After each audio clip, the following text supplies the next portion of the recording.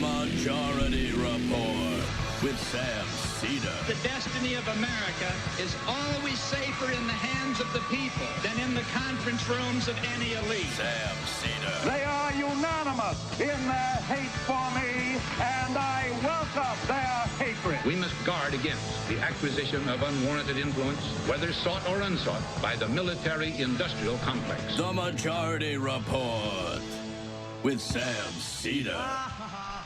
Ever get the feeling you've been cheated?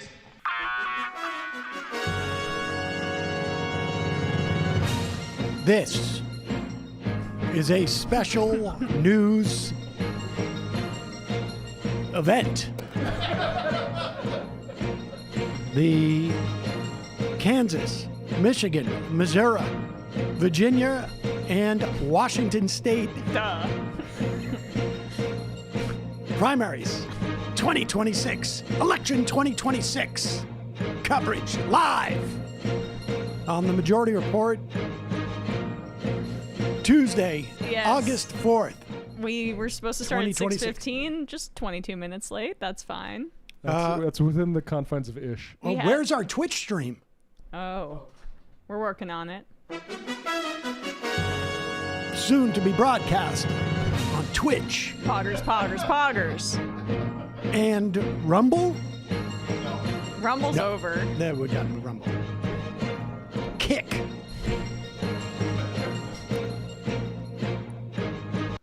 All right, we will be. Yes, it is somewhere in the world. It is 6:15. Mm-hmm. Ish. Sam Seder, Emma Vigeland.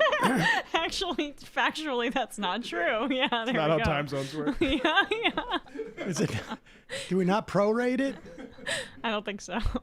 Somewhere as you move west, it is Usually the or minutes east 6:15. I think the minutes pretty much stay the same. Regardless, entire I think we're here, and don't say Missouri in St. Louis. All right, Missouri. Sam Seder, Emma Vigeland. It is primary night. It's a big one. It is a big one. It is a big one in Michigan. Abdullah Syed, the $60 million in outside spending in that race, the fact that they're trying to make an example out of him, AIPAC in particular, but also other moneyed interests, means that there's a lot on the line here for, future investors in the genocide lobby. Are they going to get what they want out of this amount of spending? Yeah, I think for I think for the establishment Democrats and for AIPAC and all the money that sort of gets bundled behind AIPAC as a front, essentially, for a whole host of regressive ideas, this is a proof of concept, but in reverse in many respects. They're going to have to go back to the drawing board if somewhere between $30 and $60 million of outside spending does not influence the outcome of an election. Abdul al-Sayed is a particularly good candidate. He had name recognition from running 6 years ago. Bernie endorsed him from the outset as soon as he announced, and he announced early, which we're also seeing with Melat Kiros, how that's borne fruit. Announcing early. Zoran Mamdani also announced, right after First one in the race. The Trump won in 2024, pretty much. Not to belabor this point, but I suspect that Bernie Sanders, after 2016, he understood that at one point, and it probably wasn't until March of 2016, he announced in June or July of 2015, maybe May, he understood that he got into the race too late, because he did. For all the talk of how the DNC was against him, the fact is, had he started that campaign 6, 8, 10 months, maybe more earlier, I think there's a very good chance he could have won. And he ran at that time as a protest candidate. I mean, really, as a message candidate. It was to get money out of politics. And I don't think it was until February or January of 2016 that he thought he could win. Yep. But by then, it was too late. And I suspect that somewhere along the conversations, in the analysis of that race, people understood if you're going to run an insurgent campaign against these forces, you got to start early. And they did. And then, of course, the other big difference is that now the national left has a leader, an Ubermensch, if you will. Our comrade. Our comrade in the dark shadows. Chairman Haas, if you will. Pulling all the strings. Dressing up in all sorts of crazy outfits. So confusing. The China suit. The China suit, sometimes a Union Army suit, I think. I don't know. Wearing tunics and chore jackets. It's mainly about his fashion, yeah. Yeah. Right. It's making a lot of alpha men very confused about their choices to affirm their own masculinity. And the real problem is, of course, now for the left, is that he's been uncovered by Will Kane. Ooh. With the John Carpenter music. Oh, incidentally, we did not add this music. Live from Texas, this is the Will Kane Show. Democrats have a new kingmaker. He's the visionary of the left. He's the visionary of Democratic Socialists.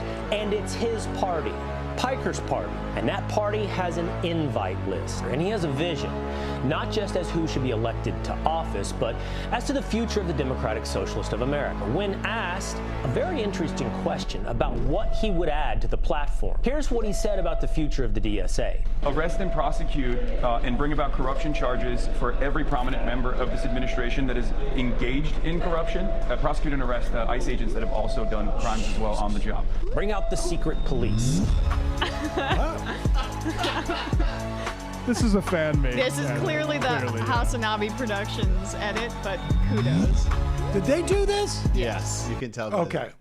This is not how he started the show. That's not Will Kane's producers, no. But that was Hassan like a few days ago. If somebody did fraud, they should face legal consequences. What a radical. I mean, secret police. And this idiot, he's doing it in secret, but he announced it on the microphone. I mean, the honorable thing to do would be to charge Olympians for cutting up the reflecting pool. That's That's what the federal government should be focused on. Janine Pirro totally let that one go. Oh my She God. blew it. She blew it big time. So mad. She choked. Mad. That's what she said. Choked like a dog. She choked. Do we have that? Do we have him saying I'll find that. No, okay, we'll find that. But there it is, folks. And I mean, we're going to have on the program tonight Sam Robinson. We're going to have him in just a moment. He's an independent Michigan reporter. He's been on the ground interviewing folks from Michigan. Maybe you've seen his videos. And then Nathan Robinson, who has also written extensively about Michigan. Abdul Al-Sayed used to write for Current Affairs, or had, I should say, was published in Current Affairs. This episode's called Meet the Robinsons. Exactly. And then we're going to be bringing back Smokey Robinson, who is going to actually be doing our big board. Yes, just nobody knows who he is. I know who Smokey Robinson is. Okay, Okay, don't worry. Yeah, all right, I'm sorry. That's not Grandma. Okay, I appreciate that. After yesterday, I'm feeling a little sensitive with my son in here, calling me all old over and over again. He did Emma worse. Yeah, what a minute. I'm considering major plastic surgery now. He got definite on Emma. Yeah. I spent about an hour with Saul sitting down and explaining some things to him about what he should and should not be saying to other people besides me. We'll be talking to Sam Robinson in just a moment. But the and one of the things that we're going to talk, I mean, in regards to Hassan Piker, this will come up. I think there has been far too little written about Mallory McMurrow's failure because she was sent in there as the sort of the last great white hope in this race to sort of rescue the establishment from Haley Stevens, who is suboptimal as a candidate, aside from her issue set. And what's fascinating is I think Mallory McMurrow was at a point where she could have, it could be her and Abdul El Sayed right now, but it became clear that her donors won the day.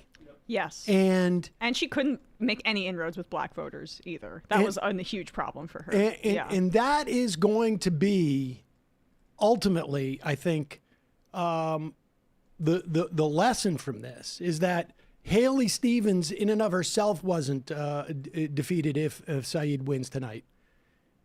That whole juggernaut, and that the establishment has now a structural problem because they cannot fund a campaign and appeal to, at the very least, Democratic primary voters simultaneously. I used to talk about the Bachmann rule I had for Michelle Bachmann when it was about the Tea Party, when she gave the first response, Tea Party response, to the president's State of the Union. And they had set up a camera for the Tea Party closed circuit and for CNN to cover it too, because of course they're going to cover the Tea Party thing just like they would if the DSA was to do it, right? Of course. Not. And she addressed the Tea Party camera, but everybody else was looking on this camera, and she gave an entire speech like this, and it made her look crazy. And in some respects, the establishment of the Democratic Party has a similar dilemma.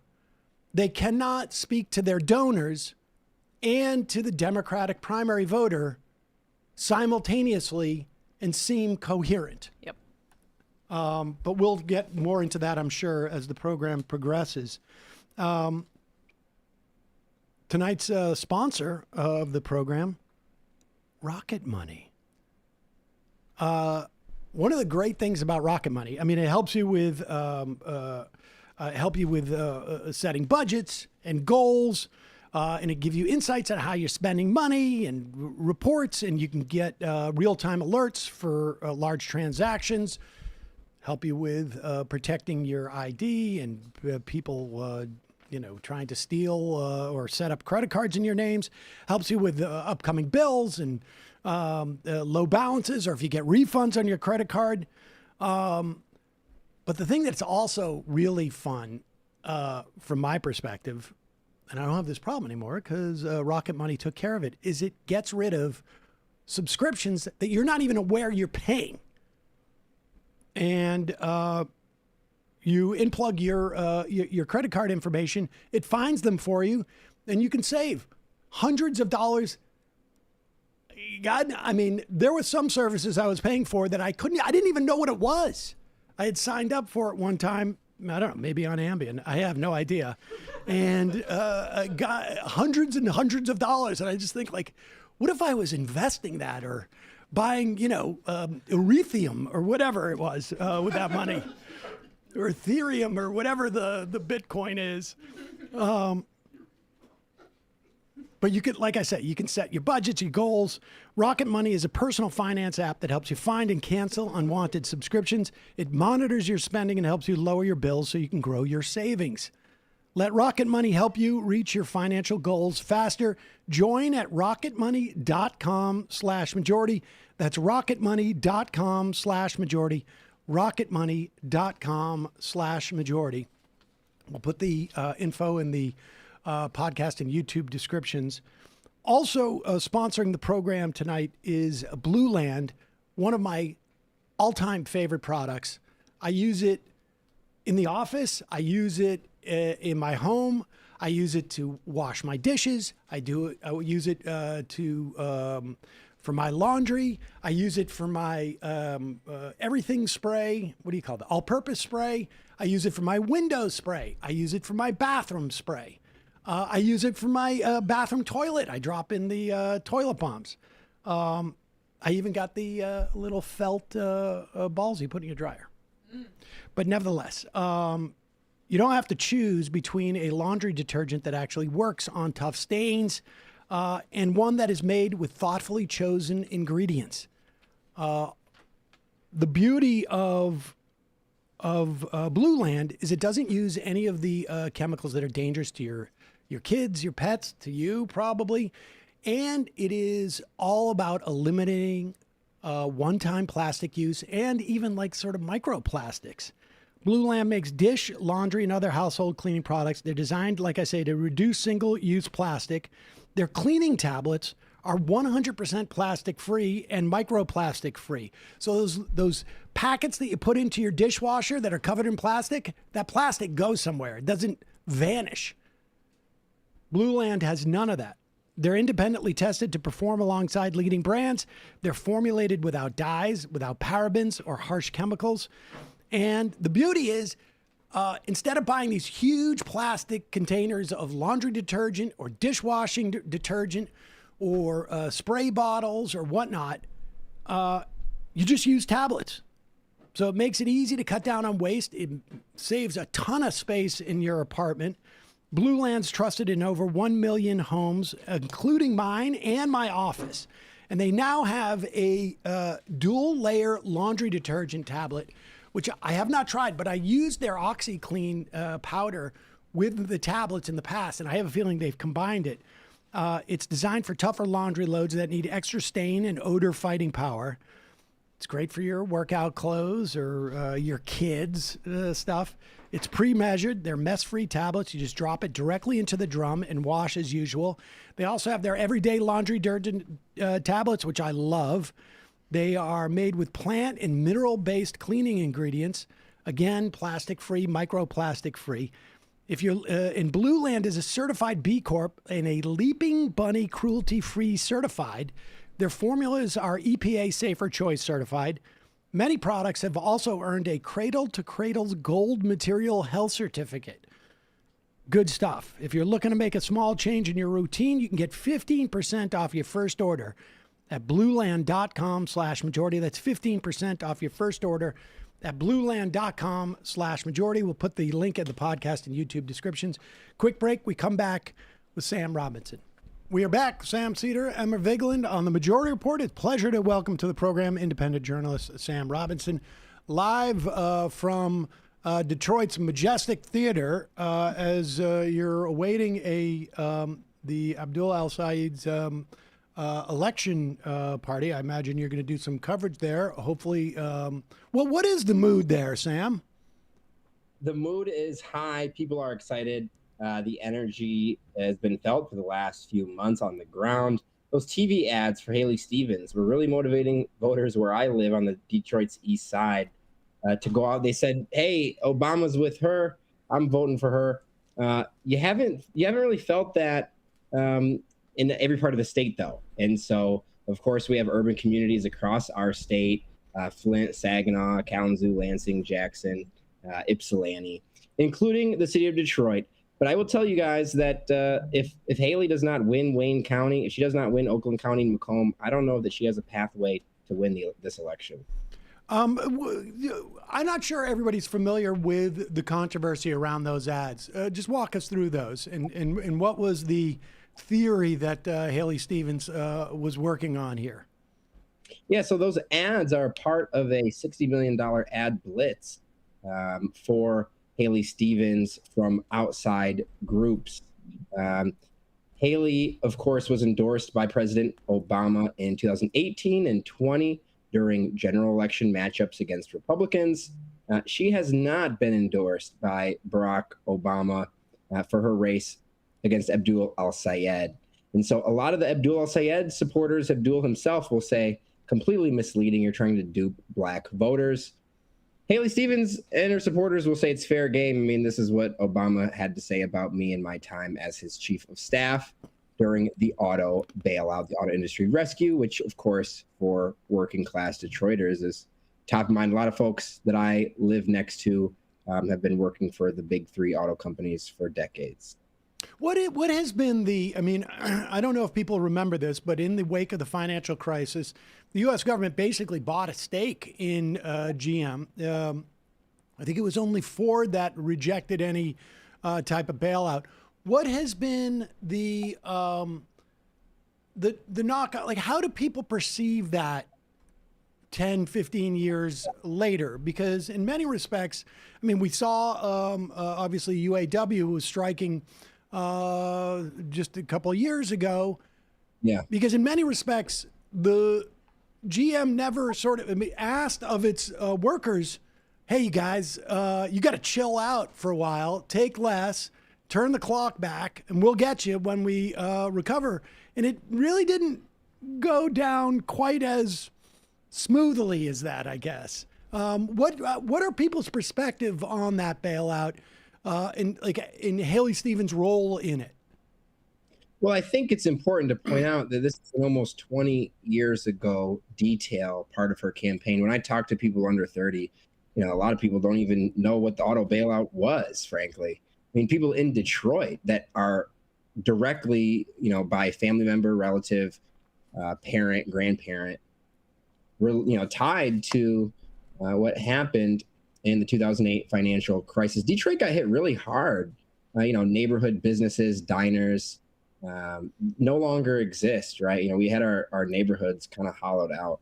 And so younger people have no connection, and they roll their eyes and say, Haley, why are you talking about things that happened 20 years ago? And of course, the older folks who, are they voting for Haley Stevens because she was Obama's auto czar during the bailout? No, they're voting for her because she shares their values, and they're afraid of progressive leftists, which, in Michigan, they're operating now in Detroit, the DSA groups, Working Families Party. Black women are firmly, at least in our community in Detroit, Black women are firmly on the side of the big D Democrats. I think Detroit's Black political establishment has had an interesting time wrapping their heads around Donovan McKinney. He's a state rep running against Shree Tanadar, an incumbent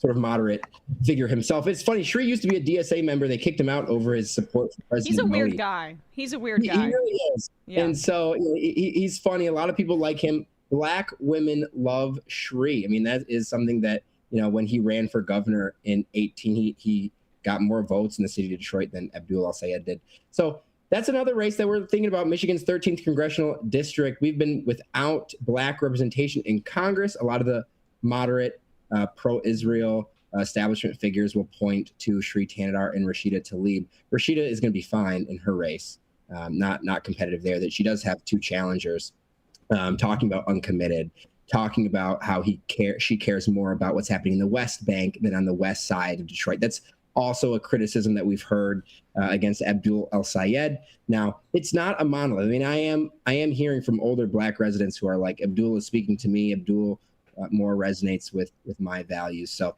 I do think the generational divide will be seen. How wide that is a real good question. I think with Zoran's election, you saw that dynamic play out as well. Well, they could also come back for the general election in the way that some older Black voters in New York City did versus Andrew Cuomo, where once it's a Democrat versus an independent or a Republican in that instance, the dynamic changes a little bit. But what about the UAW endorsement for Abdul Al-Sayed? Does that play into this? Because I know you mentioned the McKinney race. There's also the Will Lawrence race, which is really important. But I'm wondering how much the UAW has sway here. Well, when you're talking about Black women showing up for Abdul, when I go to some of his more recent rallies and events, some of the few Black women that have been there are the UAW for Abdul supporters. The UAW backed Detroit Mayor Mary Sheffield's opponent last year. He's a pastor. He got obliterated in our municipal election. Mary Sheffield, the first Black woman mayor of Detroit, won by 77%. So, is the UAW's stamp of approval going to be what makes the difference here? I don't think so. It does add really needed credentials to his endorsement list. The nurses union, AFT as well, he's been pointing at, talking about. He's got some interesting local endorsements from figures from our neighborhoods, like Mary Sheffield's father. Horace Sheffield is a local pastor and a UAW sort of legacy leader himself, as well as Warren Evans. He is the Wayne County executive. Of course, Abdul Al-Sayed was the Wayne County health director under Warren Evans. And so there's some familiarity there. But yeah, the story that you're hearing nationally, it is pretty fair to say that's what I'm seeing on the ground, where older Black voters are more with Haley. The white voters that are voting for Haley are wealthier, and a lot of them are in Oakland County, and so she has to run up the score in Oakland County or she has no shot. We talk about the endorsements. How active have the unions been on an infrastructure level? Like in terms of, it's one thing to get endorsements. I don't know if they're trying to keep their powder dry for the general, or like how much mobilization have we seen from these unions that have come with their endorsements? They've appeared at the last few events. They've appeared at the Fox 2 station, the studio, outside the studio before the Fox 2 debate a few weeks ago.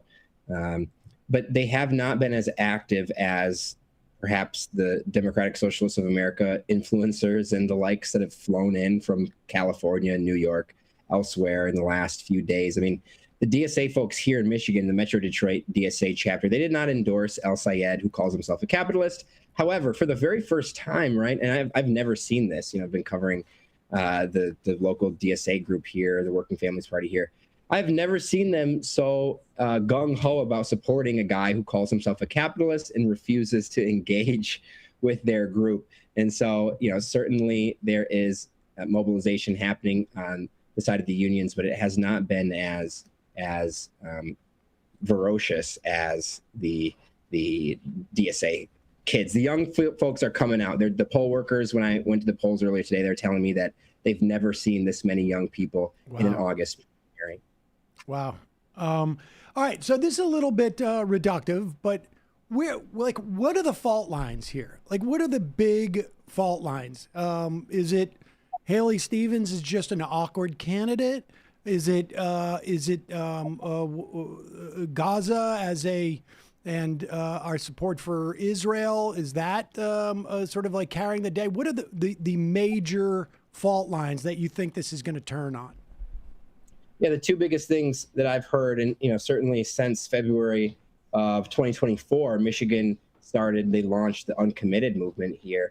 That the war in Gaza has completely changed Democratic politics, at least in Michigan. I can't speak for the rest of the country, but older white voters who you would have thought would be big blue, big D Democrats rather, are talking about, I feel completely uncomfortable with my tax money going to the death of innocents and children. And so Medicare for All is also very popular. Our local legislators, our lawmakers in the state legislature here have their own Medicare for All bill statewide. And so that's also something that I hear from Abdul al-Sayed voters. There is something that I don't think I've ever shared this before, but just, off the record conversations, just sort of talking to people in real life. There is a level of, moderate Democrats that would vote for Haley Stevens, but they just have some personal connection to her, or they don't like X or Y. They think she's weird or cringy. And I am hearing that more than I would have thought I would. A lot of people kind of like her awkward sensibilities. They feel like it's relatable. They feel like she's goofy, funny. She reminds them of, their family member themselves, really. And I will say, in defense of her accent, we do kind of, extend our A's, and, Michiganders do kind of have that nasally Wisconsin. She's been leaning into it. I think she's been leaning into it to distract from the AIPAC stuff, which makes her seem monstrous. This makes her seem folksy. I mean, I can attest, having spent a significant amount of time at my former in-laws in Michigan, it's a legit accent. It is. It's Michigan. She's from Metro Detroit, Birmingham. It's 40 minutes outside of Detroit. But, where I grew up, Saginaw, Midland Bay City, people definitely sound like that. You can go to Lansing, Michigan, and hear a server at a restaurant that sounds. My experience was there was a lot of wet bars in people's basements in Michigan, but that's for a different time. Lastly, let me ask you this. How much I guess it was 4 years ago, Michigan ended up being a trifecta in terms of the Democrats having the executive and both houses of the legislature. And it did not, like, relative to, let's say, Minnesota, there was not the amount of legislation or the type of legislation that one would have anticipated, right? I mean, I think it's fair to say. And how much does that play in what's going on here? Like how much, when we get to the general, how much of like, what is to the extent that there was dissent or unhappiness with what the Democrats did in control of Michigan, how is that playing out? Well, I can say that the thing that unites the establishment wing in Michigan, especially in Detroit, when you're talking about black politics, what unites Donovan McKinney and a figure like Michigan Democratic Party Black Caucus Chair Keith Williams. He's been a vocal Haley Stevens supporter and loves to argue with younger people on Facebook every day. What unites those folks are the perception that the Whitmer-led Democratic trifecta from 22 to 24 did not do enough for black voters that flipped those seats and got them the trifecta to begin with. They held a press conference in the final days of the legislative trifecta saying we need to do more for black voters. There was some notable items that got passed: protections for gay and transgender residents, free K through 12 lunch, pension tax relief, but big other items like a plan to make water more affordable across the state, like police accountability measures were put to the wayside. Interesting. Well, Sam Robinson, really appreciate your coming on. We're going to put links to your Instagram, all your socials. Is there anywhere else? Where else can people find your work? Yeah, I am on Instagram. Funny you say that. I am just Sam Drinks Water on Instagram. On Twitter, you can find me at Samuel J. Rob.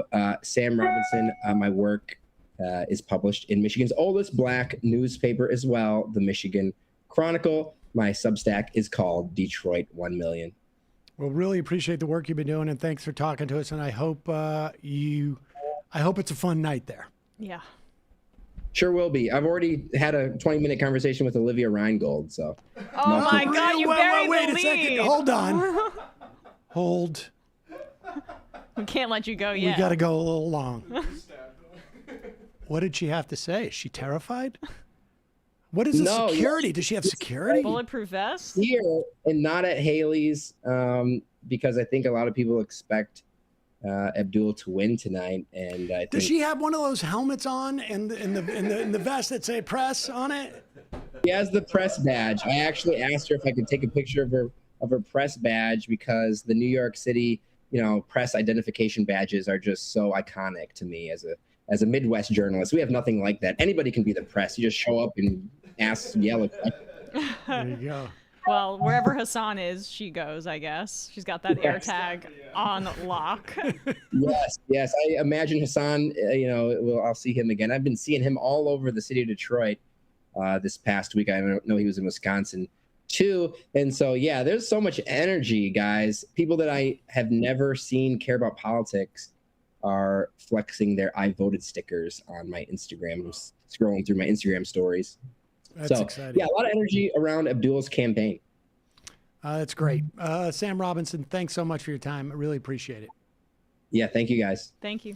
All right, folks, we're going to take a quick break. And when we come back, we'll be speaking to Nathan Robinson because it's a theme night. We'll be right back after. We are back. Sam Seder, Emma Vigeland on the Majority Report. I want to welcome to the program Nathan Robinson. He, of course, is the publisher of Current Affairs.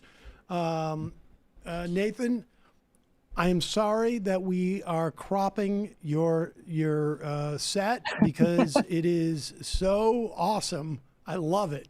But thanks for joining us. You were on the ground. And there it is. There we go. Uncrop me. It's Lynchian. We're That's going what to see we're the going lamp. with. The Tiffany lamp, You were on the ground in Michigan. Did you go around to other states, or did you pick Michigan because you thought it was particularly unique? No, I don't do much reporting, but I had gone out to Michigan for New York Magazine in 2018 because a friend of mine who lives there told me, we have this incredible candidate for governor. You've got to hear him. He's like, he's got like Obama's charisma with Bernie's politics.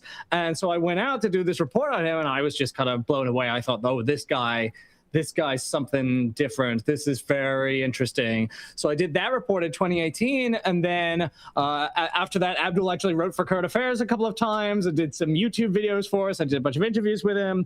So I followed him for a long time. And then I just went out to report for The Nation magazine, wrote a long thing for The Nation early in July about what this race could mean. And well, what does it mean in your estimation? Yeah, what could it mean? Well, I mean, people are really catching on. I'm not saying now, so I'm not sure that I'm saying anything that is not already being said across the media, because people are starting to notice, what's happening in Michigan's Senate primary right now has huge implications for the future of Democratic politics, and there's a lot of reasons for that. One of them is that it's kind of AIPAC's last stand. They have funneled tens of millions of dollars into this race to prop up Haley Stevens. And blanketed the state with attack ads, and it doesn't seem to have worked, which means that if El Sayed wins, AIPAC might become pretty toxic in Democratic politics overnight, because people are going to realize that their money is actually a liability and not an asset.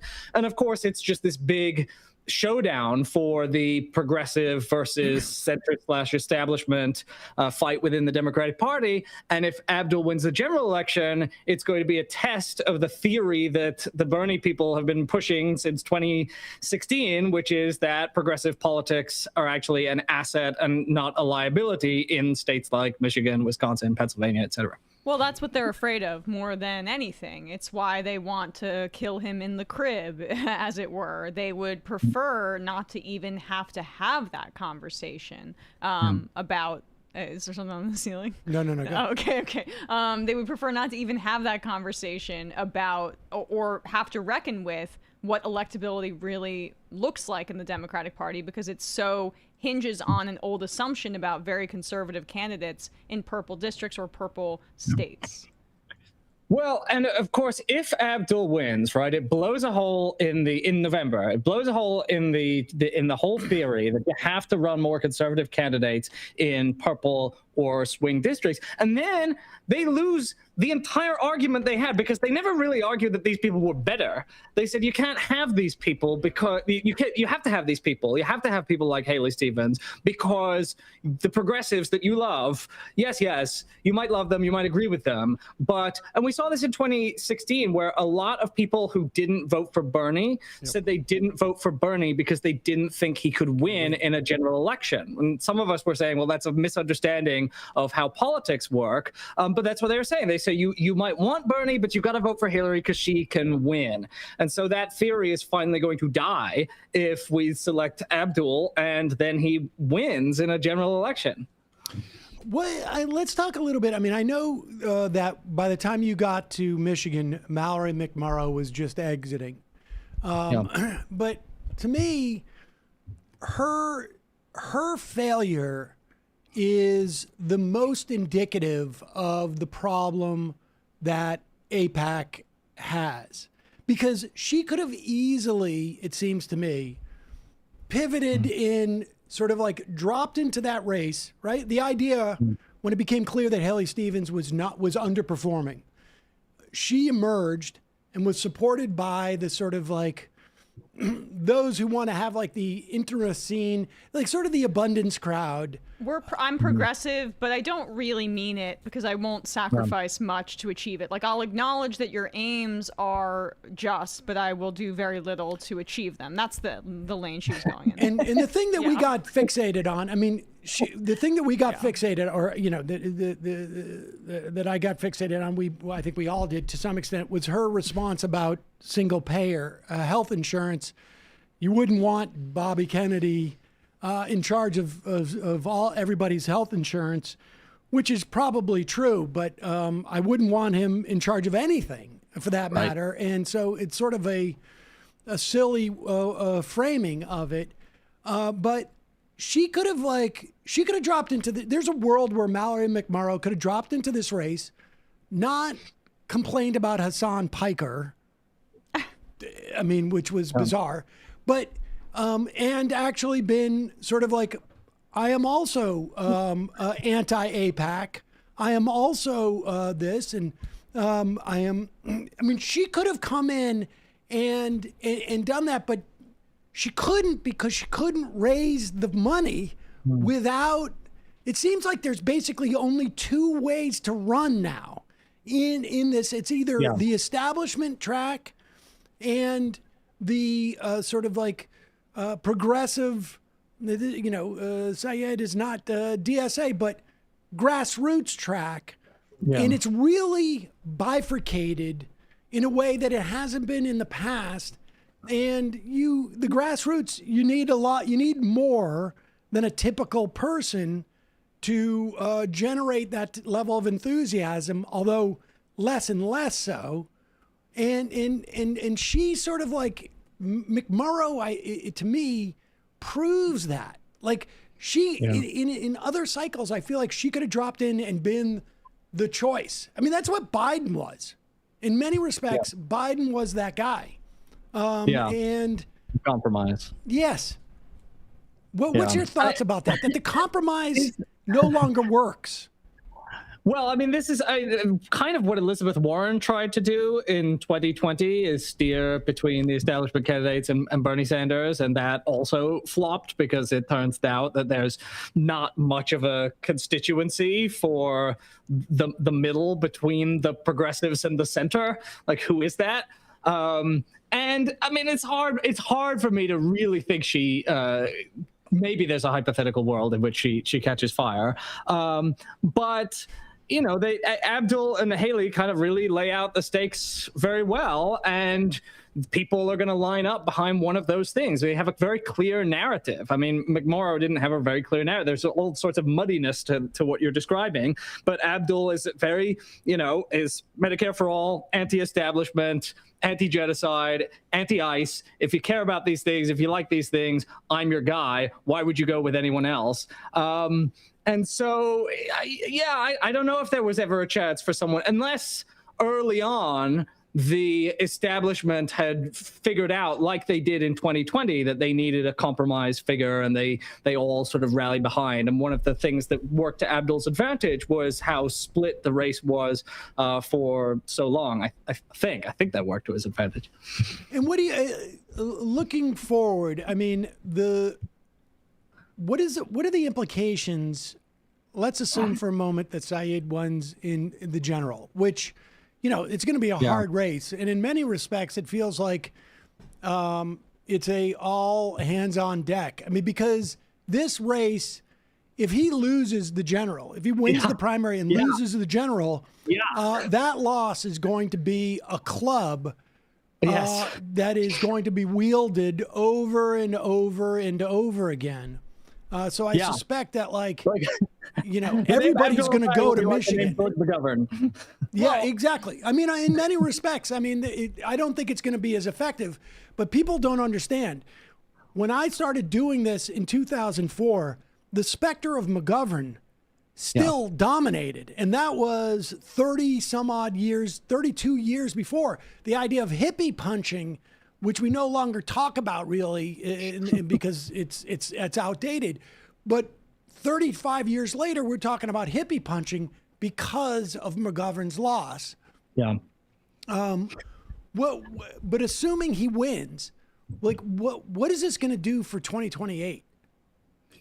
Well, I mean, for 2028, it really is going to set up the progressives for victory if they have a good candidate, right? I mean, one of the problems is we don't know how strong of a progressive candidate there's going to be. We don't. I mean, I know the kind of consensus is that AOC is the obvious choice. We'll see how she does. But the Democratic establishment has a lot of candidates to choose from. They have Pete Buttigieg and Gavin Newsom and Kamala Harris and all sorts of. There's no shortage of horrendous people Mark they can run. But I think what's going to be great is that it is going to show that the base of the Democratic Party is firmly willing to vote for these anti-establishment populists, said that Sanders politics are now where Democratic Party voters at least are at. So if Abdul wins the general election, it's very, very, very good for the progressive movement. If he loses the general election, it's an absolute catastrophe for the progressive movement. And so the stakes are quite high, assuming that he prevails tonight. Well, it's also, I mean, it's amazing too, because in the reverse circumstance, if there was an establishment candidate that made it through, eked through and moved on to the general election and then lost to a Republican, after there had been this amount of outside spending and negative attack ads against that candidate, the amount that the progressive movement would get blamed for daring to criticize a Democrat in a primary would be astronomical. And yet there will not be the same self-reflection if that's what happens with Abdul. No, that's right. And importantly, if Haley Stevens were to win tonight, she is a very weak general election candidate because her fundraising is really anemic. She's spoiled her relationship with all of Abdul's supporters by these really gross attack ads accusing him of being a sexist. And also, all of her AIPAC money dries up overnight because AIPAC is very interested in defeating Abdul al-Sayed. AIPAC, I don't see why they'd have any reason to prefer that Haley Stevens beat Mike Rogers. So all of that support that has really, really propped up her campaign has essentially been all of her campaign is AIPAC-funded advertising. She can no longer depend on. She might well go down in flames, and then of course she'd say, "Well, this is because they were so mean to me in the primary." Yeah, I think that nails it right on the head. Honestly, I mean, from AIPAC's perspective, Mike Rogers, Haley Stevens, 6 of one, half dozen of the other. Yep. We're going to spend our money in some other race because we're happy with the outcome either way. If Haley Stevens is the candidate, I get the sense she won't be. But that's the dynamic. But the Republicans, Trump hasn't spent a dime of the $400 million that his super PAC has raised. And I know the consensus is that they're going to take a lot of that in terms of salary for people that work at the PAC. I agree. They're not going to take all of that. Trump knows that he can just endorse in a primary, not really have to spend that much, and he can be kingmaker.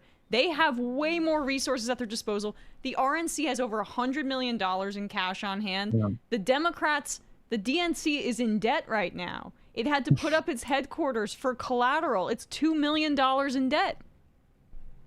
One of the things that I noticed in Michigan is that it kind of exposed that we talk about the power of the establishment to squash these candidates and how they screwed Bernie and all that. But the Democratic establishment is actually quite weak. The Democratic Party is a weak shell of a party. They don't really have much of an existence. You don't go to Democratic Party meetings. They don't ask you to volunteer. They just text you and demand money from you. But Haley Stevens didn't have any volunteer opportunities. She wasn't doing public appearances. That was one of the weirder things when I was there, is that every single television and every single ad break was just full of these anti-Abdul ads or pro-Stevens ads. But on the ground, there was just almost no presence for Haley Stevens. So they don't have a kind of infrastructure. That honestly reminds me of Cuomo's race.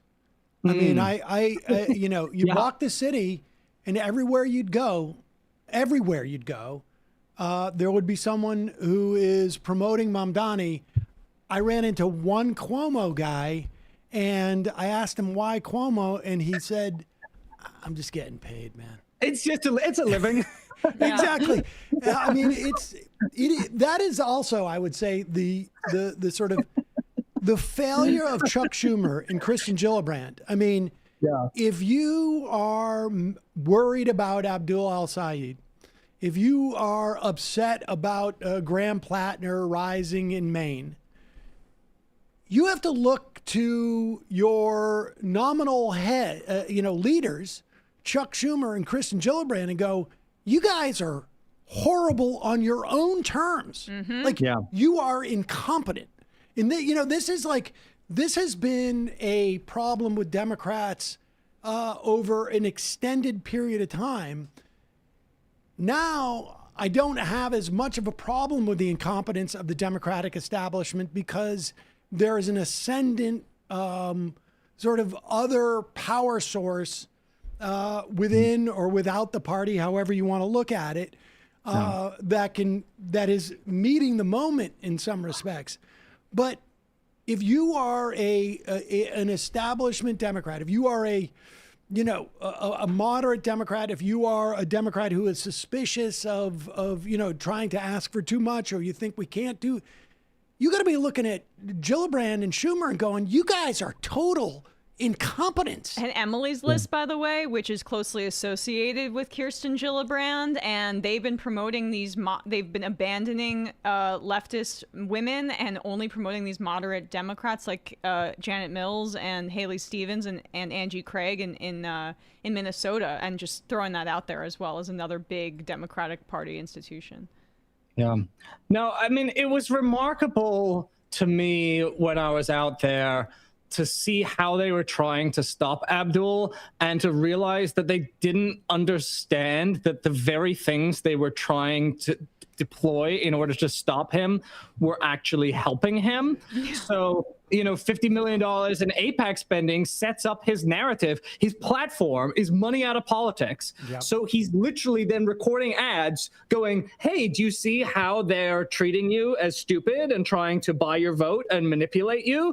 This is what I'm talking about when I'm talking about money in politics. Hey, have you seen all of those ads that they're airing nonstop in which they falsely accuse me of disparaging women?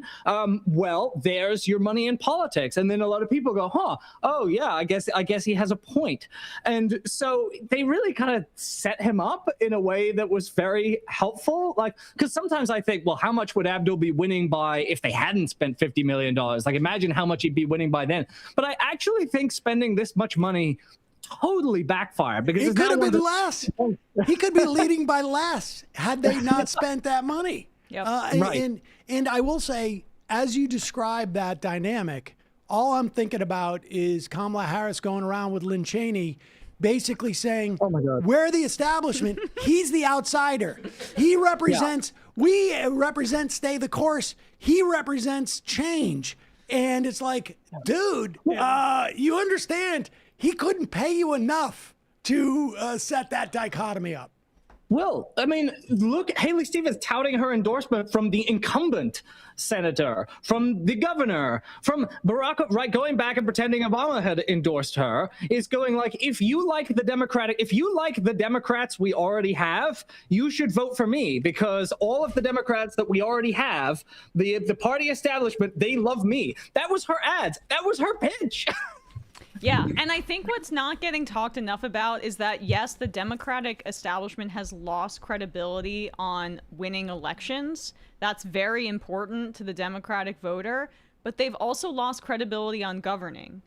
When you have Zoran come in, he's the most visible and popular and important Democrat right now in the country, arguably, him and Alexandria Ocasio-Cortez.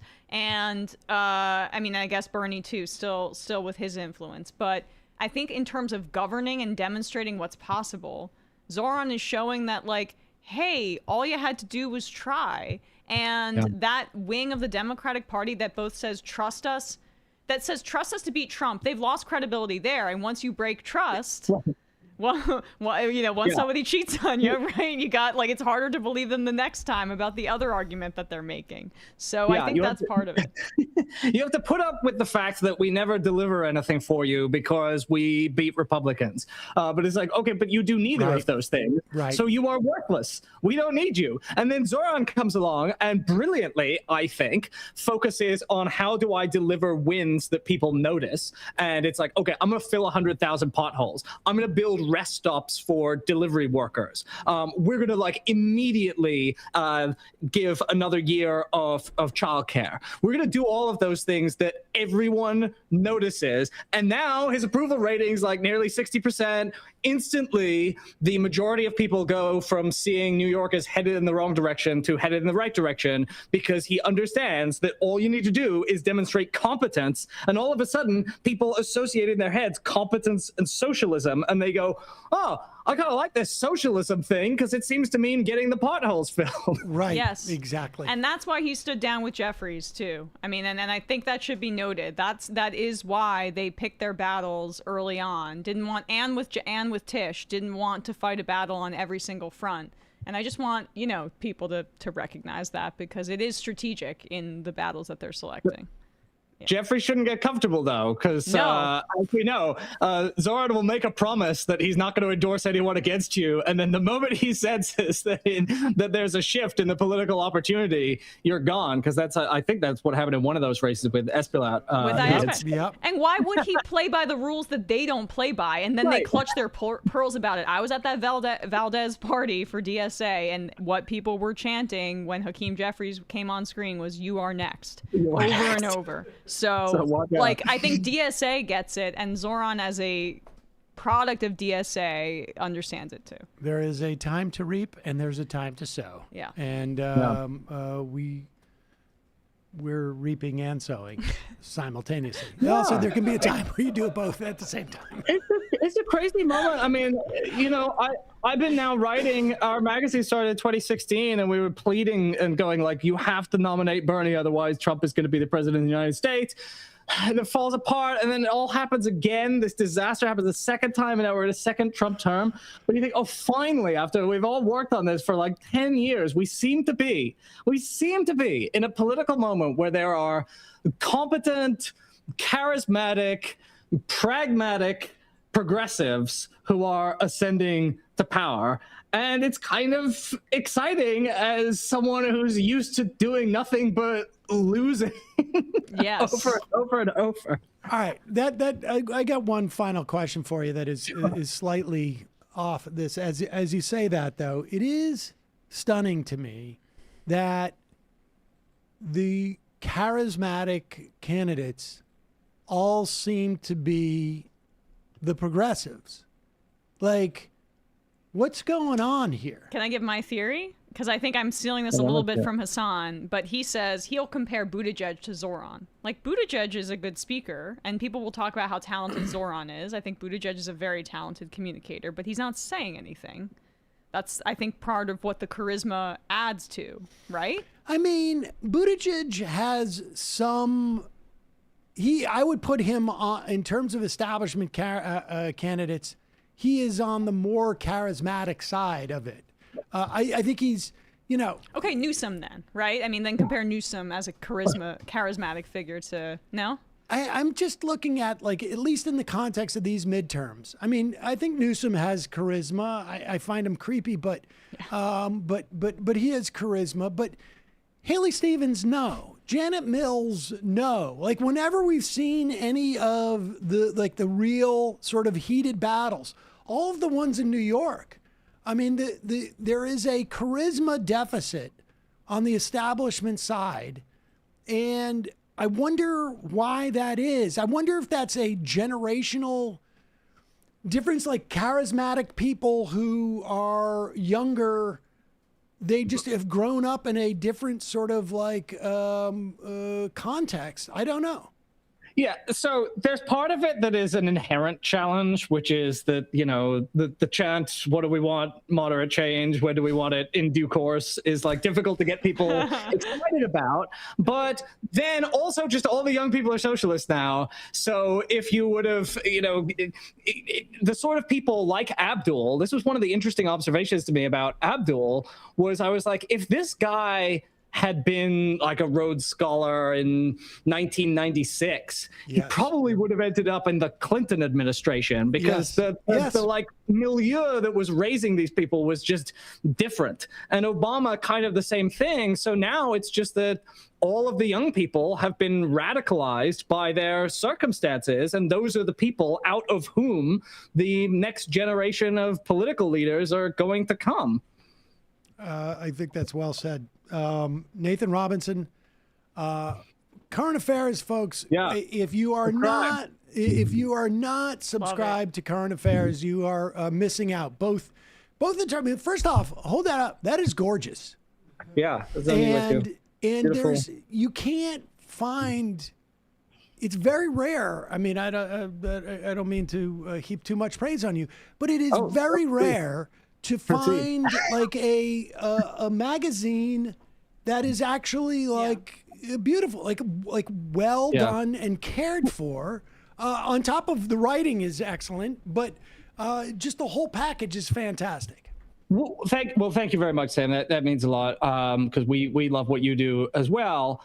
And I got that from Jacobin, that was the first time when the left has really like professionalized in a certain way, by which I don't mean that they've gone like bourgeois, but I mean like we care about things like aesthetics and competence. And so Jacobin was the first one that was a magazine that was just really beautifully designed. And I was like, oh, we can have the radical politics, but we'll hire just incredible artists. So our magazine is always full of this really beautiful handmade art because we have all these teams of artists who do it. Because we're like, oh, well, why don't you give people, you're trying to pitch a message that is often difficult, which is you're talking about, genocide and refugees and climate change. You could at least like give people some joy in the art and in the pleasure to be found in the good writing. And so some of it is like trying to help the medicine go down. Well, it's also, I have to say that and I haven't seen it structured this way, but there was an era where we're talking about things as being a corrective, where you would have a format that existed, whether it was late night talk shows or news, and you retain the format and the quality, but you deliver a different message. And you guys have you have superseded the format in many respects. Really appreciate Current Affairs. And can't encourage people enough to head over there, support the magazine, subscribe. You will be very happy you did. Nathan Robinson, thanks so much for your time. Really appreciate it. Thanks, Sam. Thanks, Emma. Great to see you always. Great to see you, buddy. All right. We're going to take a break. And I think what we're going to do is... Do you want to do that? That's I would think... I'll tell you, this is the look I got from Matt.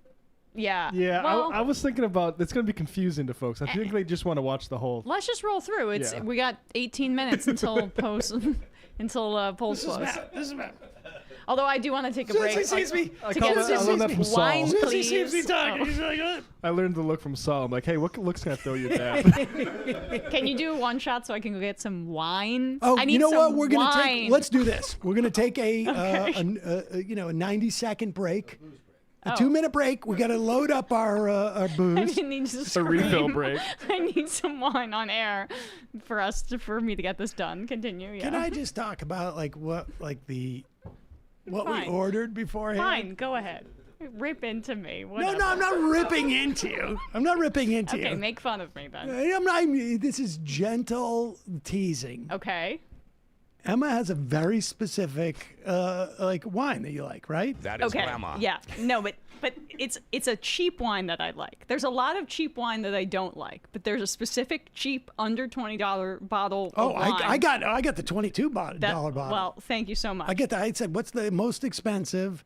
You wanted specifically a New Zealand Sauvignon Blanc, okay? Mm-hmm. Yeah. Right. It has the fruity tones that I like. And there are some Sauvignon Blancs. I really don't like a California Sauvignon Blanc. It's just not my style. I'll drink any red, but I don't like to drink red on air because it makes my teeth look horrible. No, I understand. Okay, but so I responded, what about an Australian Sauvignon Blanc? And I got the text in my head. I was like, why can't he find the goddamn New Zealand? But you said... Affordability. You said, okay. And then I wanted to see if I could go further. And I said, what about a Tasmanian Sauvignon Blanc? Because I know there's like a 40% chance you're just fucking with me. And it was like 70 to 80%. 40%. Tasmanian Sauvignon Blanc. Try Okay. 100.00%. You know what? Yeah, I didn't pick up on that. No, you didn't. That's $200 of in the economy. So what was it? I didn't even end up drinking that one because I brought my own I from got home. you the New Zealand. Because when I was like, he may forget. Like everybody else here drinks like Emma hard came liquor. in with one of those soft canteen things that you wear as a backpack. A camelback. And the camelback with the straw into a New Zealand Sauvignon Blanc. So I will take the Australian Sauvignon Blanc that you got, and it'll be like, cooking wine for me at some other point. Oh, that's I'm a joking. nice. I'm joking. I'm joking. I'm joking. I have to say that we've been talking a lot about Michigan, and we'll take a break here. But I will say that Ben Fox is saying Tasmania is in Australia. That's yes, what I thought. I know that. I know that. So I think 40% California is in chance of America. I understand that. But if I say it's a Californian Sauvignon Blanc, you're like, well, it's an American one. I get Yeah, it. Nebraskan Sav Blanc. Exactly. I Yes. drank a lot of box wine when I was in Michigan. I'll just say that. Well, yeah. Probably in Michigan, but all over. Yeah. I mean, Did you slap the bag? Or is that just a thing you do when you're in a sorority? No, I did that. Yeah, he's never taken it out of the box. Oh, no way. You take I the don't bag take it out of the box and you chug it, and then you slap the bag when This you're was done. at my, We called that a space bag. my ex-wife's family's place. I'm not going to do that. Oh, no. Okay. Well, you're very well behaved. I'd watch them do it, but I didn't do it. All right, we're going to take a quick break. We'll be back, and we'll start our election or continue with our election coverage. Oh, yeah, we've been live.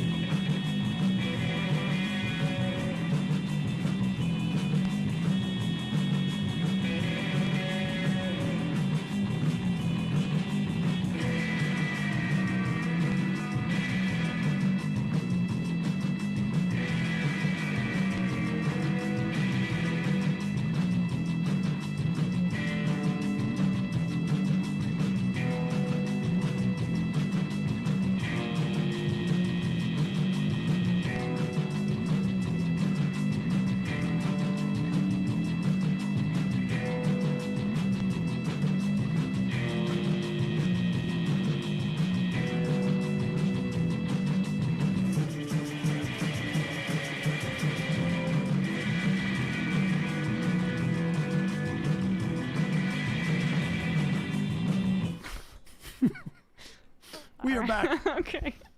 I'm in the middle of eating pizza, and things have broken down so much now that we're doing sound drops when we're off air. Intifada.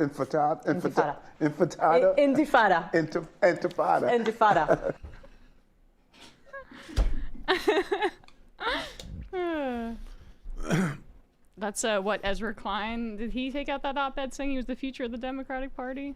Yeah, I think it was Iglesias who said he was. Eric Adams. Yeah. We will get to some Eric Adams, choice Eric Adams audio in a bit. First, it is election eve, and polls are closing in about 7 minutes. Before we get to the polls closing, let's take a phone call from, I believe, this should be John in San Antonio. Hello? Good afternoon, Sam and Emma. This is good evening, Sam and Emma. This is John from San Antonio. John from San Antonio. I knew it was you because I was expecting you to call. Yeah. It's been a triumphant primary season for progressives and Democratic Socialists. I expect more wins tonight and next Tuesday. This show has done an excellent job covering these races, and tonight's Senate race in Michigan featuring Abdul El-Sayed is the most important race of the cycle. Despite a record $60 million by corporate PACs being spent against El-Sayed, he is the heavy favorite to win tonight. My polling average has El-Sayed up by 13.4 points, though the most recent objective pollster, Emerson College, has him up by 16. El-Sayed was the Wayne County Health Director from 2023 to 2025 and is a staunch advocate for Medicare for All and banning corporate money in politics. He's a huge supporter of unions and many other progressive priorities. He has massive progressive support. Despite the tremendous onslaught of corporate money, which is broken down about half of the money coming from AIPAC and the other half coming from 44 different corporate PACs who supported El-Sayed's opponent, Haley Stevens, El-Sayed has recently gained in polls. If El-Sayed, Troy Jackson, along with blue state nominees like Peggy Flanagan, who's the favorite to win in next Tuesday's Minnesota Senate race, and Juliana Stratton, who will win in very blue Illinois, there will be a massive upgrade in the Democratic Senate. If other more centrist Democrats can flip 4 seats in swing states, there will also be an upgrade compared to Republican senators, and Democrats will control the Senate chamber. In the 7th District of Michigan, progressive Will Lawrence, who is one of the founders of the Sunrise Movement, has been leading in most polls, including the last one, with adjustments by 14 points. That poll was sponsored by one of his opponents, centrist Matt Mazdam. Lawrence was endorsed by Bernie Sanders and Abdul El-Sayed, who both rallied with Lawrence in Lansing, Michigan on July 19th. Some of Lawrence's major priorities are lowering the cost of living, protecting pure Michigan, which includes a moratorium on AI data centers, saying no to endless wars, and restoring the rule of law. He supports Medicare for all. The 7th District is a swing district that currently is being represented by Republican Tom Barrett, who won this district in 2024 by 3.7 points, and Trump won this district by 1 point. In the 13th District of Michigan, DSA-endorsed Donovan McKinney is running against heavily self-funded and corporate-funded incumbent Sri Thanadar. McKinney's priorities are economic security, living wages and union jobs, environmental and climate justice, health care, and housing for all, and other progressive priorities. He has the support of Justice Democrats and Bernie Sanders, who has rallied with him twice, the latest time being on July 18th. Unlike the other 2 races I mentioned earlier, this is a safe Democratic district. There's only been 1 poll in this race that was released in mid-July that was sponsored by Justice Democrats that had Thanadar up by 4 points, but progressives and Democratic Socialists have been mostly exceeding polling expectations in races throughout this cycle. Sri Thanadar is a wealthy man, and he loaned his campaign $13 million. He put $3.7 million in campaign funds into the cryptocurrency industry and lost $600,000 and $30,000 on that investment. In Missouri's 1st District, former 2-term representative from the district, Cori Bush, is running against heavily AIPAC-funded Wesley Bell, who beat Bush in 2024. Bush had an excellent voting record when she was in Congress. Her priorities include lowering costs and expanding opportunities, investing in public health, including Medicare for all, building safer communities, and other progressive values. She's endorsed by DSA, Justice Democrats, Bernie Sanders, and Rashida Tlaib. There's only one poll in this race from late February that was sponsored by Bush's campaign that had Bell up by 4 points. But again, momentum has been with Democratic Socialists and progressives in this cycle. Emma interviewed Bush on July 23rd. Wesley Bell has received $8.5 million from AIPAC and its offshoots in this cycle. Looking forward to next week's races. In Wisconsin's Democratic gubernatorial election, DSA endorsed Francesca Hong is the heavy favorite in this race. Hong is consistently led by wide margins in polling in this race, even though former Lieutenant Governor Mandela Barnes, who was in second place, dropped out last Thursday. David Crowley, who previously dropped out, is now the leading centrist to go against Hong. Even if you combine Barnes and Crowley's numbers, Hong still leads by double digits. Hong supports universal child care, paid sick leave for all, fully funded public schools. She wants the federal government to pass Medicare for all, but as governor, she wants to expand Medicaid, improve Badger care. Like El Sayed and Lawrence, if they win, they'll probably be in a competitive race in the general election. Also next week in Minnesota, Senate race, Lieutenant Governor Peggy Flanagan is the favorite to win. She leads centrist federal congresswoman, sorry about that, Angie Craig in the latest poll by double digits and has led in most polls throughout the cycle. Flanagan supports Medicare for all, ending corruption by making Washington work for Minnesotans. Not special interests, affording your life, putting more money in Minnesota's pockets, protecting Minnesota's farmers, and other progressive priorities. She's endorsed by Bernie Sanders, who rallied with her, as well as Ilhan Omar and Ayanna Pressley. Emma interviewed her on July 14th. If you have any questions or comments, I'd be happy to hear them. Thank you, because I do have 2 questions, John. Yes. The first question, which I actually want you to answer second, is where are we relative to 2006? And I will circle back to that question. But the first question is, I noticed you cited when we had Cori Bush on and other candidates. How many times did we have Abdul El Sayed on the program? I'm not really sure. Recently, have y'all had him on? Oh, John. We had him on in studio, and in fact, the elevator was out, and we had to make him walk up double-digit flights of stairs. Did he walk all the way up? He did. Oh, my God. It was, yeah, you weren't in that day. No, I wasn't in that day. We've had him on at least twice, I think, right? Gotta be. Okay, well, great.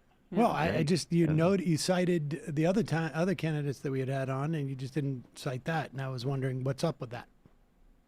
Yeah, okay, well, it was my mistake. You've definitely promoted him. He's one of the greatest Senate candidates. I think, if he wins, he'll be right there up there with Bernie. Yep. As the 2 top senators, no doubt about it. So all right, I just noticed you didn't mention that we had him on, and you had mentioned it with the other ones. So now you know what it feels like to work here, John. 2006. Yeah, let's get back to 2006, because 2006. Also, polls have closed, just FYI. Polls have closed. In Michigan, 2006, if I remember correctly, Democrats had a generic +8 going into the general around this time. I think we're probably around the same situation. In 2006, there was a growing anti-war movement. Things weren't as gerrymandered, so I think Democrats won something like, was it 40 seats or more in 2006. Yeah, I think it was 30. 30. Okay, thank you. And They won more in 2018. and they won more in 2018. This year, there's just fewer seats that are in play because of all the gerrymandering. You want to take a guess of where we are relative to 2006? Do you have a comment, or are we not there? Am I ahead of? Have I gotten ahead of things? No, no. I would. A lot of people already have models out. Elliot Morris just put out his model.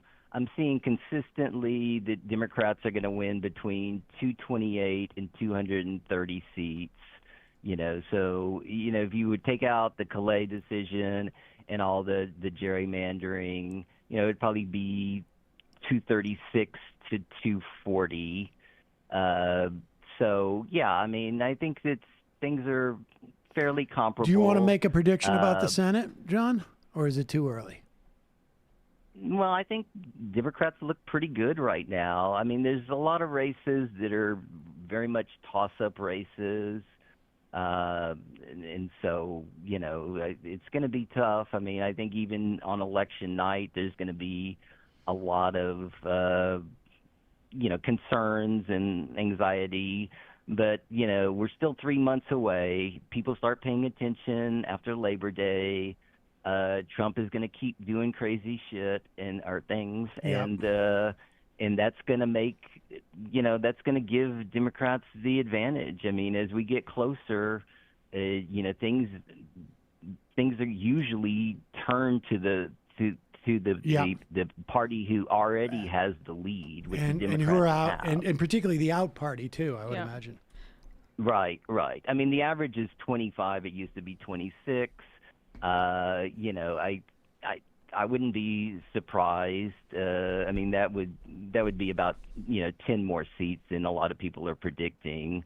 But I mean, it's a lot of nobody is really predicting that the Republicans are going to win. I mean, traditional forecasters are saying that they're not giving as large of leads, but they don't do that anyway. They don't create models, But so it's looking pretty good right now. The primary season has been the best ever.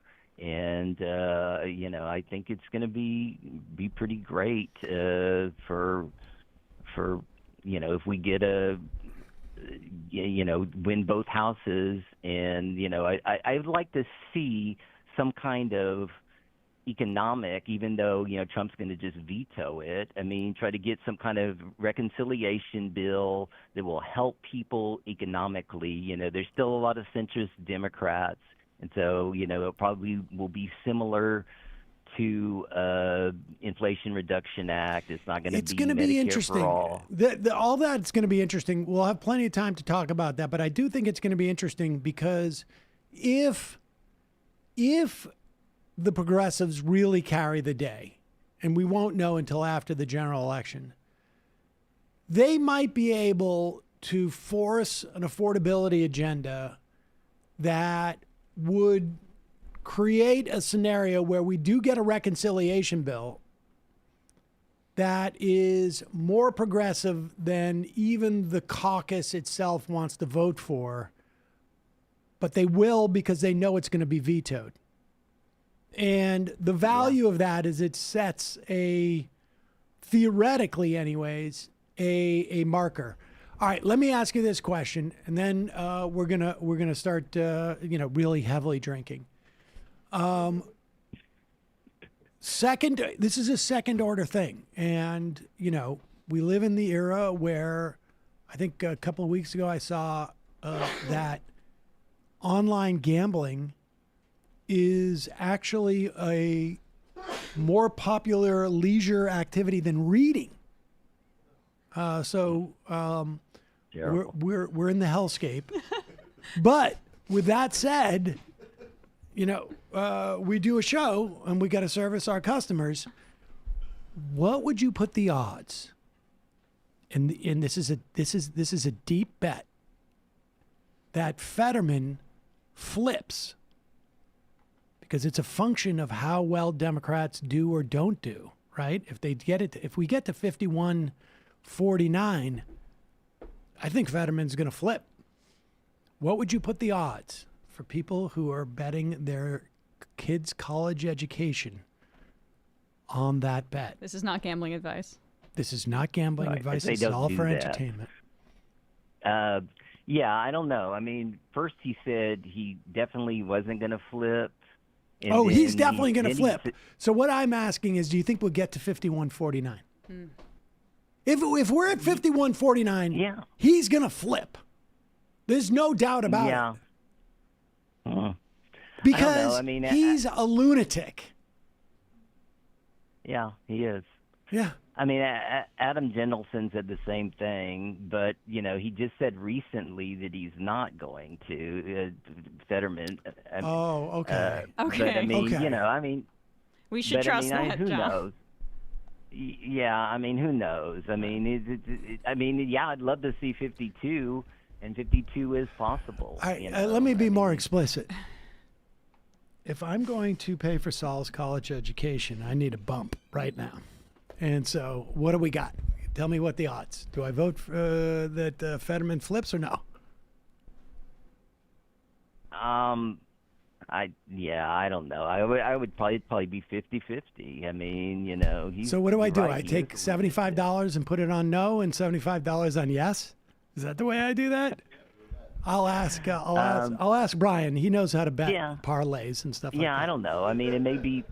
It may be 55 that he will flip, but yeah. Okay, sold. But great. Yeah. If Saul doesn't go to college, it's gonna be your fault. Yeah. So, okay. All right, John thanks, from John. San Antonio. Thanks for calling in.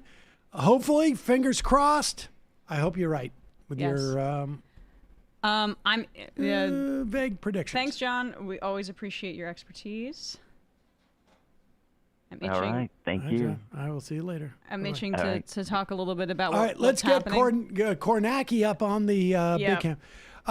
So what we can tell everybody right now is that the polls are closing in a majority of the state in Michigan, but not the entire state, because there are some counties that are in a different time zone. It's total bullshit. So we're going to be getting more and more. Fix is in. The House Rigged. results. The House Spencer results. Pratt all over again. Totally rigged.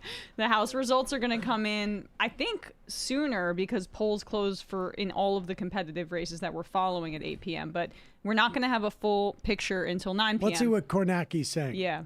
Incidentally, we should make it clear. We have not hired Steve Kornacki. We have not. He works for NBC, but some of the election experts that I'm following on Twitter, like the Vote Hub people, have indicated that, so Kent County, Oakland County, and Wayne County are going to be really key here. Okay, let's go over to Virginia. And that's actually what Sam told us too. Yes. So at least from Kent County, this is a district or a county that Haley Stevens has to do quite well in. She has to do well in Wayne, Oakland, and Kent. And Yes. if she doesn't, she's fried. There you go. So those are the three to watch out for, and early results are not as good as she would like in those absentee votes. But we're still looking at it He's moved on to Virginia. Yeah. I mean, it is what it is. Yeah. Big in win Virginia. for Jen Kiggins. Jen Kiggins. Republican incumbent. Been Same. following that one I like can a now hawk. exhale. That seems fake. Kiggins' momentum continues. The other big race. I mean, there's three major races in Michigan. There's down ballot races where there's a lot of DSA people in Michigan who are running, who have a good shot at things. The mayor of Ann Arbor. Ann Arbor's sort of like a very liberal city in Michigan, particularly for Michigan. You can go from Ann Arbor, which is very progressive, and then College town. Yeah. College town, obviously, and University of Michigan's there. And you could drive about 2 hours out from Ann Arbor, and it is, I don't know if anybody saw Deliverance. Yeah, you'll find the governor duct taped to a chair. Yeah. Exactly. So Michigan's a pretty diverse state. You know, the rural-urban divide is the story of America in many respects. Yes. It's also, frankly, the story of just about every country in many respects throughout history. Even in in Cuba, when I was down there, this is 25 years ago, they would bring the police. The police were hired from the country, and they'd come in and they have a natural suspicion of the urban people. Yeah. And that was a strategy. I just want to point out, we've talked about the Lawrence race in Michigan's 7th, and then, of course, McKinney in Michigan's 13th. But there's another kind of sleeper race in Haley Stevens' old district. I saw that our friend Melat Kiros and some other kind of Justice Democrat, DSA-aligned people were supporting her as well. Aisha Faruqi. It's a 4-way race in Haley Stevens' own district, or old district, in Michigan's 11th, and that's just another kind of dark horse for us to pay attention to in Michigan. All right, let's take a moment to follow the other thing. When we talk about Democratic control of the Senate, Ohio is going to be a big deal. Mm-hmm. And Sherrod Brown is doing quite well against John Husted at the moment in terms of the polls. One never knows. But what a perfect scenario you would want for a state like Ohio, which is pretty solidly red now, and reminder that Sherrod Brown had lost, is complete disarray amongst the Republican Party there. Yep.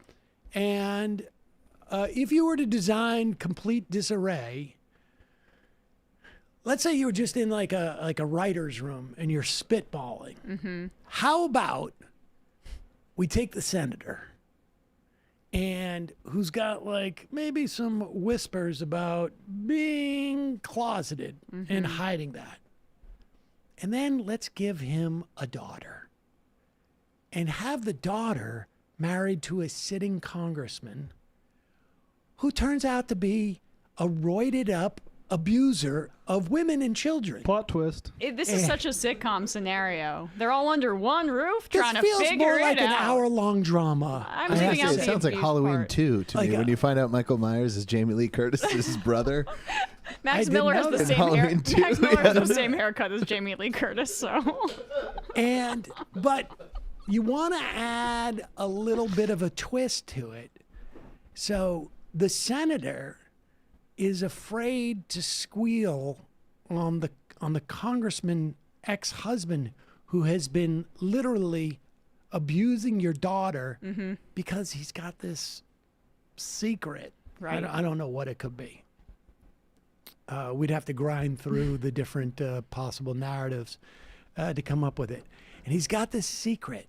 And so he doesn't come out until it's like so embarrassing for him politically to not defend his daughter that he comes out and says, hey, this guy who's abusing my daughter is a bad guy. Here is Bernie Moreno today. This is number 3, where he basically starts to reveal what's been going on apparently for years. Incidentally, let's go with number 5. This is important context because all the way back a year and I guess about 2 years ago. That's a year and a half. Wait, January of 2024. Yeah. So that's is that a year and a half? Yep. Okay. Here is Bernie Moreno talking about his son-in-law, Max Miller. Pop this up there. Thank you, Max Miller, Ohio, for your support and endorsement. You know firsthand how important it is to put the U.S. Senate back into Republican hands. It means ending the invasion at our border, restoring our sovereignty, cutting government spending, and unleashing American energy. Nothing about family values in there? Now, yeah, oddly. Now, I don't know how long Max Miller was married to Moreno's daughter, but my sense is that just from what I've read, because I'm not an expert at this, that somebody is abusive, it doesn't start in like the last 3 months. Do you know what I mean? No, I know what you mean. It's maybe why George Santos called Max Miller a, quote, woman beater on the House floor in late 2023. Weird. Yeah. That's weird. Few months before this, to be fair, he could have been responding to when Stephanie Grisham, who worked for Trump, claimed that Miller was beating her, but or slapped her. Yeah, and you can't expect Moreno to care about that. After she accused him of cheating.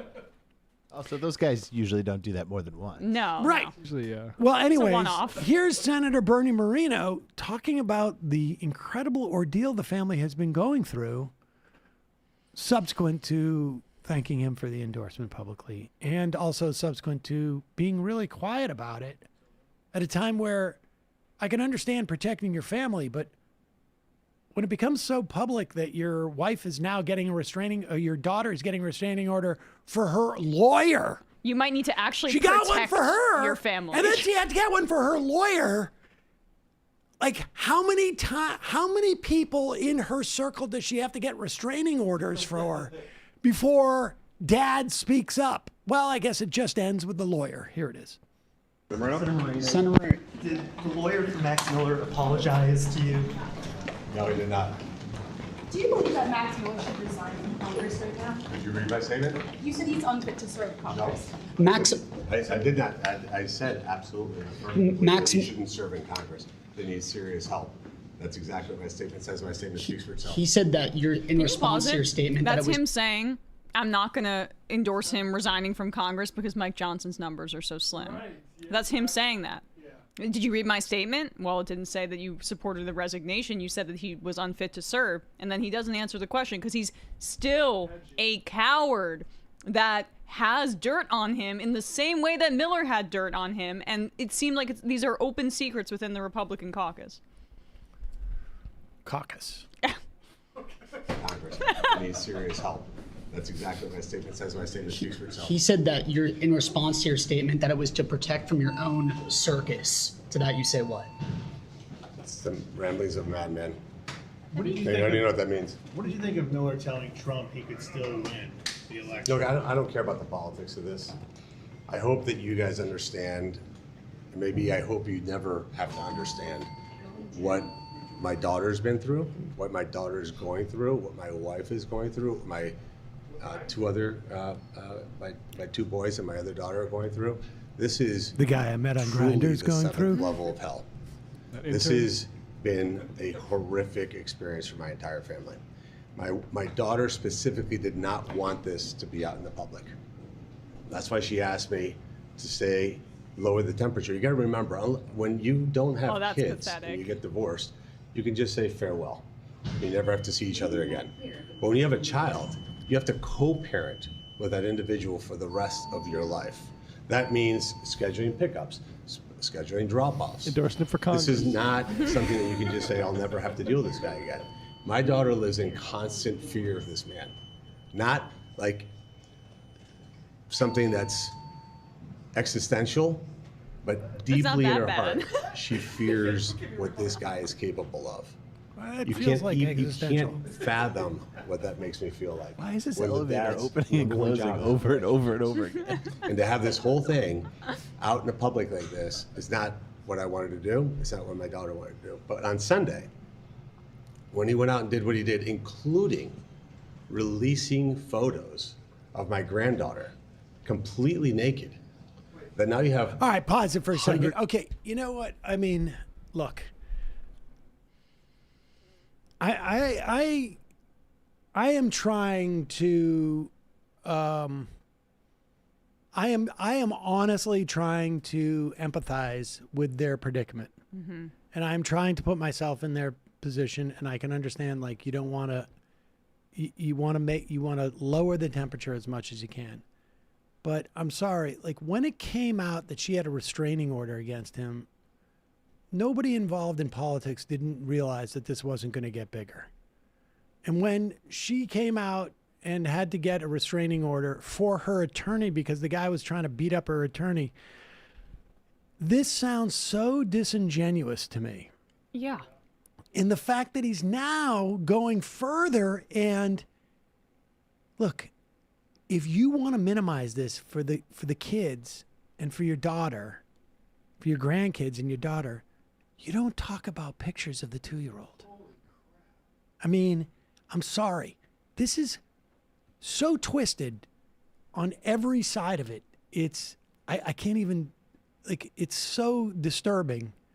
I missed this development of the picture release. Me too. Yes. I saw that he had mentioned that that Miller apparently took the child's toy away, that they can't sleep without a bunny, and that wouldn't use that and wouldn't give it back, which sounds as psychotic. This as you picture would thing and what they're referring to the lawyer about the apology was apparently, in addition to filming that Kevin Spacey style video in his kitchen about how he was innocent, he also posted a Dropbox folder with a bunch of images, including one in which the child's genitals may have been. First of all, like, that's a federal what? offense. Yeah. Like, you can get arrested for that now. But why did Trump endorse him in 2022 against a Republican that had voted for impeachment? Shared values. Exactly. But and I leverage just like over find him what is Marino's doing now is gross. yeah. You say, look, I'm protecting my family. I'm worried about my daughter. This guy should not only resign from his campaign or quit his campaign, the guy should walk himself down to the police department, and that's it. That's my comment. Period. End of story.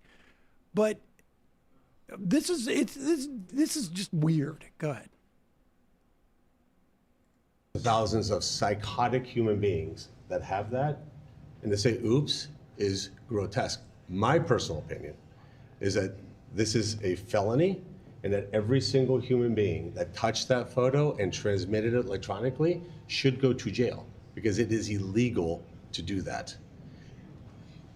This has been brutal beyond comprehension, and if there's any minimum standard for being an elected official, as I said, he fails to meet that minimum basic standard. I don't care about the politics at all. Don't think about it, doesn't enter my consciousness. Okay? Very respectfully, why didn't you say something earlier? This has been going on for such a long time. I explained, as I just said, and as maybe you don't understand, Yeah. when your daughter tells you you have to Sassy. de-escalate this thing because you want to keep it private. This has been going on for 2 years. Why did you just cover it today instead of covering it a year ago? This has been going on. This was about de-escalation. Every single week, she has to go arrange for a pickup and drop off of this little child.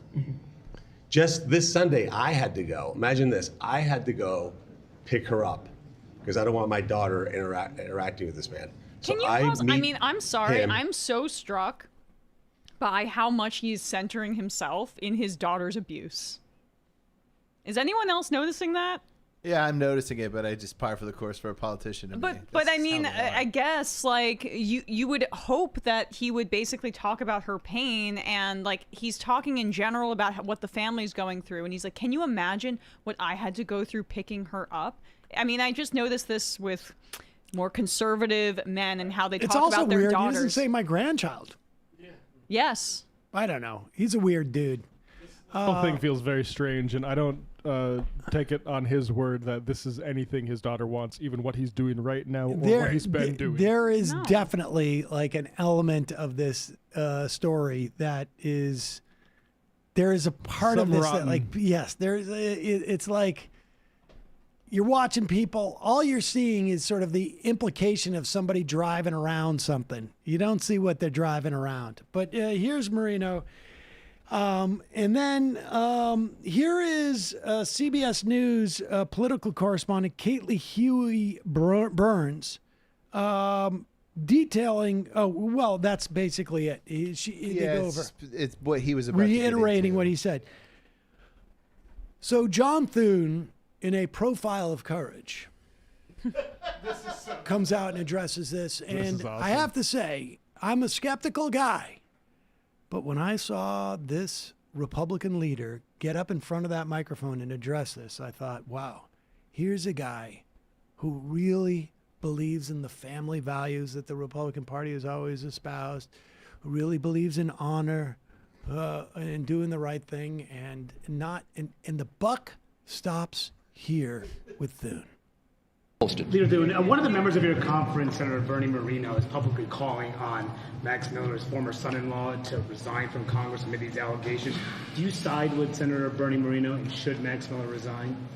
I'm just one. It's a very sad and unfortunate case. It is a family matter, and I don't have any observations beyond that. Senator, if a member of Congress is facing allegations of domestic abuse, should they continue to serve in that role?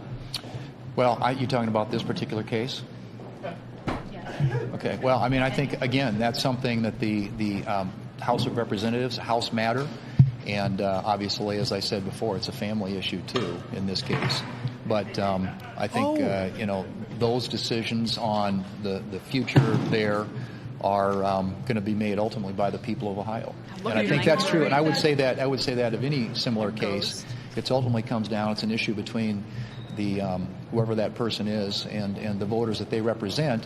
And then obviously the institution in which they serve. And when we've had circumstances like this, we refer them to the Senate Ethics Committee. Senator Langford, who chairs that committee, is here, and there is a process by which those determinations get made. I have to say, he's right. Domestic violence is a family matter. That's true.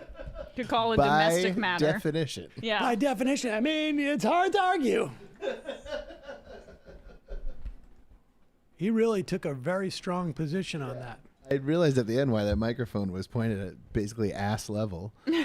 Here's the question: is like how late in the year can Miller drop out? Because I should be clear here. I don't think he can. Right? You don't.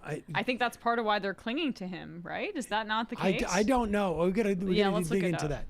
But I should be honest.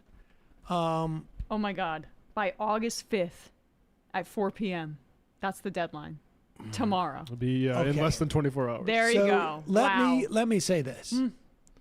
I think Max Miller. I don't know. All of these are allegations. I can't really judge. But even if I didn't know these allegations, I'd say Max Miller, he's a shit. Bernie Moreno, he's a shit. All of them are bad people. And I hope that John Thune, being the profile and cowardice that he was in that moment, keeps Max Miller in the race, and that they lose this race, and that the whole thing becomes just more of a cover-up and more of an indication and built into the narrative of how corrupt all these people are. So I'd be lying if I didn't say, good on you. This is exactly the type of thing that I think is helpful for the country. Yes, agreed. I think True it's face helpful of for the Republican country. Party. Yeah.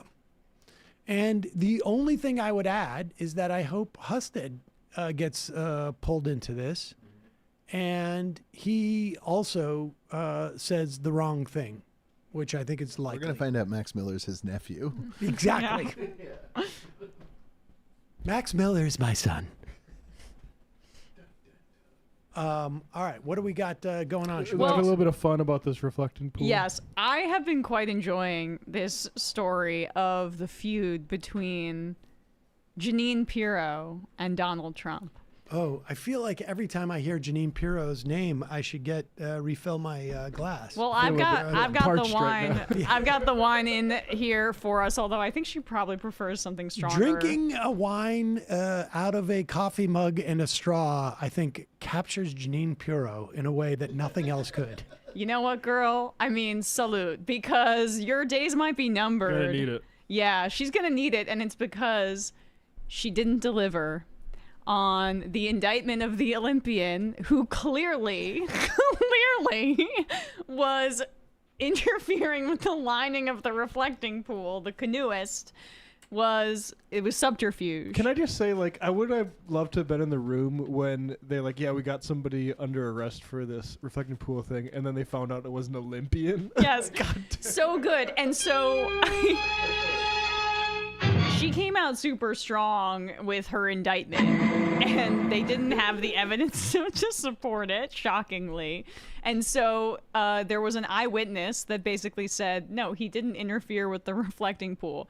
They came out. Likely story. They came out. I don't believe it. With some explanation to appease Trump, blaming the Department of the Interior, so passing the buck as well, but also to the contractor and saying it was the contractor's fault for doing it hastily. And we've shown that contractor before, the guy that looks like the Undertaker. I may have to give him another $14 million. Yeah. So and also the video of them driving in the emptied out one in the motorcade, going back and forth. Heavily I armored don't care if vehicle. it's not dry. I want to drive over it. I don't know if there's a news story that's made me laugh harder. I guess since Haley Stevens is like, The you know, ballroom's antics, close, the but ballrooms. But this might be funnier to me because of the involvement of Janine Pirro and because she's been such a loyal soldier for so long and that she's being humiliated in this way. It really is wonderful.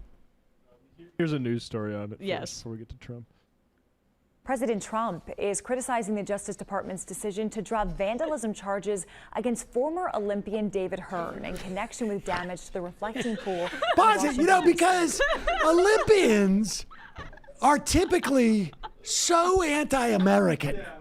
Right, exactly. They're known for it. These guys, the way they suck the national spirit out of us so that they can succeed in bobsledding or whatever it is. It's disgusting. It is. All the flag Thank signs at the God Olympics. we are holding these Olympians to account. I know.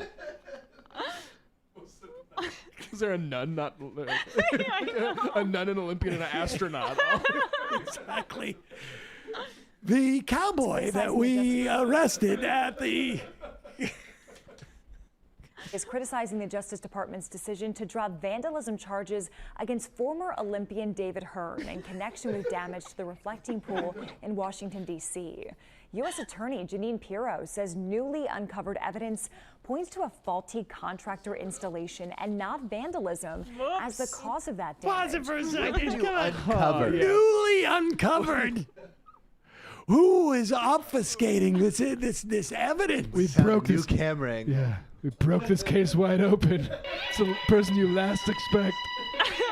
We put our top agents on this, and we found out that the reflecting pool was done shittily. Go ahead. Turns out it's the guy with the cigar hanging out in the ballroom. Do we have that installation and not vandalism? No, hold on, there's as a the deep cause- throat situation here. It was the contractor. Look to the quality of the paint they put on. That guy, no way. Let's see if I can find this. Here's footage of the presidential cars driving over the pool. All I'll say is look at the camera footage. All right. Faulty contractor installation and not vandalism as the cause of that damage, making it impossible to prove the case beyond a reasonable doubt. Oh, yeah. But just a Well, month that's a ago, big Pirro was problem. confident Pause it. in her When you have prosecution. evidence that it was faulty contractors and not somebody actually vandalizing, it makes it harder to Yes. prove that they're vandalizing. That's true. Go. Unfortunately, this guy was the one that we showed was the guy that got the cleaning contract, so it's not as applicable. Okay, but yeah, still that's why I very was funny. confused. That's Yeah, what the yeah, The Olympian went undercover. It was a That's what much- happened as a contractor. It's the deep state. Not vandalism as the cause of that damage, making it impossible to prove the case beyond a reasonable doubt. But just a month ago, Pirro was confident in her prosecution. The evidence shows, and we will prove beyond a reasonable doubt, that She's performing for one person I in the know. entire world with it. I know. beyond a reasonable doubt. I don't think that Hearn so. willfully destroyed property at the Lincoln Memorial reflecting pool. That's right, get her. The president now says he disagrees with this recent decision. Attorneys for David Hearn, who had pleaded not guilty to felony destruction of property charge, are now calling for an apology from the Trump administration. I don't like that at all. Here's Donald Trump. He's not happy about this. This is him talking about Janine Pirro. Because the judge was extremely unfriendly to Janine. And frankly, I think she choked because the judge was really vicious. Instead of going after the people that did it, the judge went after her and went after her department. And I guess she choked. I don't know what the hell happened. Are you reconsidering her role? I don't know what. You don't. You're fake news. Don't ever talk again. You're fake news. One of the worst in the business. Fortunately, nobody watches you. But something happened. There was because he's so mad. He the only time he's like activated and alive. Extremely unfriendly. He is so mad. So Don't you mad. ever talk again. Don't ever talk again. Don't ever. Can we put up the tear sheet? Because I did really love this truth of his. I'm so mad.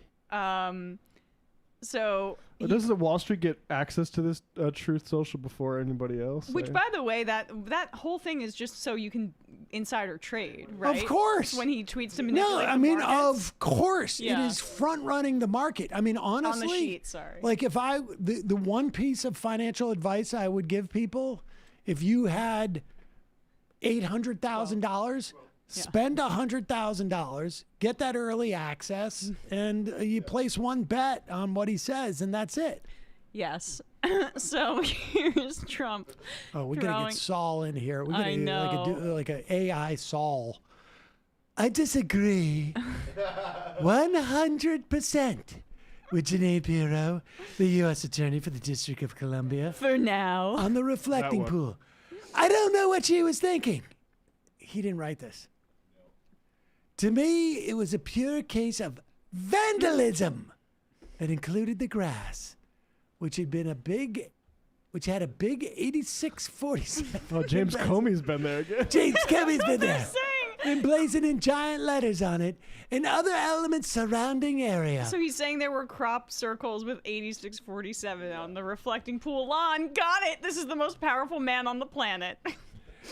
There may have been some contractor difficulty, but the major damage was caused by vandals. Are we sure that wasn't the other guy and not Noah Lyles? Because that is on the turf there. So. Oh, yeah. There we go. I think Trump's ever said emblazoned? Emblazoned. Yeah. That's maybe Chat GPT. That's my 8647. I don't remember this story, but I don't particularly care, to be honest. Well, Janine Pirro was spotted leaving the White House in disgrace. We just have a short. She had some big white box. I know. Was that like all more her evidence? Or that was like Get your family shit and picture? Yeah. Yeah. Here's my globe. Yes. Here's like all the. Yes, they played this on CNN last night. Yes, so and Caitlin Collins, who's on top of this, was saying that this was highly unusual, which is whatever, interesting. I but wonder if she's honestly moving out with all her stuff. it would be nice. Oh God. Bye. It's a box of files that Oh, that's a lot also of stuff. includes my little tiny cactus and my. And about a half dozen empties. My hang in there poster. Exactly. She's collecting the bottles, okay, for a decorative thing she's doing in her apartment. And 27 tequila bottles. Yeah, right. Yeah, and somehow the DOJ got less drunk than it had been. I love that story. Let's turn to what's going on. We have Kornacki. We have Kornacki, but I'm just now looking. I just turned on and Van Jones. I don't like. If there was a way to block words, So with 5 Van Jones on any social media. Okay. He won? Bell won? No. He's going to be heavily favored in early voting, but that's a very bad sign. All right, let's pop this up here and see what we're at. Let's go to live. in the Democratic primary.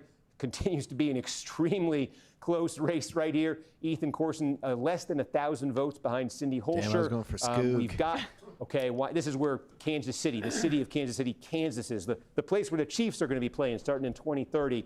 Corson I don't know if I have a candidate that I care about in Kansas. I just want one who's going to win.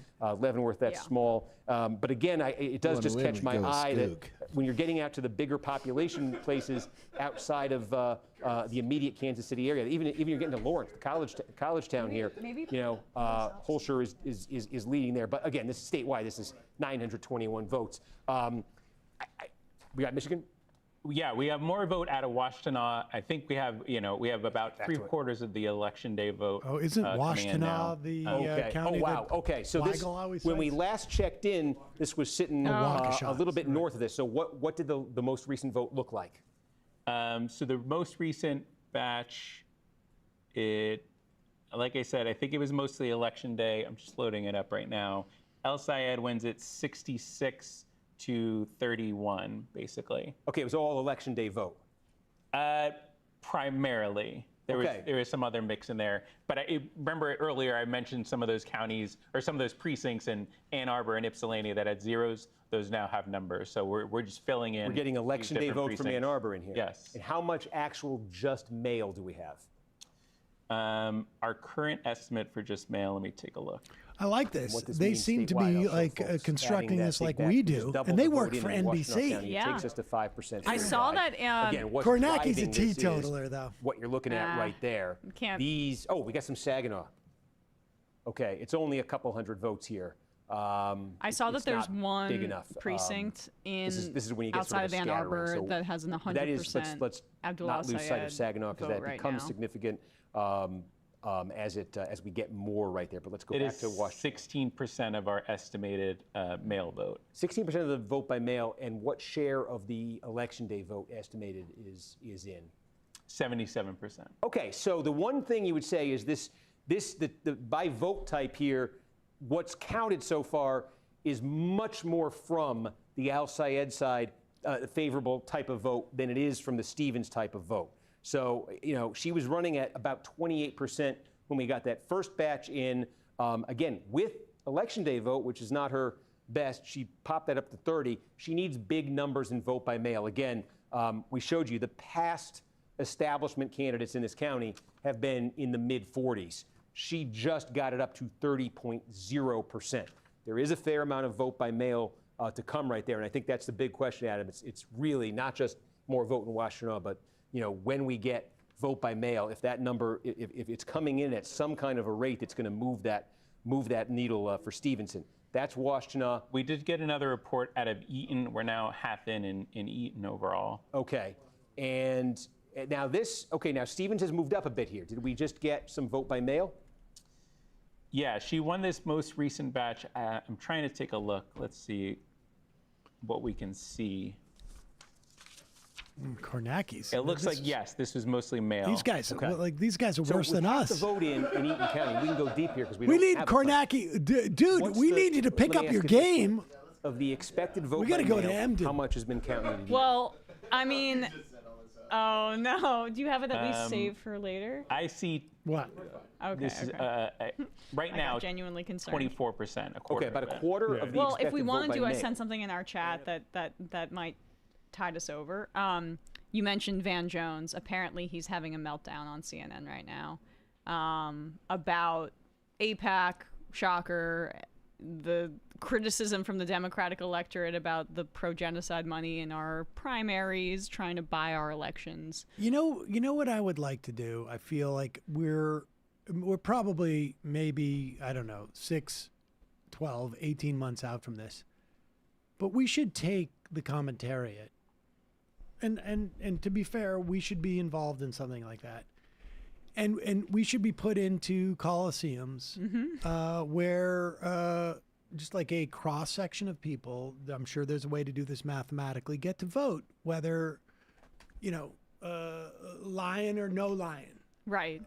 Because increasingly, I'm convinced that Van Jones has no constituency, that he is representative of nobody's opinion, except for some very, very wealthy people.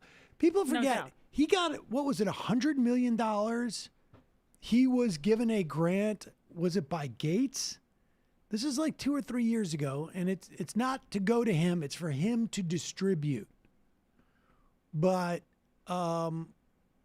think about what it takes to convince somebody. Bezos. Oh, Bezos. $100 million unrestricted grant through the inaugural Courage and Civility Award. And I wonder, He's so courageous. I wonder how unrestricted that is. Well, And I wonder if yeah. you are a social entrepreneur like Van Jones, if you think, where's the best place for me to donate this money that it has the most opportunity to return to me?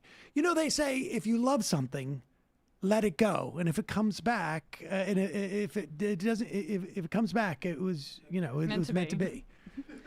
I suspect What a romantic you are. I suspect he calculated, how can I make sure this money loves me, in a way. He's wearing the Robert Kraft pin, right? The Stop Anti-Semitism pin. Oh yeah. It's also known as the Robert Kraft pin. Well, if Emma's That's his talking in front organization. of Sam, it is. I didn't know Robert Kraft was. Oh, that's You just funny. gave me a death glare. I mean, What's Maura wearing? An Epstein pin? Look, I've got no leg to stand. I've got no leg to stand on because of Dolan. So it's all equal opportunity. But I am pointing out that is Robert Kraft's Zionist organization, and it might be interesting to look into the fact if he has any affiliation with them. Is that disclosed on CNN or any of these consultants that go on there that attack leftist candidates who would damage their pocketbook and not allow them to get these like hefty media consulting buys and commissions? Like, is that ever What? disclosed? You're not allowed to wear pins your friends give you now? It's Jeez, just the left amazing. is so crazy. I know. Democratic-based voters want. Okay, Van Jones, what are the stakes here for Democrats? The entire consulting. Consultant class. That's interesting. Okay, Van Jones, what are the stakes here for Democrats? Look, this is the whole ball of wax. I'm from Jackson, Tennessee. There was a guy named Gil Scott Heron who had a great poem. It was called "The Revolution Will Not Be Televised." Gil Scott Heron is wrong. The revolution is being televised and podcast and streamed and elected. He thinks this is something tonight. worth saying. He's a Why is moron. that? Holy crap. It's because I mean, sorry. I just have to say, like, this is actually very good proof of Gil Scott Heron's revolution will not be televised, because guess what? Haley Stevens was relying on you idiots on cable and all the ad buys that they did, and she wasn't out in the actual community, whereas Abdul Sayed was. Like, that's what the difference we're seeing. And you can obsess on the podcast. I mean, sorry. You know, but the point being is that not only is he horrible in a myriad of ways, one of them is not understanding a seminal song. Gil Scott's not warning that the revolution is going to happen on TV. Right. Hey, TV guys, heads up. Actually, Gil Scott Heron was wrong. Like, you should know, like... Is this Van saying I'm a revolutionary? He's saying Gil Scott Heron was wrong, and now No, but all the it kids is- like TikTok now. It is his way of saying, like, I'm familiar with what's going on in the revolutionary sect. But you know, that Of must work. 1971. This must work in rooms with donors Yes. all the time. That's the cool guy. That is exactly it. It is just like That's the cool guy. this is and the analogy with showbiz is also just, I mean, it's all showbiz. It's sales. Yeah. This is sales. And a certain part of showbiz is also sales. Like, you know, Pauly Shore walks into the room and he's just like, "Hey guys," this is like, it's- "I'm gonna get to the youth people." But it's like, hard to no, you're describe. not. But when you go in those rooms and you're someone that cares about politics, you can sense that nobody else cares about it, and they care about sales. It's just because most people have no fucking clue. And you've got really wealthy people with no fucking clue. And all they're looking for is the person who seems to have the confidence in what they're saying. Yeah. And that's it. And he walks into that room. He has that confidence. He regurgitates back to them what they are. It's almost like the mentalists who are going around now who like read people and then they just feed back. Or it's like these therapists that specifically have really wealthy clientele, and you find out that it's just because they're affirming all of their worst impulses. I mean, that's literally what I was thinking of. Yeah. Fascinating. Televised. Gil Scott-Heron is wrong. The revolution is being televised and podcast and streamed and elected tonight. Why is that? It's because there is a credibility gap that's opened up between the Democratic Party establishment and this insurgency. People are looking at people and they're saying, you've been telling us the same thing for a long time and our lives are not any better. We got Donald Trump twice. There's also an innovation gap. Why can you spend $60 million and get whooped like this?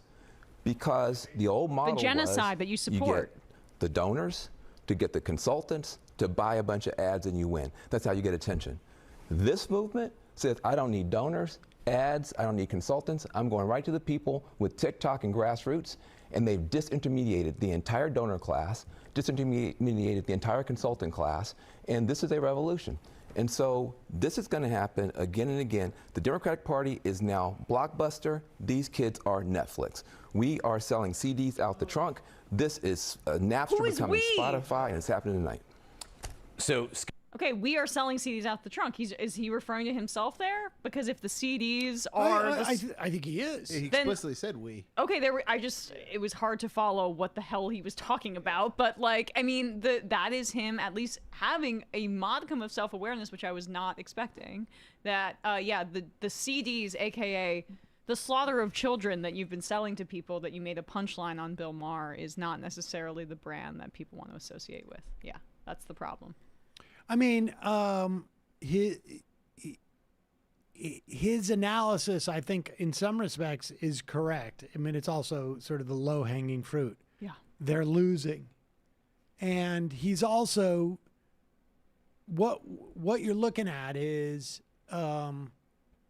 the retreat position, which is they're more hip to the media. I mean, it's innovation gap. I'm sorry. He's moving right. Innovation, like organizing on the ground. That's a new innovation. Whoa, where did that come from? But the argument is, you can almost see the sales pitch. Mm-hmm. This is the way they do it, right? They tell you smell. But fortunately, I have some new deodorant that I'm selling. He's literally doing that on TV. And you know what's but also, you know who is ahead on digital, who we just had on the show, AOC. In 2018, all of those squad members, they were ahead on digital on digital communication. And now everybody in the establishment's like, how can we get some digital communication? And the squad and the left is trying to make inroads on traditional media. But they're late to it. It's gone. But it's not a delivery mechanism. Of course, not the problem. Of course. But if he makes it like, the problem is we're being out tacticaled. If he makes it about tactics, then he has a product to sell. Whoever it is the buyer. We don't know who the buyer is. Exactly right. But all he's doing is setting up, I mean, literally, and people should understand this. And it even happens on this level. The consultants, the people who get hired to do PR and promotion and work on campaigns, they come on shows like this on CNN. They get jobs on CNN. They come on to shows like this. We generally don't have those type of people very often. But what they're doing is they are creating a reel, or they are creating a brand, or they are creating a narrative that they can then monetize. I don't know who his clients are or whatnot, but that's what's going on there with that. So he could say, like, look, the real problem is Gaza. Like, it's quite clear. I mean, look, it is quite clear, regardless of what your position is on this. I imagine most people agree with here, but I'm just trying to be, regardless of what your position is, it is quite clear that the Democratic primary voter has basically said, this is a litmus test, if you want to call it a litmus test, or just simply like a measure of character, or will I answer the door when you knock test, is our role as a country relative to what's going on in Israel and Gaza, in West Bank, and Israel and the Palestinians, and Israel, etc. And he can't say that because I suspect a lot of his money comes from those people. So instead, he says there's actually another solution. Well, I wonder if he saw this on the broadcast. This is just a short clip, including some interviews with voters in Michigan, including one voter that says, "I'm not voting for anybody who takes money from AIPAC." I don't want somebody that's in somebody else's pocket that they have to agree to what they want to. Too many people like that in politics. Abdul. And why is that? Because he doesn't take money from AIPAC. I'm not voting for anybody who takes money from AIPAC. And why is that?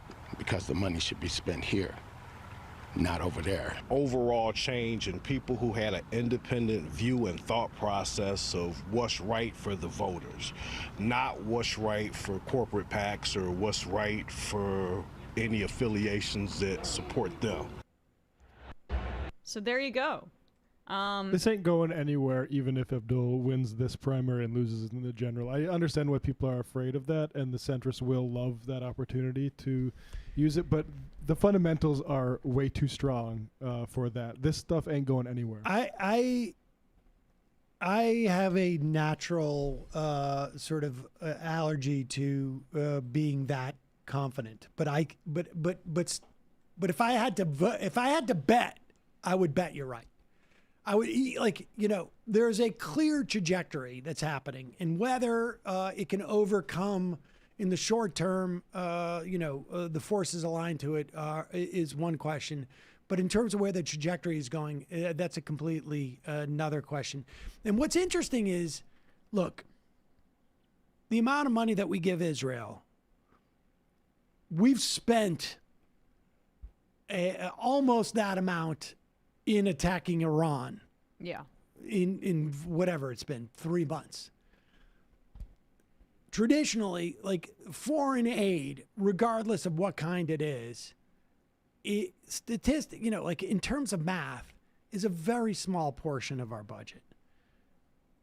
We've given Israel probably in total not even a third of what we spend annually on our own military budget. And I mean, over the course of 75 years. But the construct of let's spend the money here instead of there is very effective. It is the best way to communicate that to people, even though the reality is we should not be giving them money because you can go from it's not in our national interest all the way through all the morality associated with it. I mean, it's, I think, 2 points. I keep referencing it, but it was a very illuminating interview for me, at least, from AOC, where she said you have to be making 3 arguments at the same time about any political issue. You have to make an economic argument, you have to make a political argument, and then the moral argument. So you can make all 3 for those. Yep. And then also it's like, what undercuts their source of political power with their base? And I still think that they gestured towards some sort of populism with the Doge cuts about, whatever, trans plays in Somalia or whatever the hell they were talking about. But like, essentially the construct of the argument was we shouldn't be spending money overseas and we should be spending it here. This undercuts that in a substantive way that isn't a lie. Like, Trump lied to get into power. No new wars, I'll fix the economy. He started the worst war and ruined the economy. And how Abdul has approached this particular issue, it also defangs some of the Islamophobic attacks against him when he says that it's like no foreign aid in general, like we should be spending it here. He mentions Egypt, which is also a country that's complicit in the genocide in Gaza. And that's, his ethnicity as well. So, and also a country that happens to be the second largest recipient of U.S. aid. And ask the question why, and it's because on the other side of the Gaza border, in the southwest, there's Egypt and the canal, of course. But there we go. So we now are past 9, so polls are closed officially in Michigan Let's see if and Kornaki's Missouri. got his shit together, or maybe Enton has. God. Dude, how can we vote by mail I'm not tends gonna to say be that, older. 'cause we'll It get tends sued. to be older voters. Tends to be more establishment friendly. It tends to be Oakland more County, there we go. she's got to win big That is here. what we're seeing in other counties around She's the not. state tonight. She does her best. She needs a with the lot in vote by early mail. voting in Oakland so County, she and does, they're basically tied. They already have called the Bell advantage Bush over Al for Sayed Wesley Bell. with this big batch Damn, that just dude. came in.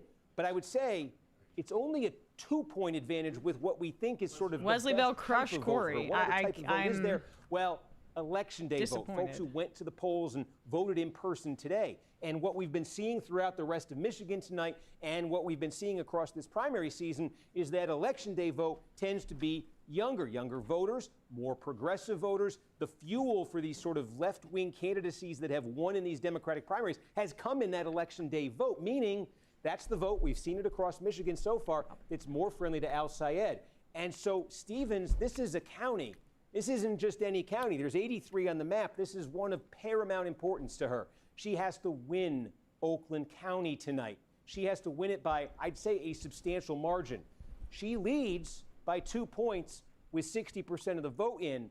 But if that remaining vote that's going to be coming in here is the election day vote that's as pro-Al Sayed as we've been seeing elsewhere, the opportunity for him to pass her here and for her not to get that kind of number she needs out of Oakland, I think is very real, because I think that's really been the story that we've seen. As I zoom back out here and look at the statewide total, 17% right now. Al Sayed with that 8-point advantage. He has been absolutely cleaning up with the election day vote. Stevens has been holding her own with the vote by mail. Some of these big counties that have reported, a place like this right here, decent size, Eaton County, decent size, Livingston County, exurbs of Detroit right here. We do think the Stevens number might improve as that absentee vote comes in, that vote by mail comes in right now.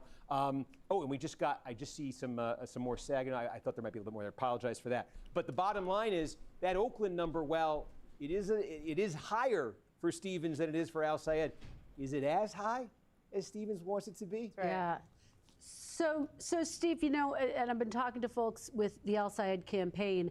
To your point, they have been laser focused on this same day vote, specifically looking at younger voters, African American voters.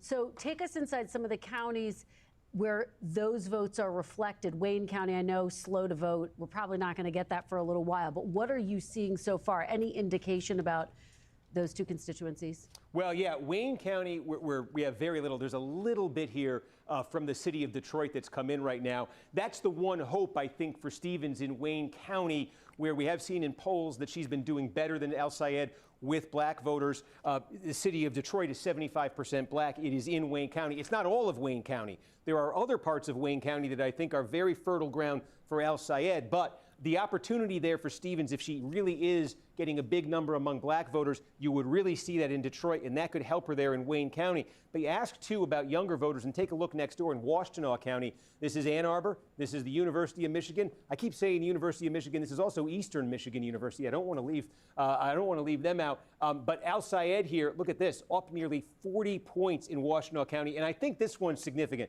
This is a big piece of the puzzle, too. It's a little bit more than 5% of all the votes cast statewide are going to come out of Washtenaw County.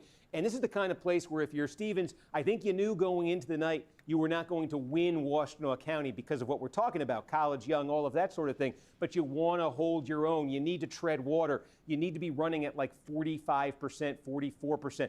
Other candidates who are sort of like establishment candidates in Democratic primaries in Michigan who've been successful, that's what they've done in Washtenaw County. She's barely breaking 30% right there. And there's still a lot there left in Washtenaw County that could be very friendly to Al Sayed. So that's, between what we just showed you in Oakland County and what you're seeing there in Washtenaw County, we haven't really even touched Wayne yet because we don't have much. But those numbers, if you're Stevens, I think in both places, you might be looking for a bigger number than you're seeing right now.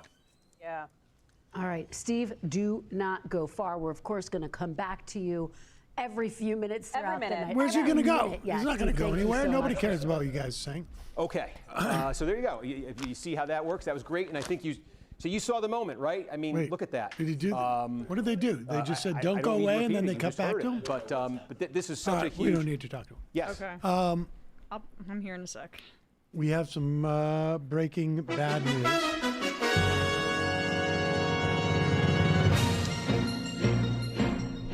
The race has been called. I'm not sure by which media. Cori Bush has lost to Wesley Bell. You know, It's called here on CNN. Yeah, CNN. I'm seeing it everywhere. That was a very strange race. It was very quiet. Yeah, and we had heard issues about Bush's constituent services in the last cycle, and that problem seemed to persist. So, and in the squad, I know Talib endorsed her. yeah, And I don't know if Ilhan Omar did. I'm not sure. And I'm not sure the rest of the squad. I mean, AOC has stayed largely out of the House in general. Yes. Yeah. Yeah, I mean, I've worried, like, there's other races where it's like, why isn't this candidate getting more of the support from national figures? And you wonder if just the internals, they're like, we can't waste it on this. Yeah. And it's such an uphill battle. I mean, the constituent servicing doesn't answer the question of like why Wesley Bell is so popular there despite his record. I would question it on the criminal justice thing and his time as a prosecutor, but also just the Israel stuff. He's a bought and paid for Israel shill, and it doesn't have the salience in that district like it does in so many others. Yeah. Perhaps he has like better local connections. That would make sense. I mean, campaign manager and, got outed for having a veiled prophet connection. Yeah, also, I mean, but also we should be clear. I mean, look, there's none of this is. There's no one answer, and so there could be weakness in her candidacy, weakness that she exhibited locally as a congressperson, and then to the extent that there was interest in her candidacy. That's where the money makes a difference. There's not going to be a time where the existence of that money is necessarily means that they're going to lose. Right. I mean, the money is very powerful. I mean, that's what makes Saeed's victory, which we don't know yet, but frankly, I've seen enough. Okay. I mean, there's nowhere she's winning.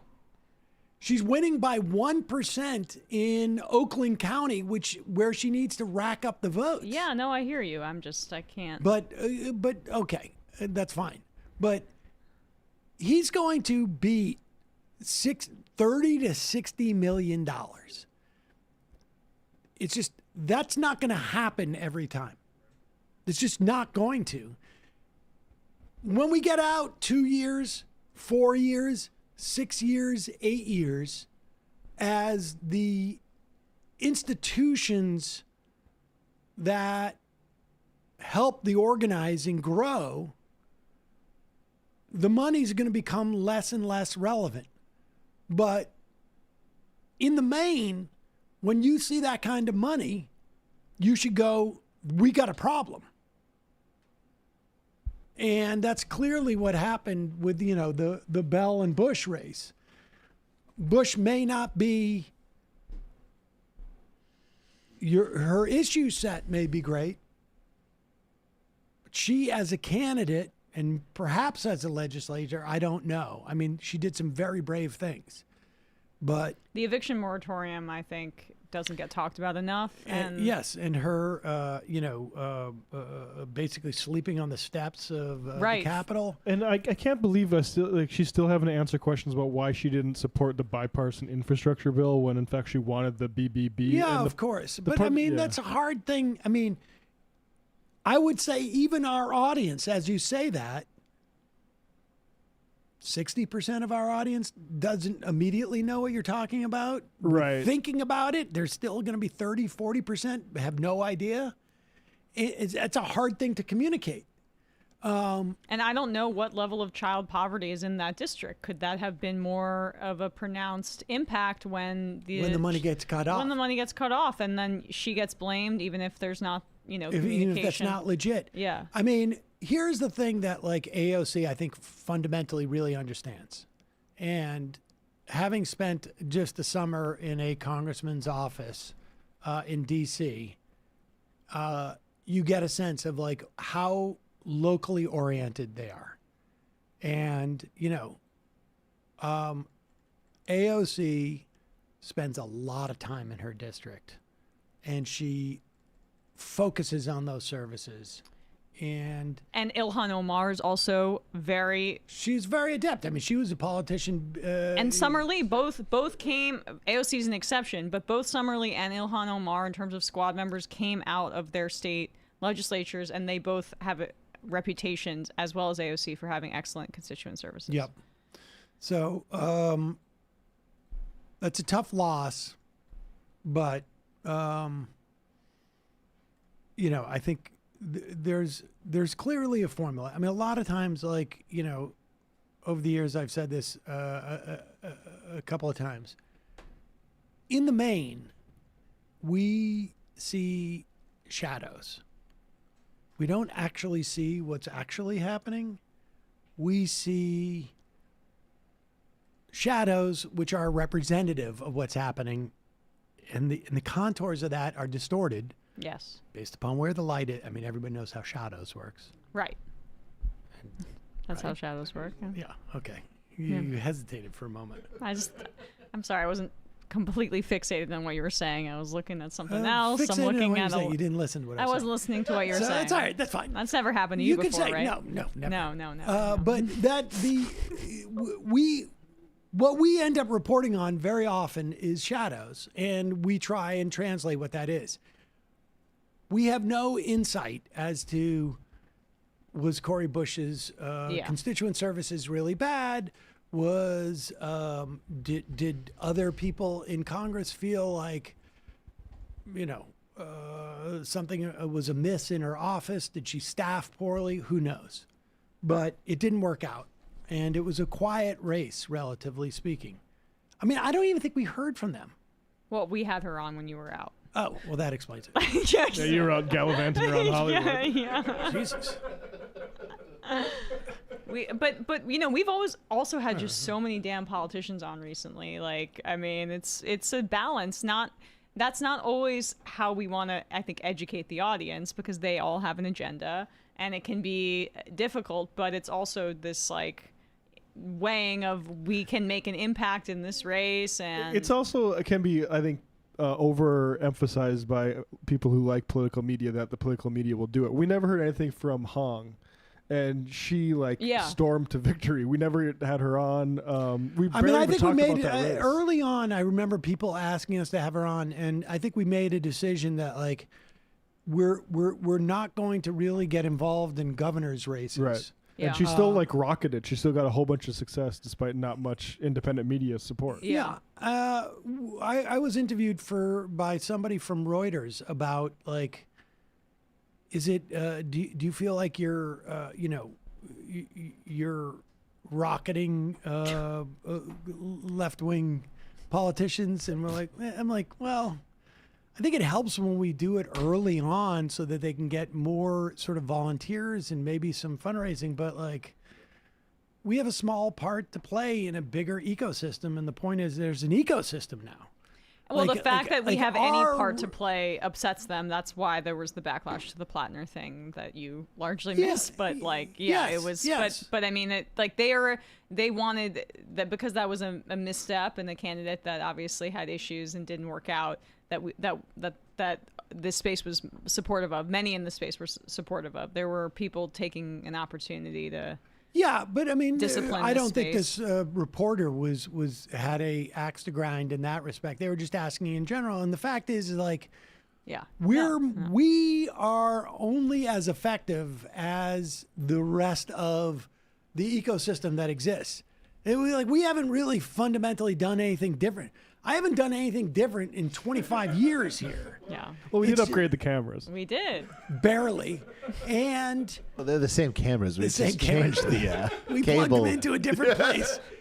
But the point being is that there's a ecosystem for which, like, what we provide is helpful, but only because the ecosystem exists.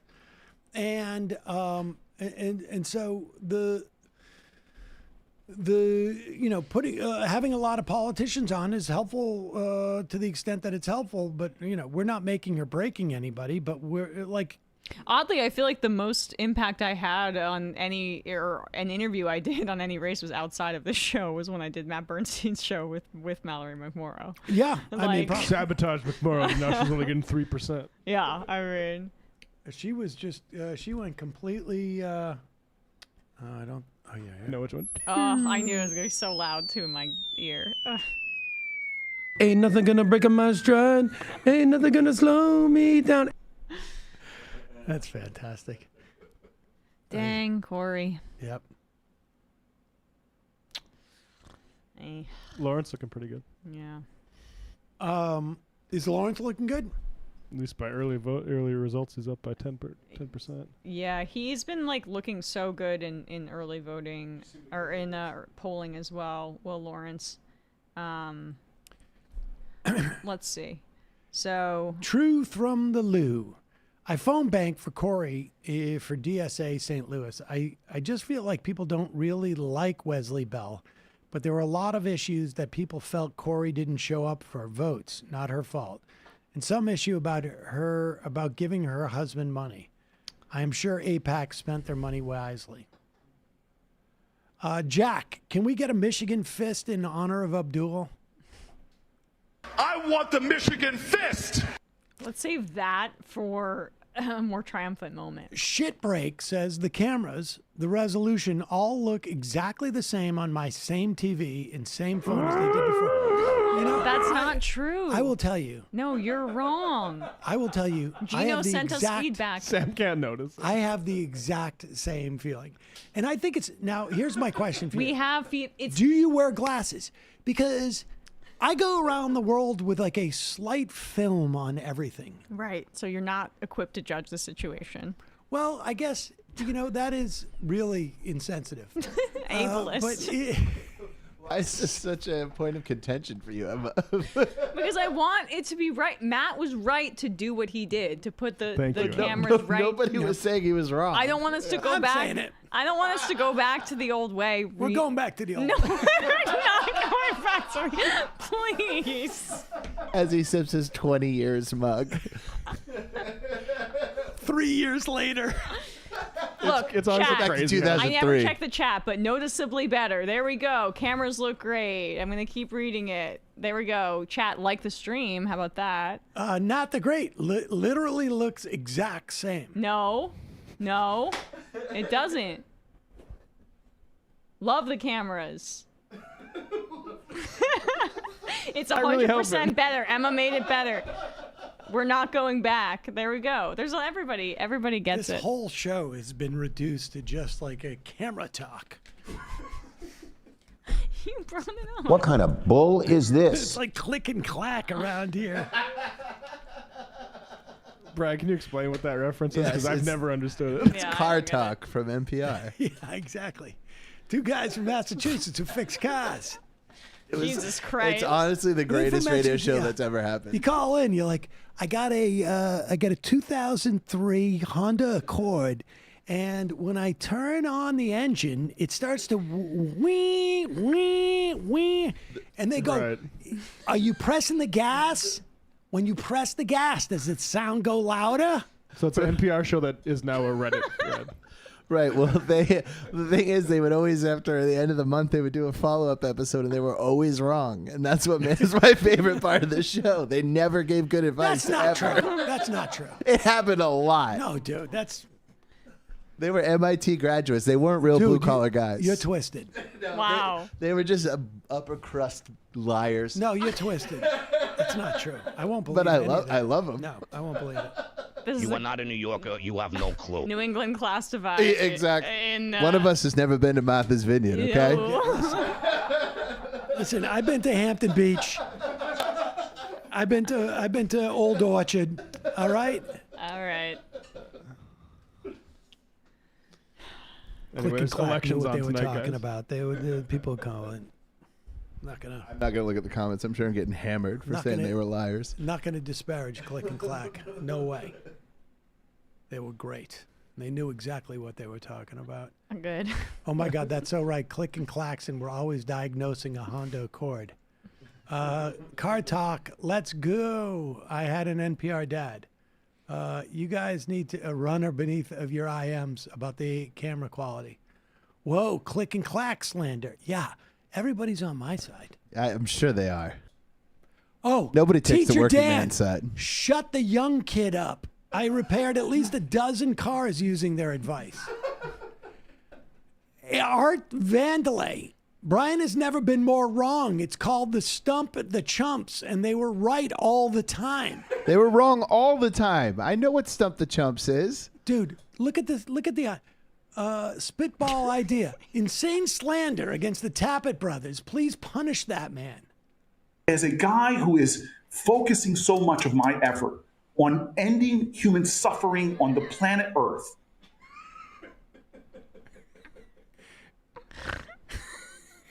God, it's so self-aggrandizing. It's unbelievable. Eric's Trump plug as a New Hampshireer. Hampton Beach is disgusting. All right. Okay. Abdul's still up. You got it out of your 8%. system, yeah. I'm biting Hold blood out of on, my hold tongue right on. now. It's too early to call. Mike Rogers Yeah. is the projected winner of the Republican primary for the Senate. Nobody challenged Mark Warner. Al Sayed is up by 8 points. He's gonna win. Dude. We'll see. And he's gonna win. Okay. And I am in it to win it. So Stevens is up by 3 points in Wayne County. That's a county that she needs to do quite well in. We've mentioned that the counties that she needs to run up the numbers in are Wayne County, Oakland, and Kent. Right? Kent was the other one? Some final numbers on this from Teddy Schieffler. 6 outside groups spent $62 million for Stephen, giving her a 9-to-1 spending advantage over Abdul. Half of Stephen's spend, $32 million, came from AIPAC Super PAC. AIPAC Super PAC spent more than any other single group in a spent more than any single group has in a federal Democratic primary this cycle. And guess what? They don't care about the general if Stevens wins because they don't think Rogers or her. What's also, I think, like even, all that money, but when you look at the mainstream media, how they were coming for Abdul al-Sayed, it is nuts. Here's a clip. This is clip number 15. Barry Weiss and the CBS News. The Ellisons. The Ellisons. This question is so bizarre. I mean, like, look, the crazy thing about this is that there is a cohort of people who are convinced that people are terrified of the word socialist. They are terrified of the DSA, that even like implying that people are communist in some way is like some type of like flaming sword that cuts through everything. And they're wrong. It is a gross miscalculation, which I'm happy for them to have. But we saw it with Cuomo. We're seeing it now. This is like this is indicative of just how wrong they are, that they're not just wrong in New York City, they're wrong in Michigan. And they think they can just drop this in. And look how this CBS News guy Abdullah al-Sayed has been very, very specific. I'm not a member of DSA. He says, I am a capitalist. I think our capitalism has gone awry and whatnot. He may have a bunch of policies that are similar to DSA, but he's not a DSA. And let's be honest, the DSA would be perfectly comfortable as a New Deal Democrat 90 years ago. And that's why they're supporting him and having volunteers go out for him. Yeah. But I'm saying like the DSA is not terribly radical. Yeah. I mean, that's the reality. Yeah. There may be some positions on the platform that are, program slightly left to FDR. But there's no candidates that are supporting that are in elected office. The Republican Party has been calling for bat crap crazy shit for 100 years in their platform. Nobody ever talks about it. These are aspirational goals that may or may not be met, but are used as a way of creating space so that there's like the Overton window gets expanded. But the fact is, Abdullah al-Sayed, if there were no DSA people running this year, it would never come up. But they want to bring it up because they think it's kryptonite. But they're wrong. And so they end up asking questions like this that are completely insane. You are not a member of the Democratic Socialists of America. They did not endorse you. But we know that there are DSA members out there in this state right now campaigning on your behalf, handing out literature for you. It's a big time, my friend. And any concern, though, that they may be misrepresenting you and casting you as one of them when you say you're not? I'm sorry. Right? Can you just... That is the dumbest thing. Like, the handing out literature is coded. They're trying. I mean, it's just so coded. But it is so inept. Yeah. First off, just for a moment, imagine you are interviewing Hillary Clinton in 2016. There are Republicans who are out there campaigning on your behalf. They're handing out literature. Are you worried that they're misrepresenting you? Like, try to claim for you? She would laugh.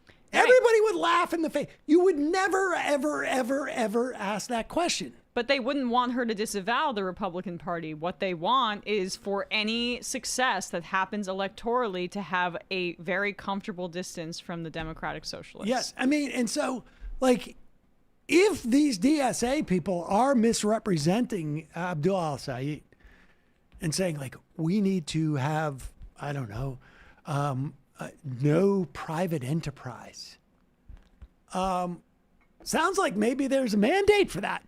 Also, interesting that you bring up Hillary Clinton. That would mean that Abdul has a both private and public position on certain issues. One that he's privately communicating to the literature handing out DSA members, and one that he's publicly communicating. But they are so desperate to attach because they think the DSA is kryptonite. They think it's like Zionist. Yes, but it's not. Speaking of Hillary Clinton, she was endorsed by the Communist Party USA in 2016. Oh my God. Is that true? That's actually true, yeah. Do you think they were out there misrepresenting her? Misrepresenting her, trying to claim her, or they thought this is better for us. All right, keep playing this. That's an indictment on them. Some people. I also love how they both have smoothies. That's ridiculous. Hey, I think that might be matcha. It's matcha and coffee. It's matcha. Is this Emma over here? That there are DSA members out there in this state right now campaigning on your behalf, handing out literature for you. It's a big time, my friend. And any concern, though, that they may be misrepresenting you and casting you as one of them when you say you're not? It's funny, right? Democrats are so concerned about what other people say about us.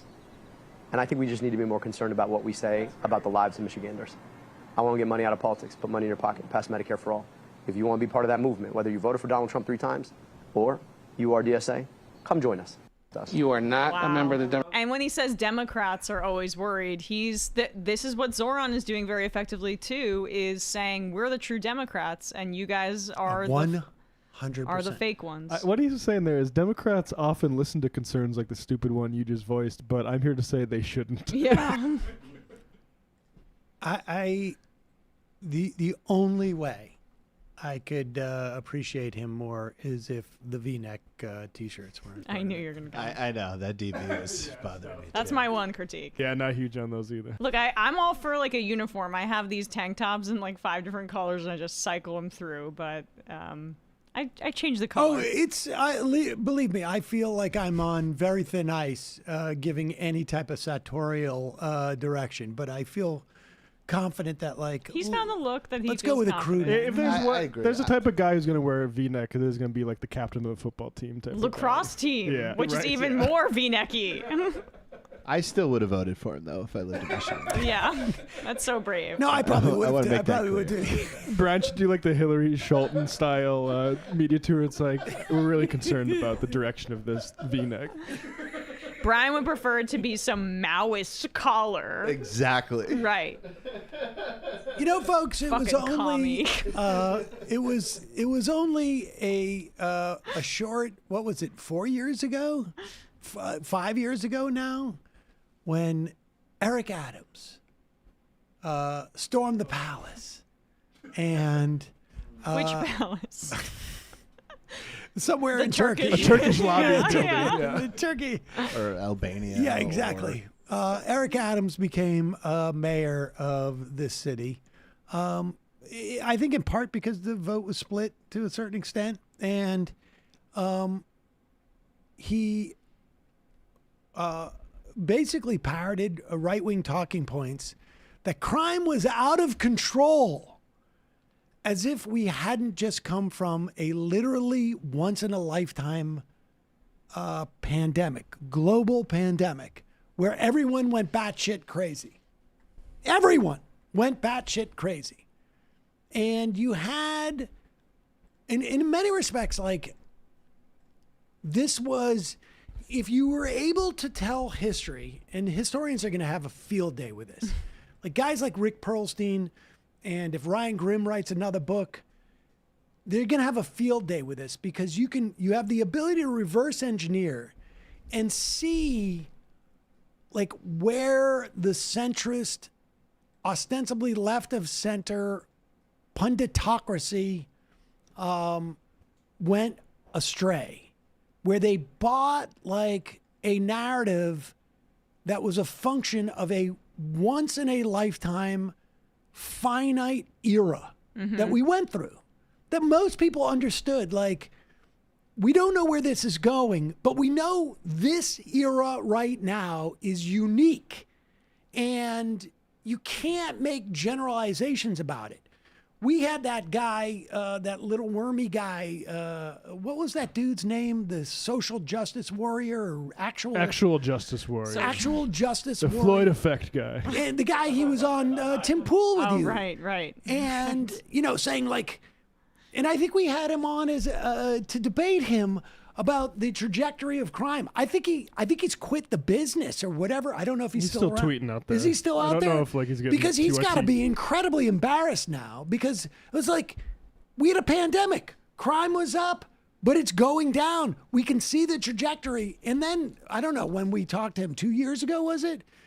Crime has gone down to like historic levels. Well, it's because the George Floyd effect has worn off. Oh, the George Floyd effect worn off. Yeah, of course. And so Eric Adams becomes praised and predicted. I think Nate Silver said this guy's going to be president in 2028. And the Iglesias type, the abundance types really it turns out this guy was not just in the pocket of corporate America. He was in a lot of people's pockets. In fact, a lot of people were in his pockets, putting all sorts of currencies in his pocket. They were sometimes putting it in, what was it? Lay's bags, potato chip bags. That was what his advisor was caught taking Lay's money bags in first class flights. Before we had Holman in the Kava bag, we had the Eric Adams advisor. And this is, I honestly, like, it's hilarious. You got to wonder, is there a spy? I just watched The Agency, which is a great show, incidentally. And when I see this clip of Eric Adams, I think there's a mole somewhere in the AI data center institution, and they came up with the brilliant idea of a week out from a DSA candidate perhaps becoming governor of Wisconsin, or I should say the Democratic nominee.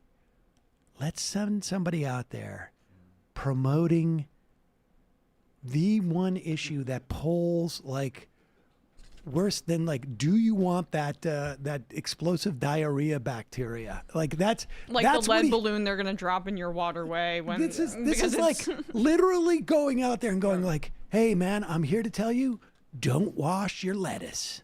Here is Eric Adams pitching data centers in Wisconsin. My name is Eric Adams. He has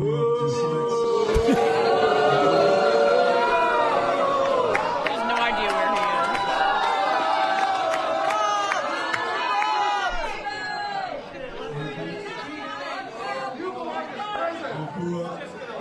I grew up in a small area in Queens, young man, dyslexic. Oh no. I'm not high profile. I'm 22 years. The mayor of New York. Wait a second. He just tried. Why have you been sent to Wisconsin to pitch this if you're not high profile? How did everybody know to boo you? He also just based on your name. He framed himself as like a small towner from Queens. Like I'm from a small place in Queens. Yeah, just like you in just Wisconsin, a place like it could be like the Springs or third whatever largest city in the country if it was actually its own city. But I mean, dude, they booed you when they heard your name. You're not high profile? Okay, good. In Queens, young man, dyslexic. Oh man. High profile. I'm 22-year police veteran. I wore a bulletproof vest for 22 years protecting children and families. Children. And so here's what we want to do. We want to have an opportunity. We want to have an opportunity to... Pause it for a second. I feel like I need to interject here and tell you that this was just a community meeting in Grand Rapids, Wisconsin Rapids, Wisconsin. This was not a DSA meeting. This was not a, Zoran Mamdani volunteers from Wisconsin meeting. It was just a random group of Wisconsin people who just like, Eric Adams, what the fuck are you doing here? Yeah, we like came because presumably all those people, maybe some people were there because they love data centers and want to welcome them to the community. I assume if anyone's going to a meeting like this, it's because they hate data centers. But also, just like somebody paid Eric Adams to go to this. Do you understand? Like connecting flight to Wisconsin Falls, Wisconsin. The people should understand again. Shadow. We are witnessing a level of incompetence and blinkeredness about what's going on the ground by people whose literally one job is to push back on it. And they send Eric Adams in. Like, this is like Haley Stevens having Richie Torres come in on campaign night and go like, here's my final argument. Yeah. Richie Torres is here. Didn't the Kamala campaign literally send Richie Torres to Michigan? Yes. Yeah. Let's just play this out. But this is, people should understand. Like, and I would also offer this warning. They're not going to be this bad at this forever. Yeah. They're going to adapt and adjust and get sharper. So don't get overconfident, but relish this moment at least. And so here's what we want to do. We want to have an opportunity. We want to have an opportunity to hear your questions. Yeah. How about this? What the fuck are you doing here? Yeah, I like the idea. Nobody in Wisconsin, I should say, is probably rude enough to say that. But if they sent the Eric Adams version from Wisconsin to Queens, that would be the question. Yeah. That's like the Democrats thing of like when like Schumer's like, we need to find out answers about this Iran war. It's like, no, we have our conclusions. Yes. We're not here to ask you questions. Right. Because they also don't trust you to ask the questions. That's the other thing. They don't like the questions you're going to ask. They don't like the answers they're going to have to give. Exactly. That's just amazing. Apparently, we missed the worst of the Van Jones meltdown. So, just if we want some filler on that, it was a different clip. I can't get over that Gil Scott-Heron stuff because the revolution that Gil Scott-Heron was promoting was one that he wanted to see happen. I can't. Right. Does he have like a handbook that's like metaphors boomers will understand, really rich boomers will understand? Yes. Yeah, and he's been quite successful at that. The blockbuster Netflix thing is exactly what a rich boomer would want to hear. An investor, that's who's investing in Van Jones, is I'm investing in the kind of guy that can communicate these issues. And let's be clear, like we're watching evolution, right? Like it's just like we're watching evolution. A guy like that, Extinction event. But a guy like that who expresses those things, he just succeeds because it works with the dumbest people that exist. Yeah. The idea, like, whenever you watch Van Jones, the one thing you should walk away understanding is that rich people aren't necessarily smart. Yeah. They're rich. And what it takes to make money is not necessarily intelligence. In my experience, more often than not, intelligence inhibits people's ability to make money. Because, I mean... God, I must be a genius. I mean, honestly, like... And I come from a long line of geniuses. There's a lot of brainiacs in the main Vokies. It's just, I think, I mean, it is not... It is not a one-to-one thing. +1 for the meaty Van Jones meltdown, please. We'll find it. Can we check in a little on Kornacki? I am curious. And messages for you on your phone. Oh. I'm also looking for some of the complete counties as well. We do have a couple, and we can also probably get to those. We have some complete. Right on the we have some complete counties. We're up to 85% in 2 counties as of our latest vote results. And did the decision desk tell us if we really a trustworthy cadence? We do believe there is more. Do they have any producers behind the cameras? I feel bad they put the expected vote in Oakland County got raised a few minutes ago.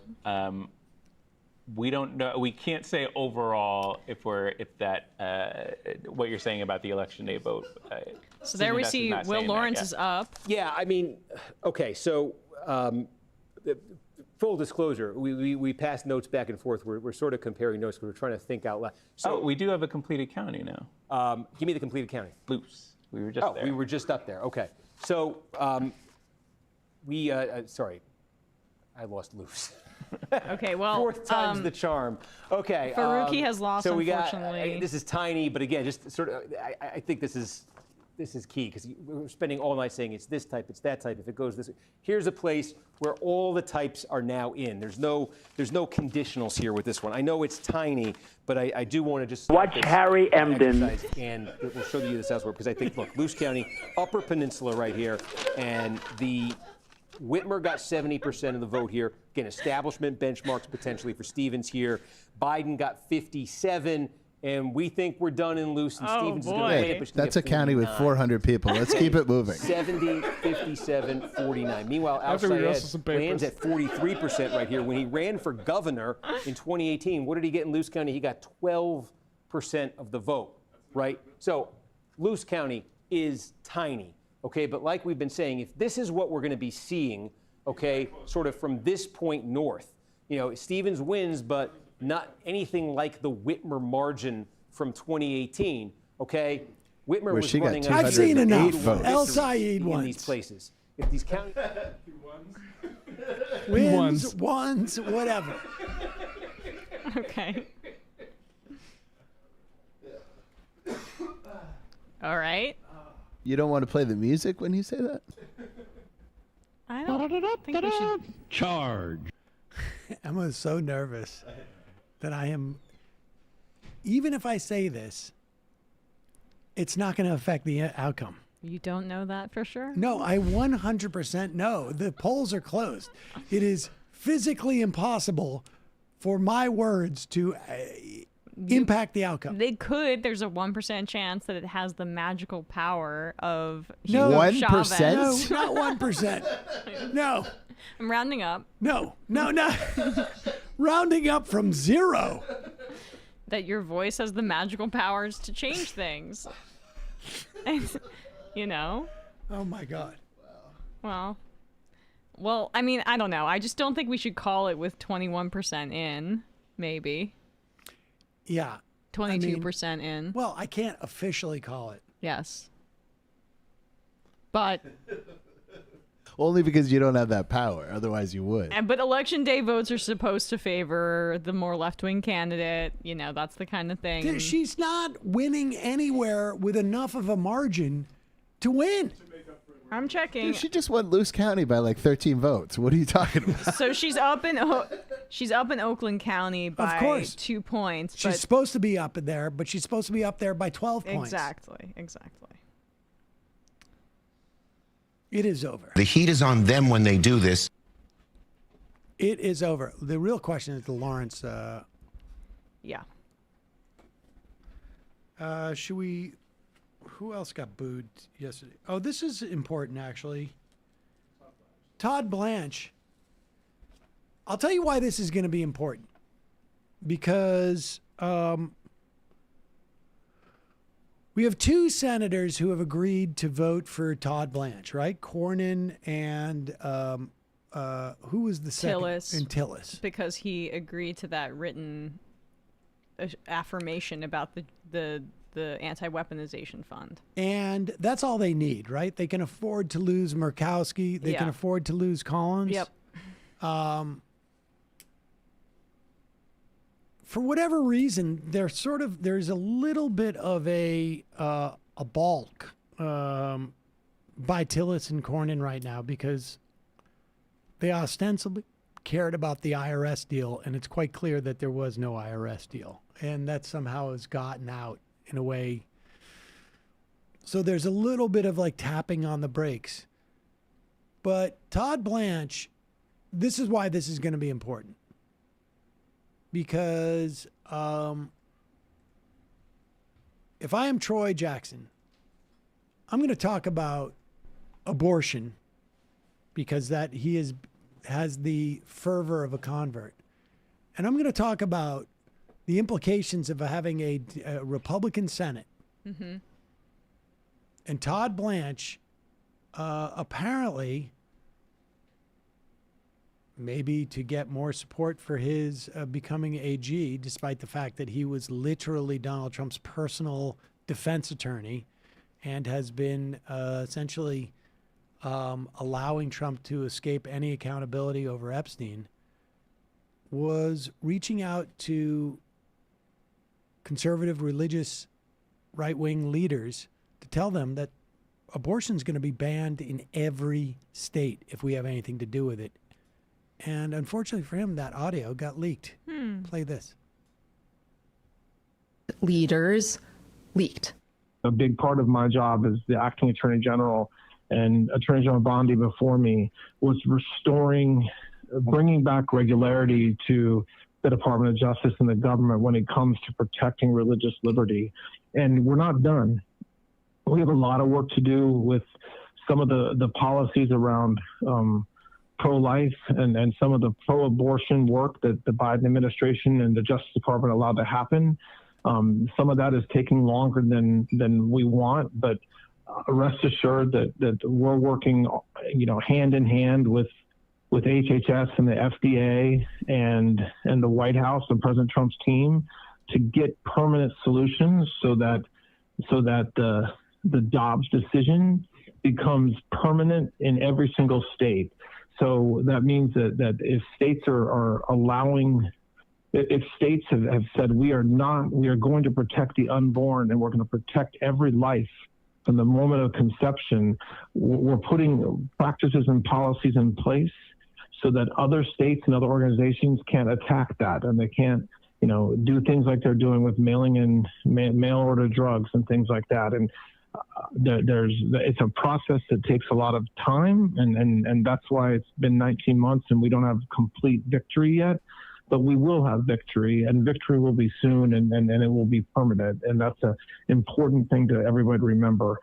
Okay, so there you have it. And Susan Collins is going to have to deal with that. Yeah, answer for her vote on Kavanaugh as well. And to your point, I think Troy Jackson can emphasize his, almost translate the redemptive arc from the primary as he takes over the campaign infrastructure for Plattner that obviously wasn't fully realized in any way, and make it more policy focused as opposed to personality focused, and talk about how he's changed his mind on these issues and what brought him to that point. I think people will be refreshed by that. Also, if Tom Tillis votes to confirm this guy, North Carolina is not so... North Carolina is it's a red state, but it's like a crimson red. I don't know my colors well enough to know what happens when you have a little bit of blue in that red. Yeah. And I suspect the idea of the federal government imposing a ban on abortion, Roy Cooper may be able to make some hay out of that if Tom Tillis votes for it as well. I think that's right. It's going to be interesting. Let's go back to the Kornacki cam. Let's see what he says. Bless you. Wide. It's a 6.5 point margin here for Al Sayed over Stevens. We do have, I want to pick up this story. I think we started to tell you a little bit ago, but Eaton County, this is a decent sized county. It's bedroom communities, sort of suburbs of Lansing here. I think the interesting thing that's been happening is how much closer it's been getting here in Eaton as the night's going on. And it speaks to, don't mean to be a broken record, but that difference between the election day vote that got counted fast and put Al Sayed way ahead, and the vote by mail that's been trickling in, the updates have been trickling in that Stevens number has gone from a place through the course of the night here in Eaton where you're looking at it initially saying, oh, getting clobbered here, to is she putting herself in a range of where she'd need to be to have a real chance at this statewide? You're seeing that in Eaton. You're seeing that, to the east of Lansing in Livingston, where, again, that numbers continue to tick up. I think it's got to tick up more for her, considerably, but there's more vote to come. And it looks like it is that vote by mail, a lot of that vote by mail that's been so friendly to her. And so I think the story that's kind of taking shape here is there's a lot of questions like that on this map. There's a lot of blanks, on this map right now. Okay, like a place like Genesee County, this is a big one. This is where the city of Flint is. This is one of the higher black population counties in Michigan. One of the key ingredients that Stevens is looking for to have a shot tonight is to do extremely well, run up the score with black voters. How does that look? Does that happen? And how does that look in a place like Genesee County? Her formula for victory absolutely depends on it. We got nothing there that we can really show you right now. We don't have much in Saginaw either, where it's a bit of the same story. The counties are, there is a substantial black population there as well. All of these sort of questions that we're seeing here, the way Stevens has done as these votes have evolved, have raised the question, if she can do this, if she can do that, if she gets a big, all of that is coming around to, if she can answer yes to all those questions, then what she would need on top of everything else out of Wayne County would be big, big numbers. And I think specifically from Detroit, where the population is overwhelmingly black and where we have a very small amount of vote right now. What you're looking at, as a matter of fact, in Wayne, you see 4% in, that's just about 12,000 votes counted. One thing we just got in Wayne was an update from the city of Dearborn. Dearborn is the first majority Arab American city in the United States. It's a place where al-Sayed won huge in 2018. He lost the primary statewide for governor in 2018 to Gretchen Whitmer, but he won big in Dearborn. And so we just got votes from Dearborn, place where we knew he's going to do really well, and those votes are election day votes. That's the type of vote he's been doing particularly well with. That's not all of this, but that's part of the mix you're looking at here. It's al-Sayed friendly. What we're waiting on is what happens in Detroit, specifically with the black vote in Detroit. Because Stevens, again, you're trying to stitch together through this patchwork of partial Wayne returns, County is blank known to be counties, very slow. very little that's close to complete right now as a county. You're seeing the hint of something from Stevens, but there's a lot of conditionals in that. And if they all kind of come to fruition for her outside of Wayne, it would come down to Wayne and to Detroit. And again, I say, like, the fact that we're sitting here at 10 o'clock Eastern and we got 4% in Wayne, this is par for the course for Wayne County. Yeah. But and to that point, what I hear you saying is we may be in for a fairly long night, Steve, right? I mean, if that's what it's going to come down to. I'm saying I'm not sure it's coming down to that yet, because she still has a lot of work to do outside of Wayne County. There's been some encouraging numbers here throughout the night. If you're al-Sayed, I'll put this back to the statewide. There have been a lot of encouraging things in these numbers, for al-Sayed. So Stevens has got to establish a bunch of things in places that I was just showing you right there, exactly. To have it come down to Wayne. Steve, and can you just give us a sense how much of the early vote has been counted yet? Do we have a sense of that? Actually, if you give me a second, Adam, do we cumulatively have how much early? Hey, this is our first appearance by Adam DeVos, producer extraordinaire. Hey, bud, there he is. We have about 20% of the vote, early in-person vote, that's currently expected. The early vote. Yeah. But how about the vote by mail? Oh, the vote by mail, 9%. Okay. Right. So there's still, and that's Stevens' friendly vote, Yes. Well, and when I talked to them today, they were feeling very confident about the early vote for all the reasons, Steve, that you are laying out there. We will come back to you early and often, Hallie. What's so fascinating is... Okay, so I get what's going on. What we just saw was them on NBC. We have a minute. Okay, so but we're watching these guys top of the hour, behind top the of the hour. They put them on a live stream. I'm on this one now. Hi, folks. Top of the hour, we're going to do another update for the News Now, folks. I see one. That's the poll close countdown to Washington. We haven't even mentioned Washington yet. I feel great about yet. that. In an hour, the polls are going to close there. The vote by mail. This is a state. It's like Colorado. It's like California. It's largely vote by mail. They get a ton of it counted up ahead of time. They just press send, basically, as the polls close or close to it. So between 11 and 11:30, 11:45, a ton of vote to come in Washington. Some congressional primaries there. We'll get to them that are pretty interesting. That's going to happen in an hour from now. I'm telling you this now because I'm not sure between now and then how many chances I'll have. So we've got that. They're going to come to me. The clock just disappeared. I'll look at this one.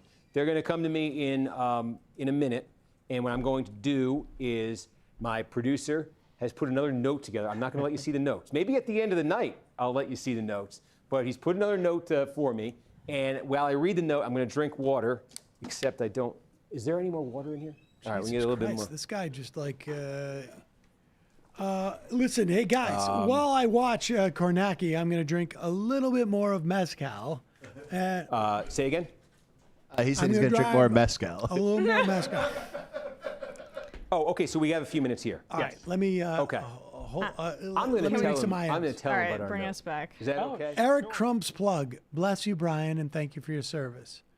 Adam Man Lefty. I feel like I have to speak up for NC, even though I recently moved away, that it's far more blue than it lets on. It's been gerrymandered to hell, and the General Assembly has a stranglehold. DNC Google pundit. What's all this she has to do X, Y, or Z in that county? It's AIPAC money that's done all the work, not Stevens. Well, that's where the shifts if she ends up pulling this out, which is like, do you feel like Jonathan Chait was like, does anyone feel like if Abdul Sayed loses that they'll be honest about it? It's like, do you really feel confident Haley Stevens going into this race? I feel far more confident about Abdul Sayed. Yeah. If she were to win, wouldn't all that money go into Mike Rogers anyway? Yeah. Well, that was the point. We were talking about that with Nathan Robinson. Oh, right. You have money that weighs I was working. in. Sorry. we weren't just capturing your attention. You have money that's gone into that race to make sure that you have a pro-Israel candidate.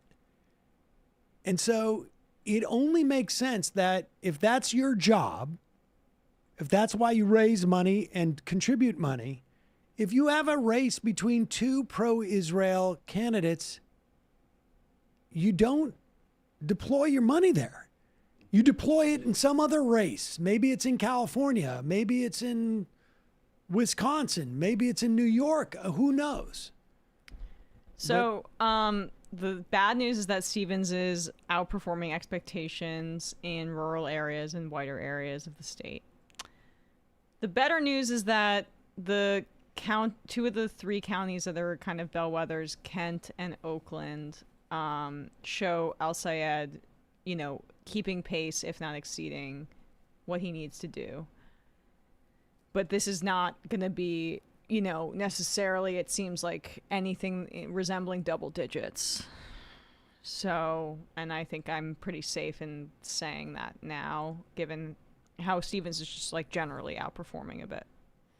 So I'm a little nervous right now. Rural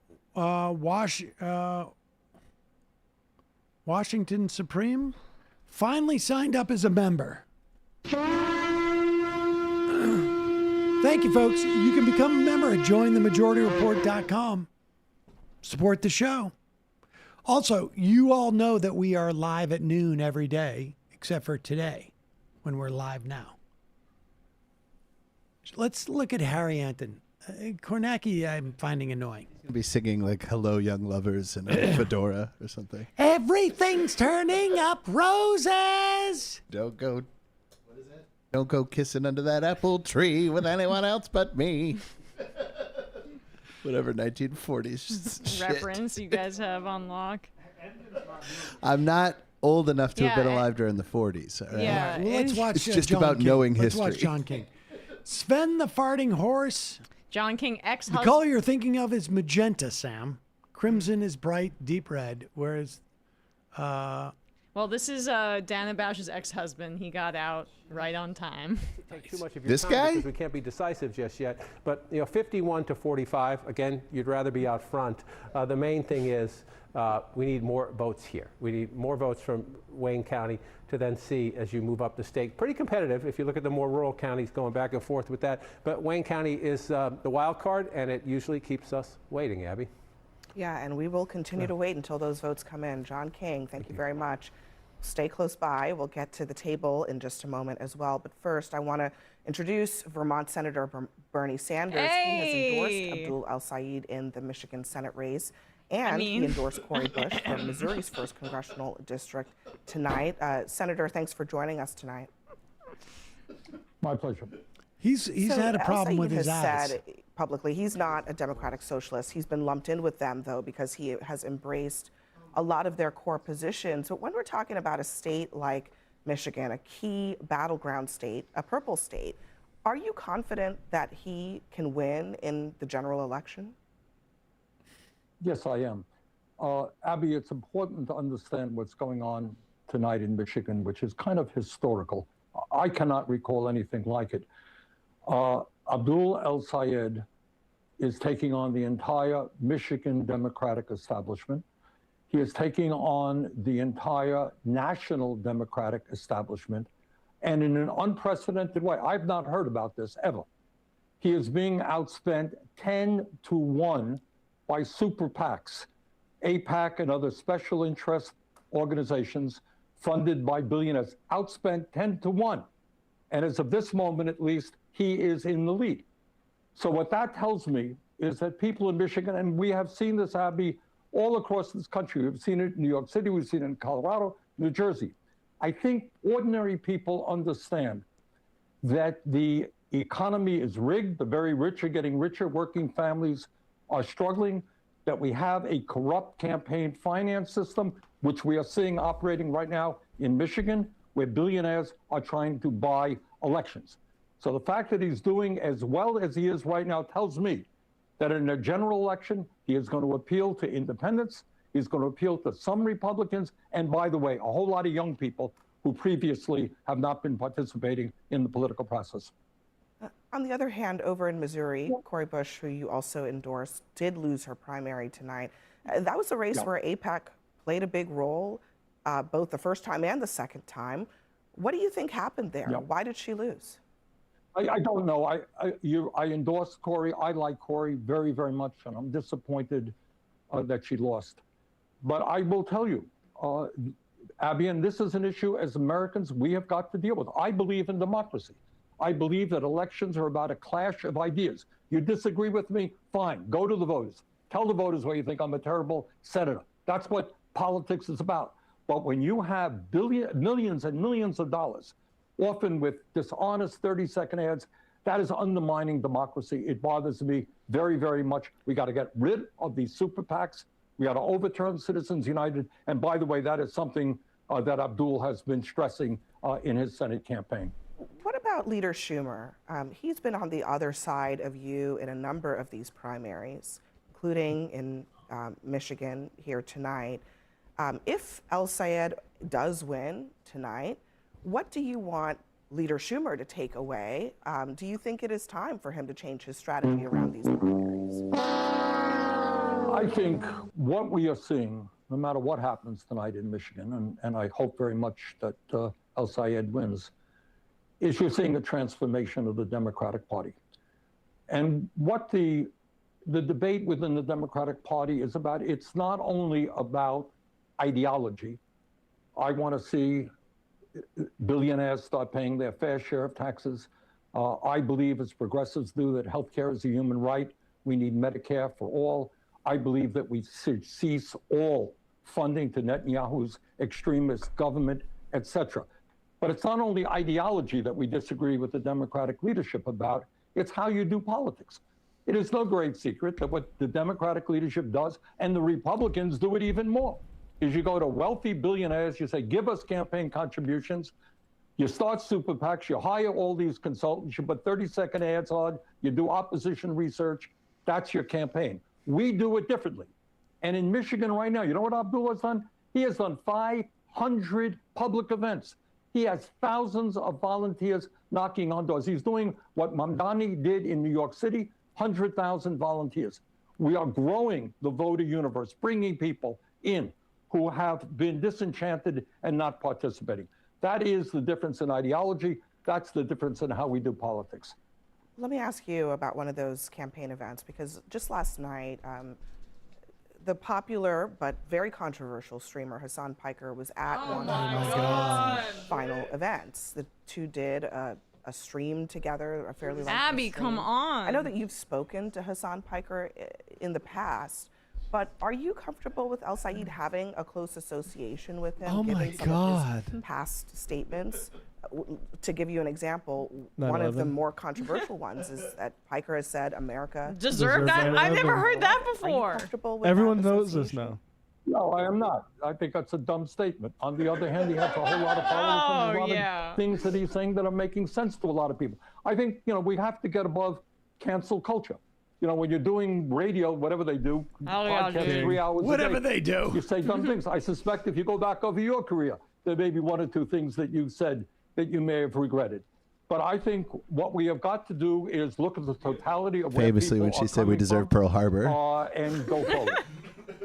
So when someone like James Carville says he doesn't want to be in the same political party as Hassan Piker, which one are you going to take? Well, that's not much of a choice. If Mr. Carville doesn't want to be in my party, the party that I belong to, that Piker, that El Sayed belongs to, he can start his own party. Look, what we are doing now is, you can Did you really ask me that question? Am I allowed to say, are you fucking serious? A party where your leadership is taking huge amounts of money from AIPAC, which is supporting an extremist Netanyahu government that many of us believe have committed genocide. Do you want to be in a party with people who do that? Do you want to be in a party which has not stood up to the AI industry because they got a lot of money from AI or from crypto? So you could pick, you could pick whatever you want to pick. But I think we need a big tent, and I think people like Pica should be welcome into that, certainly. Just a quick final question for you, Senator. If voters do choose to nominate Congresswoman Stevens tonight, would you support her in the general election if it meant I sure winning would. that seat? I want to do everything I can to put a brake on Trump's disastrous policies. We need to have Democrats control the House and the Senate, and I will do my best to elect all Democrats to the United States Senate. Which has been the case Senator for Bernie Sanders, this we wing of the appreciate your party time. the Thank whole you very much. time. Yeah, ask Hillary Scholten. You had her on Thank earlier you. in the day. Yeah. It's always been projection. Nah. No. That was, I mean, it's almost like they have a responsibility to ask the dumbest questions over and over and over. So, I mean, we're going to need Wayne County, which includes, a lot of Detroit, to make a determination. But if Oakland is any indication, which is suburban and it's next door, Haley Stevens is only up by 2 points with 73% of the votes in. The neighboring county, Wayne, obviously different. It includes Detroit, but only 6% in. And she'd have to do, pretty significant numbers there. We have 28% of the vote in per the Associated Press, and Abdul's margin has largely remained unchanged. Stevens has cut into it a bit, but, we're not in panic mode yet. I just think that maybe calling it was a little premature. I'm going to call it. No, please don't do this to me. It's worth it just to For to the see psychic your reaction. damage? What's wrong with you? The Giants are winning the Super Bowl too. Here, You Locked in. Shut up. now you've crossed the line, Brian. Now you've crossed the line. Well, I mean, and not that it was happening with Jackson Dart and Malik Neighbors off an ACL next year anyway. But that defense has an opportunity to be really otherworldly, but whatever. Do you want to check in on some? The one thing I think we can say with absolute surety is that Jalen Brunson is going to stay healthy for eternity. That's genuinely. Healthy for eternity. That's Wow. genuinely. Yeah. He's definitely not going to have like an ankle issue in 2026-27 season. It's clear. I hope so many bad things happen to you. And they will now. Because I don't test fate anymore. Speaking of sports, do you want to take a little detour while we wait for some more of these results to come in? Because Riley Gaines has something to say. Oh, yeah. No, wait. Remind me of who Riley Gaines is again. She's a woman who took fourth in a college. Oh, she was the one who was the Sorry. swimmer who was Tied for upset fifth. about. Okay. Yeah, she tied for fifth with. Because she could have come in Fourth. tied for fourth. Well, it would have still been fifth, but it would have been non-tied. Oh, okay. So, she still hasn't got a job, but she is talking about sports still. And there's a Sophie Cunningham, a player on the Indiana Fever, has recently come out against trans people, and I just think like. And then she played in Minnesota, and the entire entire audience booed her, and she scored 3 points in 23 minutes. Because of all the trans players on the other team. Right? Yeah. And actually, her own coach wore a "Trans Girls Belong" shirt the very next game. So, I mean, And they Sophie's want- an idiot. Like they- she's. yeah, and I've they- heard from a podcaster before that she's probably going to run for politics, but the podcaster didn't want to say which party she's going to run for, which meant she's a fucking Republican, and she's been saying this shit for a while. So the right-wing media, first of all, they're upset that Caitlin Clark isn't taking the bait, the actual star on the Indiana Fever, who they want to be like the right-wing mascot. But the other part is like the open, like disgusting thirsting I've seen because of this girl being like a blonde woman, and the fact that she posed with Riley Gaines. I don't know. It just shows how like they will be discarded as like women that were hornily objectified for a very specific purpose. Matt Walsh called Caitlin Clark cowardly for saying like this isn't actually something we talk about and not something I'm focused on, and the league. Oh, there's no way that they don't spend 90% of their time talking about what happens if we have a trans person in this league. Which is what the NBA players do. They're obsessed with the idea that the trans man might be an NBA player. And I'm sure right-wing media is focused on that the entire time. But yeah, when are people going to talk about the fact that Wemby is probably not human? Yeah. Here's Riley Gaines complaining. Bringing politics into sports. The league doesn't have a problem with politics in sports. They have a problem with conservative politics in sports. And I will tell you, Sean, every time Sophie was on the court, every time she was subbed in, every time she threw up the ball, she was booed by the entire stadium, virtually, bar me.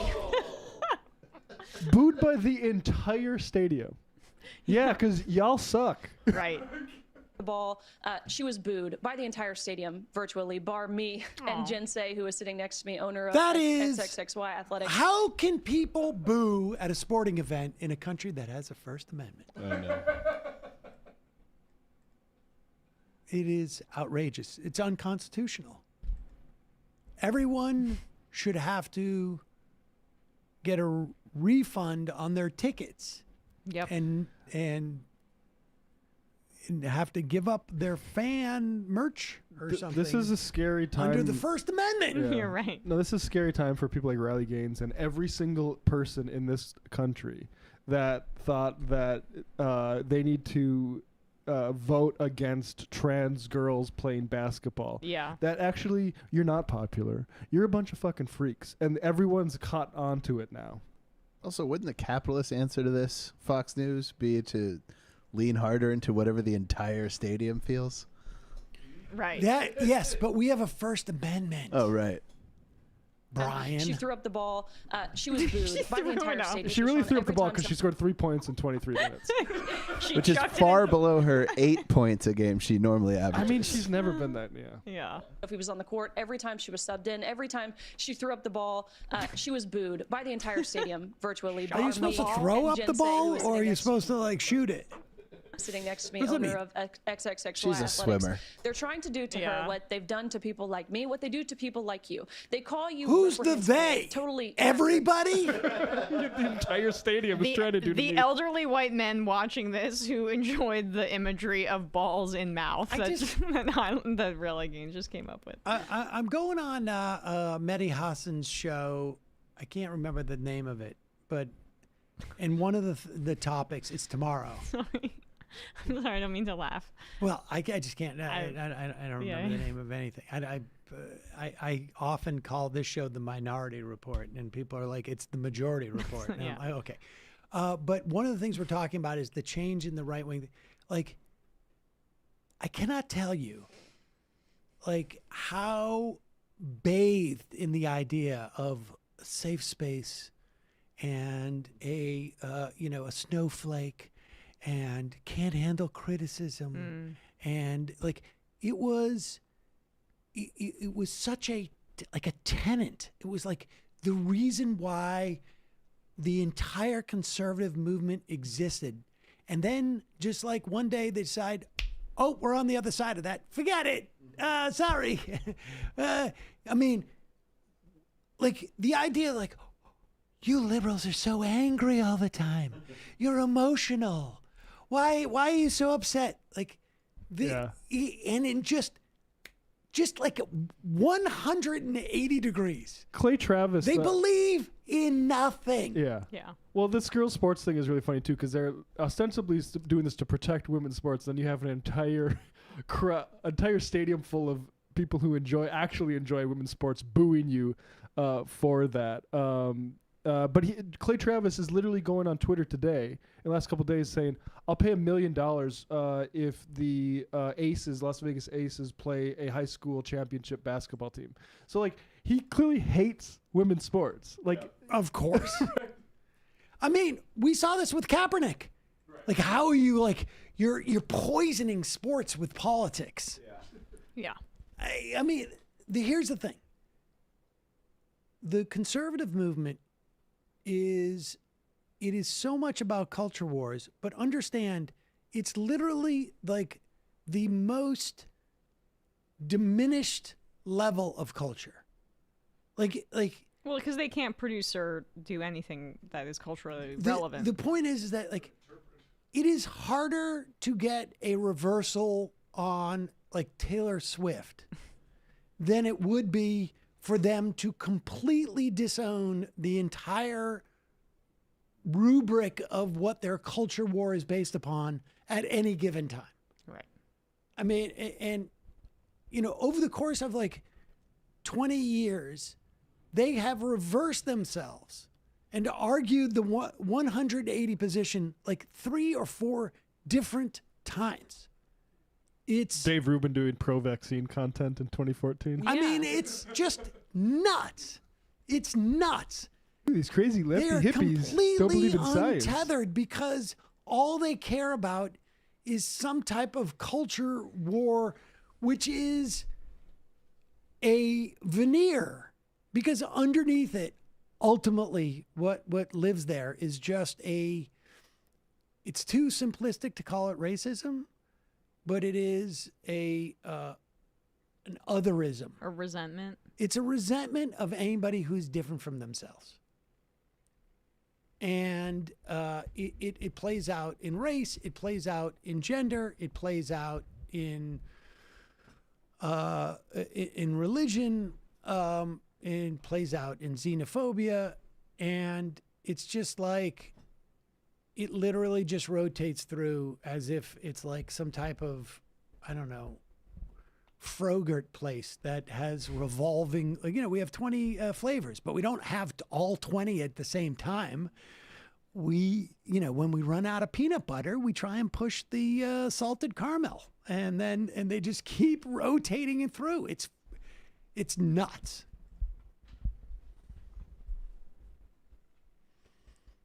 Sorry to go lean so hard on Frogurt. No, it's so okay. Let's go back to Kornacki. All right. Yeah, these guys, I don't even want to. I don't know what's It's going to be a long night with Wayne County, I think. But I'm just hopeful that we get some better. We're not going to go too much later. I should tell folks right now, because we got to do the show tomorrow, and we can't control the outcome. And you're going to have to watch Kornacki without us. But I'm telling you right now. Dude, no. Please. Like, I'm actually legit. Please don't do 80, it. 90, 95% of the vote in. We showed you last time there is some evidence, some limited, in northern Michigan in the rural parts that Al Sayed might be outperforming there too. So that becomes a factor, maybe a bit around the edges, but it certainly could become a big factor. But it's been notable to me.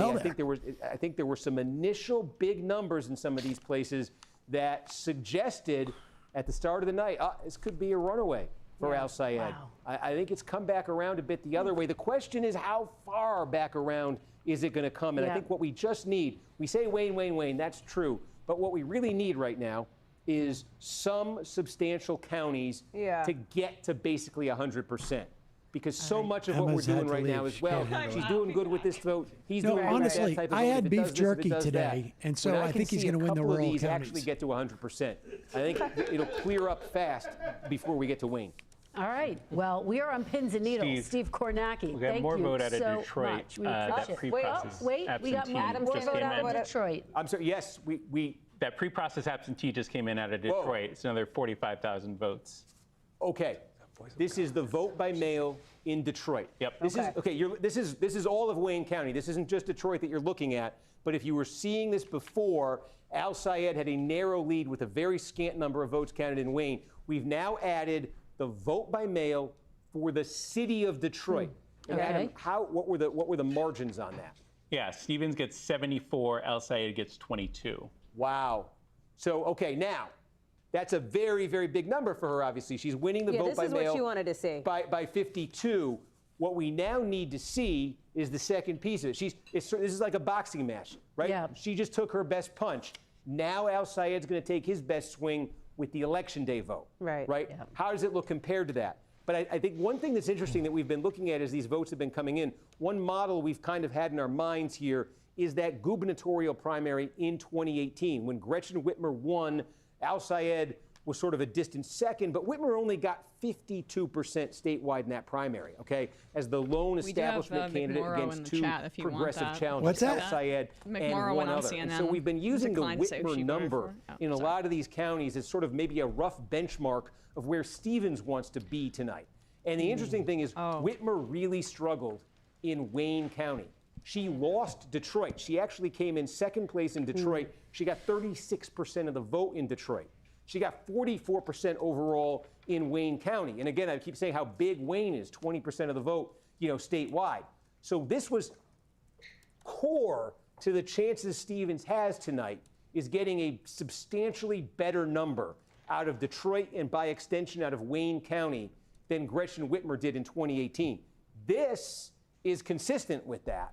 The question now is, as you start to get that election day vote, how much is Al Sayed able to offset that?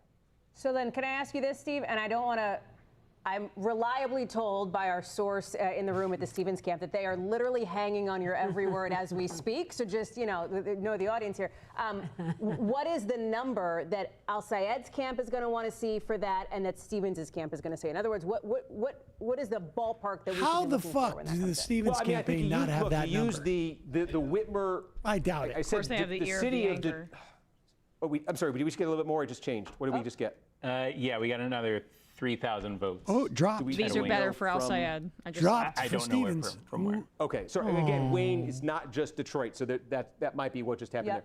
We said Detroit in that 2018 primary, it was 38% went for Sri Tanadar. Okay, one of the two progressive, he's a congressman now. 36% went for Gretchen Whitmer, okay, and 26%. Here's the tough part. We can put him went down. For, Al Here's the Sayed. tough part with this. And now we haven't had this type of Senate race primary in Michigan in a decade, at least. And so it's very difficult. There's no apples to apples measure here.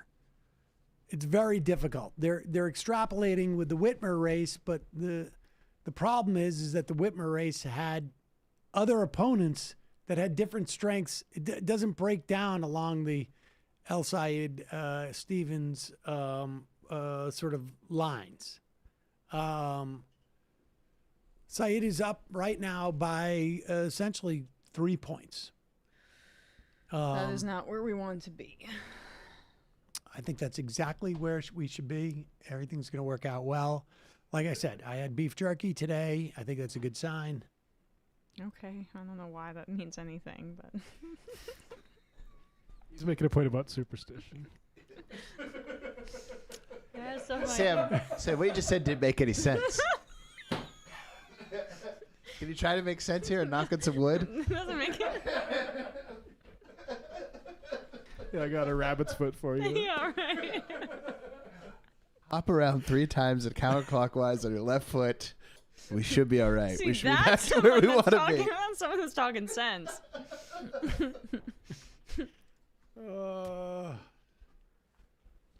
Let's hear what Mallory McMurrow has to say. Okay, shall yeah. we? Mallory, what's up, girl? Welcome back to the spotlight. She voted for herself, right? I would imagine, yeah. She declines to say who she voted for. Given the level of Islamophobia she engaged in the 11th hour of this race, I'm not shocked that she did not vote for Abdul Al-Sayed, or at least that's what she seems to indicate. Telling us who you voted for today? I voted for great Democrats all up and down the ballot, and I made a commitment that whoever wins the Senate race tonight, I will be endorsing. As soon as that race is called, I will be headed to their election night party to show we all come together after what happens she's going to a tonight, party. so that we can be a team as we head to November. Well, the reason I ask is because if you voted for, say, Haley Stevens, and she is not the nominee tonight, and then you do go and endorse Abdul Al-Sayed, it might resonate more with her voters or others in terms of your point about Democrats in Michigan uniting. Yeah, I made it explicitly clear. I trust the voters to decide. I ran hoping that I would bring a lot to the table as an option for Michiganders. Unfortunately, there was no path. I brought for me, nothing and to I the decided table. to take a step back, but look, public polling showed that my supporters split just about Emma evenly Vigeland between both undermined Abdul my and Haley. campaign, So I'm gonna and let the that's voters why I'm decide. here I'm right gonna now. trust the voters, and I will be there giving everything I got to make sure that we win. Pause it for a had second. to You know, try. here's the thing. Like, this is indicative also of like just the general failure of these candidates to understand like what era we're in. When you are on the ballot and you are asked, who did you vote for? And you don't want to say that you voted for Saeed, or you don't want to say that you voted for Stevens. Here's what you say. I voted for me. I voted for me. Of course I did. Who out there would be on the ballot and wouldn't vote for themselves? I wanted at least one vote. That's what you say. Right. So you come across as a human being. Yeah. Like, no, I didn't vote for myself. I put all this effort in and I didn't vote for myself. Are you serious? Just say you voted for yourself to get out of the whole question instead of looking like a douchebag. Yeah, that's a good point. I mean, it's right there for you. I'm sorry, Caitlin. You know what? People are going to think this is selfish, and look, it's just, I'm probably not going to run for Senate again. This is the one time I voted for myself. Yeah. Because I think both these candidates, whichever one is picked by the Michigan voters, I'm going to support. And so I figured one person should vote for Mallory McMurrow. That would be me. That would be her most authentic answer of the entire cycle, and that's not what you're going to get from her. It's just like, I mean, it's like a disease. What she did in the final hour, like as I said, the 11th hour of this election, where she attacked Abdullah Sayed and brought in Hassan Piker and seemed to kind of try to tie them both to the attack on the synagogue, this attempted attack, this terrorist attack. It was so racist that, and when it was clear that she had no path, that was about preserving a certain donor network. And I think that answered everything about her candidacy and where candidates like this actually end up falling in this fight against fascism right now. Gross. Is there more to it or no? That's it. We're at 34% of votes in. Abdul Al-Sayed is has a 3-point lead. Again, though, Wayne County still lags behind, but at least we're at a more respectable 22% of the votes in, so we have a sense of what the damage is, and that was going to be always a beneficial. The early vote for Detroit was always going to be for Stevens. Exactly, and that's where we got from like 4% to 22%. There was just the dump, but as I have the Times page opened right now, Abdul just added to his lead. He's now back to 50. So she needs to be able to make up the margins at a rapid pace. Ramona Frankenstein, as a mid-white millennial woman, I want to personally thank Emma for shanking Mallory McMurrow in that interview. Thank you, sis. Well, I would say it was Matt Bernstein, like 90% of it, and he brought me in to, do some other work in that interview, and that wasn't even our full intention there. But it was after she canceled on Matt. The lore of this is just now that it's all out in the open here. Matt always was going to bring me on. Matt Bernstein was always going to bring me on with Mallory McMurrow before she canceled. And when her team emailed and asked for topics, and all he said was foreign policy and healthcare, those were basically him and I just saying, like, that's basically what we want to cover in this interview. And that's when he responded with those two extremely general topics that she dropped out of the interview altogether. He called her out publicly. They emailed back like, hey, we want to do it. And then we just ended up asking what we were initially going to ask. But that is, I think, maybe what colored that interview being a little bit more contentious, was her attempt to skirt really, really basic questions from the outset of the interview, but wanting his platform and, I don't know, making some assumptions about him because he's a beautiful gay man that loves makeup and stuff like that probably were, in my view, a little bit stereotypical and didn't actually reckon with some of his politics in any real way. So that was her issue to bear. Well, she didn't bear it terribly well. No. We have Axelrod responding to Van Jones when Van Jones attempting to retort. I don't know if this is what people are talking about, but here's another. Maybe it is, Van yeah. Jones thing. The fact that our ally Israel is fighting against these terrorists in the Middle East. Let me just say a word about that, because we've talked about this before, and I speak as you know, as the son of a Jewish refugee, so issues of anti-Semitism are very personal to me. I think so. Shut up, Scott. What you see in Michigan is a interest group spending $30 million. She's got $64 million in television spending, and they're responsible for at least half of that. And one of the issues, as Kristen mentioned, that people are grappling with is the power of money in our politics, the influence that interest groups have, and I think it's a legitimate question. Should essentially an agent of any foreign government, whether it's Israel or any other, be able to spend, or is it healthy for them to spend $30 million in a race like this to influence the outcome of that race? I think that's a legitimate issue. Quickly, Van. Look, well, I mean, I get your point. I've got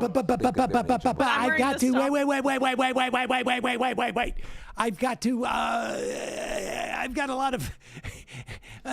There's people who are sending me checks. Can we? Quiet down. What did you say? He's wearing the Stop Anti-Semitism pin. Listen, Axelrod, you're clearly anti-Semitic, except for all the Jewish stuff you said before. That's a legitimate issue. Quickly, Van. Look, well, I mean, I get your point. I don't think that they're an agent of a foreign power. I think they're American Jews, as you said. Their mission is to support the policies of the Israeli government. You know what? Pause it for a second. This occurred to me recently, that I think we have a problem with saying the word AIPAC. I know some people can't pronounce it, but I think it's actually more helpful, instead of saying AIPAC, saying the American Israel Public Affairs Committee. Because the word Jew is not in there. It's not AJPAC. It's not JewPAC. AJPAC. It is the American Israel Public Affairs. And understand, American there is an adjective. It is a PAC dedicated to helping Israel, as opposed to the France Israel Public Affairs Committee or the Belgium Israel Affairs Committee. This happens to be the American version of the Israel Public Affairs Committee. This is an advocacy for a foreign country, period, end, stop.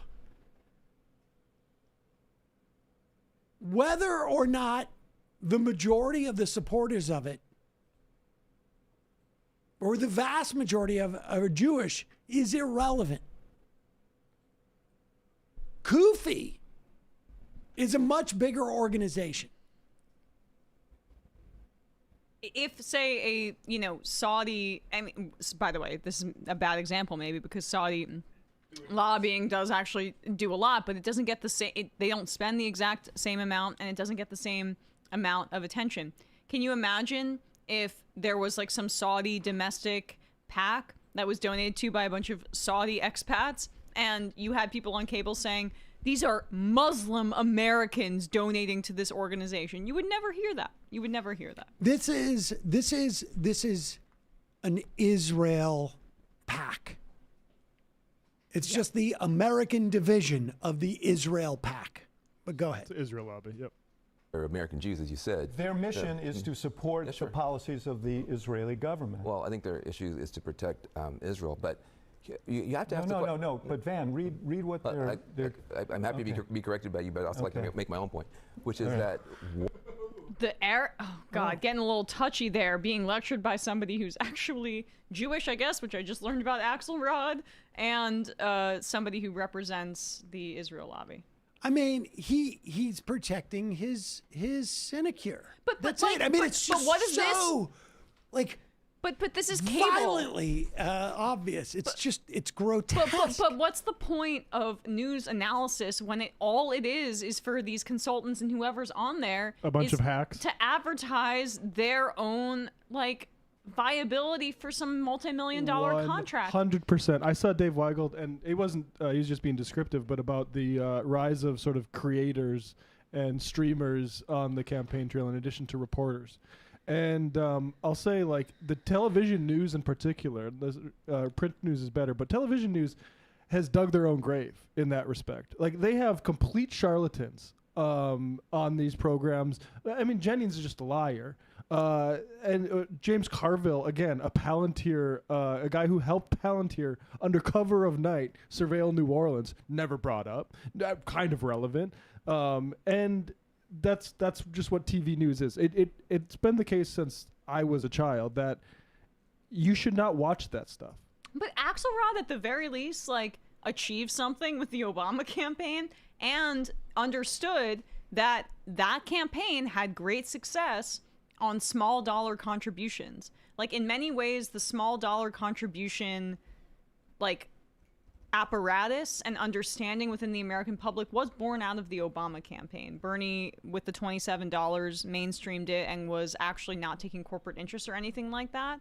But it was actually the Dean campaign that sort of pioneered the low budget donations. Okay, well then there you go. And in fact, all the people who worked on that campaign, on the Dean campaign, both ended up working, or not all, but for Obama, and then many of those people for Bernie.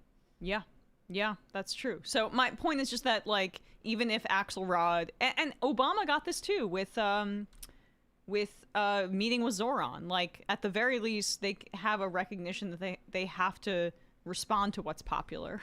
Care about politics and not paychecks. Right. I mean, the positive guys are similar in that way, in my view, as well. So they actually care about winning. Except, versus ideological capture. It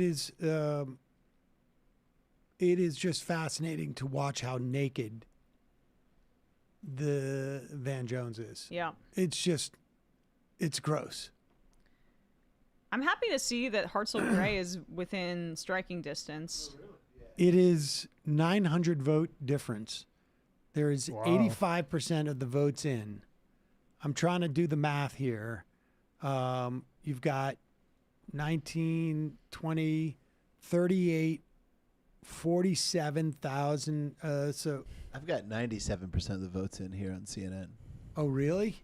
Yeah, and it's Jordan Herrera at 30.2% and Hartzell at 28.8. Oh, it's 95%. Yeah, that just bumped up. Oh, yeah, I think it's unlikely. Yeah. If 95% of the votes are in, at 64,000 votes. That's weird, though, because there's 49,000 votes for the first three people, Herrera, Gray, and Cass. Mm-hmm. And it says 64,000 reported. I don't, oh, maybe there's just a ton of candidates. That's what it is. What, do you think it's a small number? No. I didn't see that there's four other candidates who have another 15, 16,000 votes. So if 64,000 votes are 95%, then there's 5,000 votes. Let's see, 10% would be 7. I mean, there's only 3,000 votes extant. And the idea that he'd have to do 2 to 1. That would be very, very, and when you've got 8 candidates, I think it's unlikely he's going to win. It's very close. Honestly, Hartzell didn't have any really major endorsements, I believe. He has a DSA. Yeah, but this is another example. That's another example. I mean, look, Cory Bush fell short, but Nina Turner, Ro Khanna. Right, but no Bernie, no AOC. that's how I count some of the more major endorsements nationally. I mean, that's astonishingly close. Yes. I mean, yeah. He's a radio guy, so he probably had a lot of name recognition. He's got to run again. He's run before, He's gonna run and again. he's got to run in 2 again. years, he's going to run, and he's going to win. And I should say that also, Hassan came in and supported him pretty aggressively as well. So just, there's a lot made of like Bernie now currently has an over 50% hit rate on his endorsements, but I wonder what Hassan's endorsement rate is. It's probably pretty strong.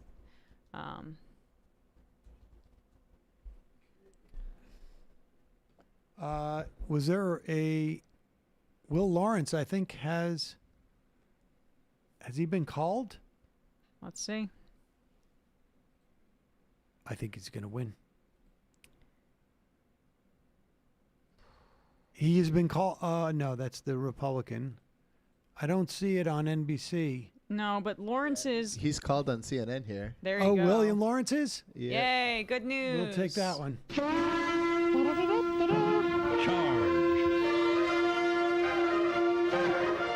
Love to see that. He's got an 8,000 vote lead right now. All right, that's good. Seems early to call it, though. They have 50% of the votes. He's so far ahead. I'm looking on NBC right now.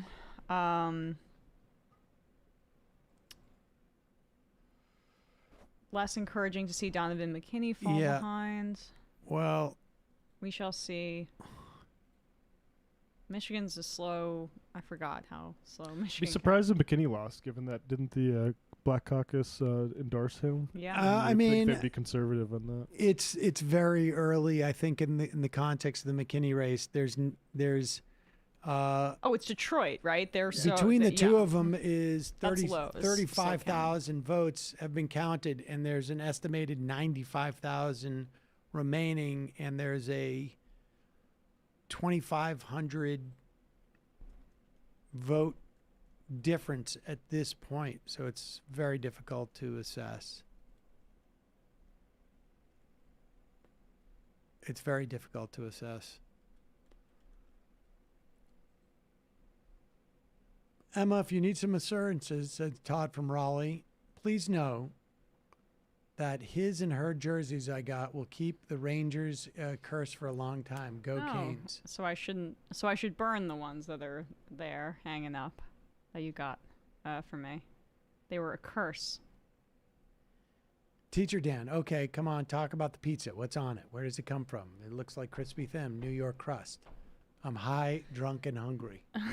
It is New York. It is good pizza. It has kind of a sweeter tomato sauce, which, I appreciate. This is the one we get for every election night.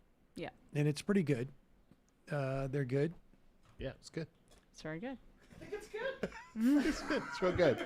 I was going to make a joke about you not mixing it up, though. Shocker that it's the same place you get the pizza from every single time we do a night. Are you being facetious? Yeah. Isn't it because it's the closest place? No, it's just like I have a habit thing. What's amazing is that there's a place you have a habit thing. Yeah, like. Are you avoiding saying set in your ways? I mean, it's not OCD. No. It's just that if I have a pizza place that delivers it, why would I switch? The only thing I switch on is snacks for Saul. It's the only thing you switch on. Yeah. I never get the same snacks. Like if I one week it'll be blue corn chips, next week it'll be cassava chips. And half the stuff I bring home, he's like, this is disgusting. And I was like, well, I want to try it. So that's what it is. When I was on that shoot, I went to a Safeway and I bought chicken protein chips. Oh, yeah. And they were one of the most disgusting things I've ever put in my mouth. Oh, I love those things. Are you serious? Oh, I could crush them. Yeah, yeah. That's really disturbing. I miss California grocery stores that have all that bullshit. That's where I was saying that to somebody recently. Like that is where LA does, laugh New York is that have an Erewhon. Yeah, I mean they're well, he says Safeway, but But I'm not even going with Erewhon. I'm going with just general grocery store elevation. Like, Gristedes is disgusting. Well, Like a look at scam, the like look at the some man kind of who owns it. Yeah. I know. I'm just trying to He's say, a like, fish caught in the East River. even their like base level chains in LA are better than our better chains in New York. Yeah. That's where they have one up on us. Can you pull up a picture of the Gristedes owner? I mean, I checked out an hour and a half ago. So, What else we got here? I don't know. I think we're. We got to look at this grotesque picture of John Katsimandis. Is that the way we're going to wrap up the show? you don't have to pull it. Look at this guy. He also is a bad man. Right. Okay, well, that makes it okay, then. And not in a Stephen A. Smith way. He's a bad man. By the way, speaking of that bad man, did you see him calling out Anthony Fauci all day? Stephen A. Smith? No, Oh, the A-Rod? bad man, Rogers. I saw A-Rod do it. Donald Trump just reposted it on Truth Social. He's such an idiot too. Like, he's like railing into ESPN for not covering the Diana Rossini controversy, and it's like, this is not important. Like, the fact that this coach had an affair, I think is just, I don't know. People are being really weird about the Vrabel affair. They'll all shut up when he leads them to a Super Bowl. Well, exactly. Like, I hate the Patriots and Boston teams, but like, I find it kind of grotesque that people are this interested in their private life. It's not that serious. Yeah, I mean, sports fans that aren't interested in news need to feel something. And Well, they just want to yell at a woman and yeah. slut shame her. That's what the whole thing is. And then Aaron Rodgers goes out there like, this is my like crusade to call out ESPN for corruption for not slut shaming Diana Rossini. I'm like, give me a break. And they lied to us about how effective masks were. Right. Yeah. Shut up, dumbass. Kansas defeats the measure to elect its state Supreme Court justices. I think that in the main, that's actually pretty good. The having all that money play in state Supreme Court races is nasty. Obviously, probably don't like the people who would be appointing those Kansas Supreme Court justice, but at least there's some. I don't know. At least it holds some of the politicians to account. And apparently the Republicans back that measure. Missouri have rejected a measure to limit their ballot box powers. I'm not sure I understand the details of. It would have basically limited the power of citizens to push referendums. That's also good. What else do we have here? Susan Collins came out against Todd Blanche. Of course, she has to. I'll say, can I make a note of just for media literacy? This Politics and Poll Tracker 2024. We just watched this. I just had that same reaction. We just watched this, and the way that they summarized what Bernie said about Hassan saying he's not comfortable with El Sayed's relationship, was he specifically okay with the 9/11 remarks that Hassan himself has backtracked from and said he should have chosen his words differently. So I'm going to go ahead and say mute this account for the rest, and you should probably too. Do we have that extra Max Miller thing where he came on at the TV? Tapper? Yeah. No, but I can get it in a second. We're not going to hang in until the end of this race, I think. It doesn't look like. We probably won't get. Let's see where Kornacki is. Let's pull him up. Let's save the Miller thing for tomorrow, because we got to be in here and we got a 12 o'clock call. Voters, leaving Detroit, higher income, they tend to be much more Republican. Washington. So again, this is a pretty thorough victory here for John James. There'd been a lot of talk that he was in trouble. Johnson spent a ton of money going after him. It got to be a pretty heated campaign in the end. So we will see. John James, twice before, has been the Republican nominee for statewide office in Michigan. Twice before, he has lost. He will now try in the race for governor against Jocelyn Benson this November. And by the way, one thing certainly that the James people are hoping for, the Republicans are hoping for in Lansing, they believe that one of the ways to win back the State House is if the Democrats in the Senate race nominate Al Sayed. Remember, Mike Rogers will be the Republican candidate in that Senate race. The Republicans trying to win back the governorship believe a Democratic ticket that features Al Sayed would have a trickle-down effect, or would have an effect across the ballot, I should say, that would give them, that would enhance their chances of winning the government. It would keep people away from the Democratic column. It would sort of have an effect on the entire Democratic ticket. That's the theory. We'll see what ends up if it ends up happening. But that's one thing the James folks are certainly thinking about as they, like the rest of us, watch the remaining vote coming in here in Michigan. Now at 40%, and I'm seeing it's 3.1 is the margin, 17,000 vote difference. I don't want to interrupt you on Oakland, but did anything come in meaningful here in the last? Yeah, I think we're complete in Mackinac. You want to take a look at there. It's the resort, ever gone to no cars allowed on Mackinac Island, the Grand Hotel. So it's sort of like, look, this is, we won't spend too much time. Mackinac Island, and then you're into the UP, into sort of a more, rural blue-collar area. So Stevens is going to win this 49-45. I think this was actually a place where Whitmer struggled didn't do that well in 2018, but I may be wrong on that. Whitmer actually is a part-time resident of Mackinac County. The governor has a summer residence on Mackinac Island, so she can they fly the flag when she's there. She got 57% of the vote here. Biden in 2020 come on, I saw this a minute ago. Biden got 55, right? We keep using the Clinton one, but it's not necessarily operative here. 57, 55. Yeah, I mean, look, it's not huge by itself, but we keep seeing smaller counties, places like this where Stevens is, she's not hitting those previous establishment wing marks.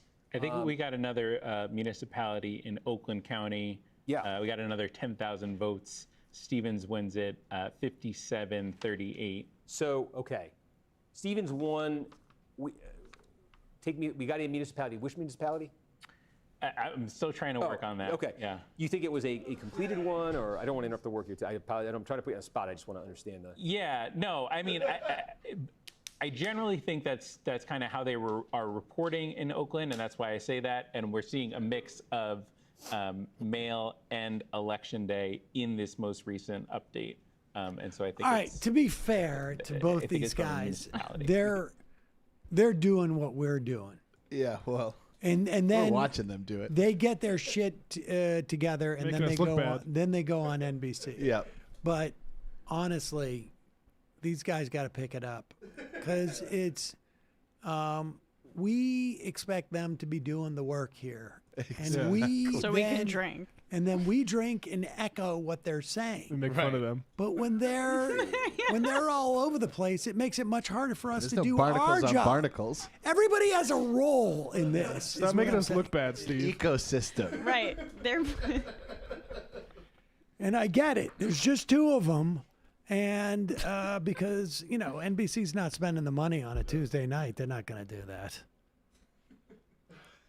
Let's go back in and watch this. Okay. Estimates here, but the one it looks like Congratulations to Doug 11 Olivan. o'clock, by the way. NBC completed would be Royal Oak.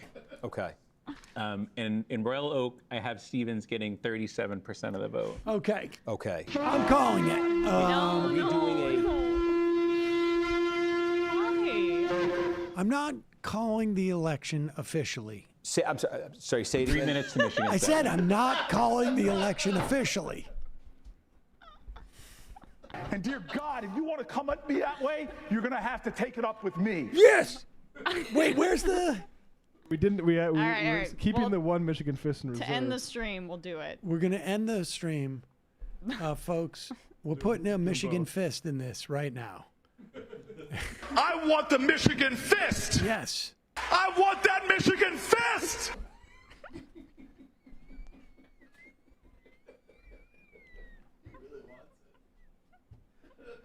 I believe him. No one's doubting the sincerity. You want to try it again? You gotta wonder, though. You gotta wonder. When he's saying that, does he go like, Well, I can't believe that came out of me. Can't believe it went in. No, It was a Michigan fist that came out of him. what came into me and what came out of me. I want that Michigan fist!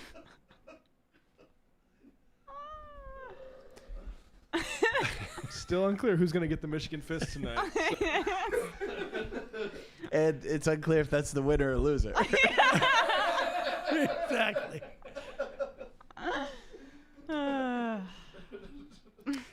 All right. Well, do we want to do our predictions and then we'll come back tomorrow? You can do whatever you want. I'm not doing it. I'm hopeful and I'm rooting for the best outcome tonight. This could not be more important and existential for our democracy, for ending genocide, and so I am a little emotionally invested in this. Give it a little bit of stick it to them. Yeah. And just to be clear, you're concerned that if you give a prediction, it will change the outcome of the election. It's like Interstellar when he's hitting the books. No. I'm not gonna. That movie's so dumb. What I do is smart, okay? And I don't know. I'm not sure what I'm concerned about. I just feel like making a prediction right now is just not where I want to put my energy. First of all, how much energy would be involved in that? Emotional energy. Those kind of phrases will serve you well in your next trip to LA. Yeah, well, that's what I'm saying. I'm picking that up. It's not where I want to put my energy. Yeah, I should check how my horoscope feels about today. Open conversation is the way of humans connecting. What's the alien music behind it? Is this you guys? Sam, for some reason. It's me. I was playing the theremin.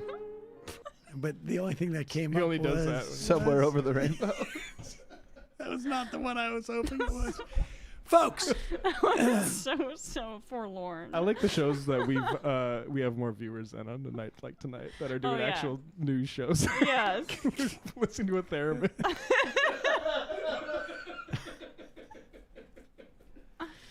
Kornacki's numbers are going to skyrocket as soon as we sign off. I let Kornacki know about the theremin. Yeah. Honestly, think about it. If they had the producer and Kornacki and then just a dude over there with a theremin. Wait, is that from Mulholland Drive? That what you were just playing? No, it's just some dude on theremin. Oh, okay. I just Googled. Flashback. Have you seen anybody on a theremin? Have you ever seen a theremin? No. I have. Yes. Well, Benjamin's in got person. 1103, Yeah. 1104. I've seen. I'm the one who has to be here at 8:30, and if it's 8:31, Sam will bust my balls for the rest of the day. Look who slept in! When Brian came in yesterday, I had Saul sitting at his desk. Oh. And I was just like, I'm sorry, the new guy's here, and that's. Pack your bags. He said, "Don't worry about showing up on time. I got a new guy." I got a new guy. And Saul works cheap. Barely have to feed that guy. You hear that's all you can ask for more. Oh, he better be asleep. Although I'm not convinced he is. Folks, that's it for us today. Just a reminder, you can support this show by becoming a member at jointhemajorityreport.com. We'll be on tomorrow at 12 noon with the results of this race. There's a outside chance that we're going to head home and I will jump on YouTube if the race is called in the next hour. But at one point, I got to go to bed. So thanks for joining us. Hey, subscribe. If you're on Twitch, give us your subscription if you're a Prime member. Give us a good rating on, is it iTunes? What do they call that now? Apple Podcasts? Yeah. Do all that stuff. Be like the annoying stream, about us. Like the stream, right? I think we should encourage people to like the stream. I'm told that increases engagement. Like the stream. Yeah. I mean, of course, people are going to engage and then we're going to be off. But bye. For later.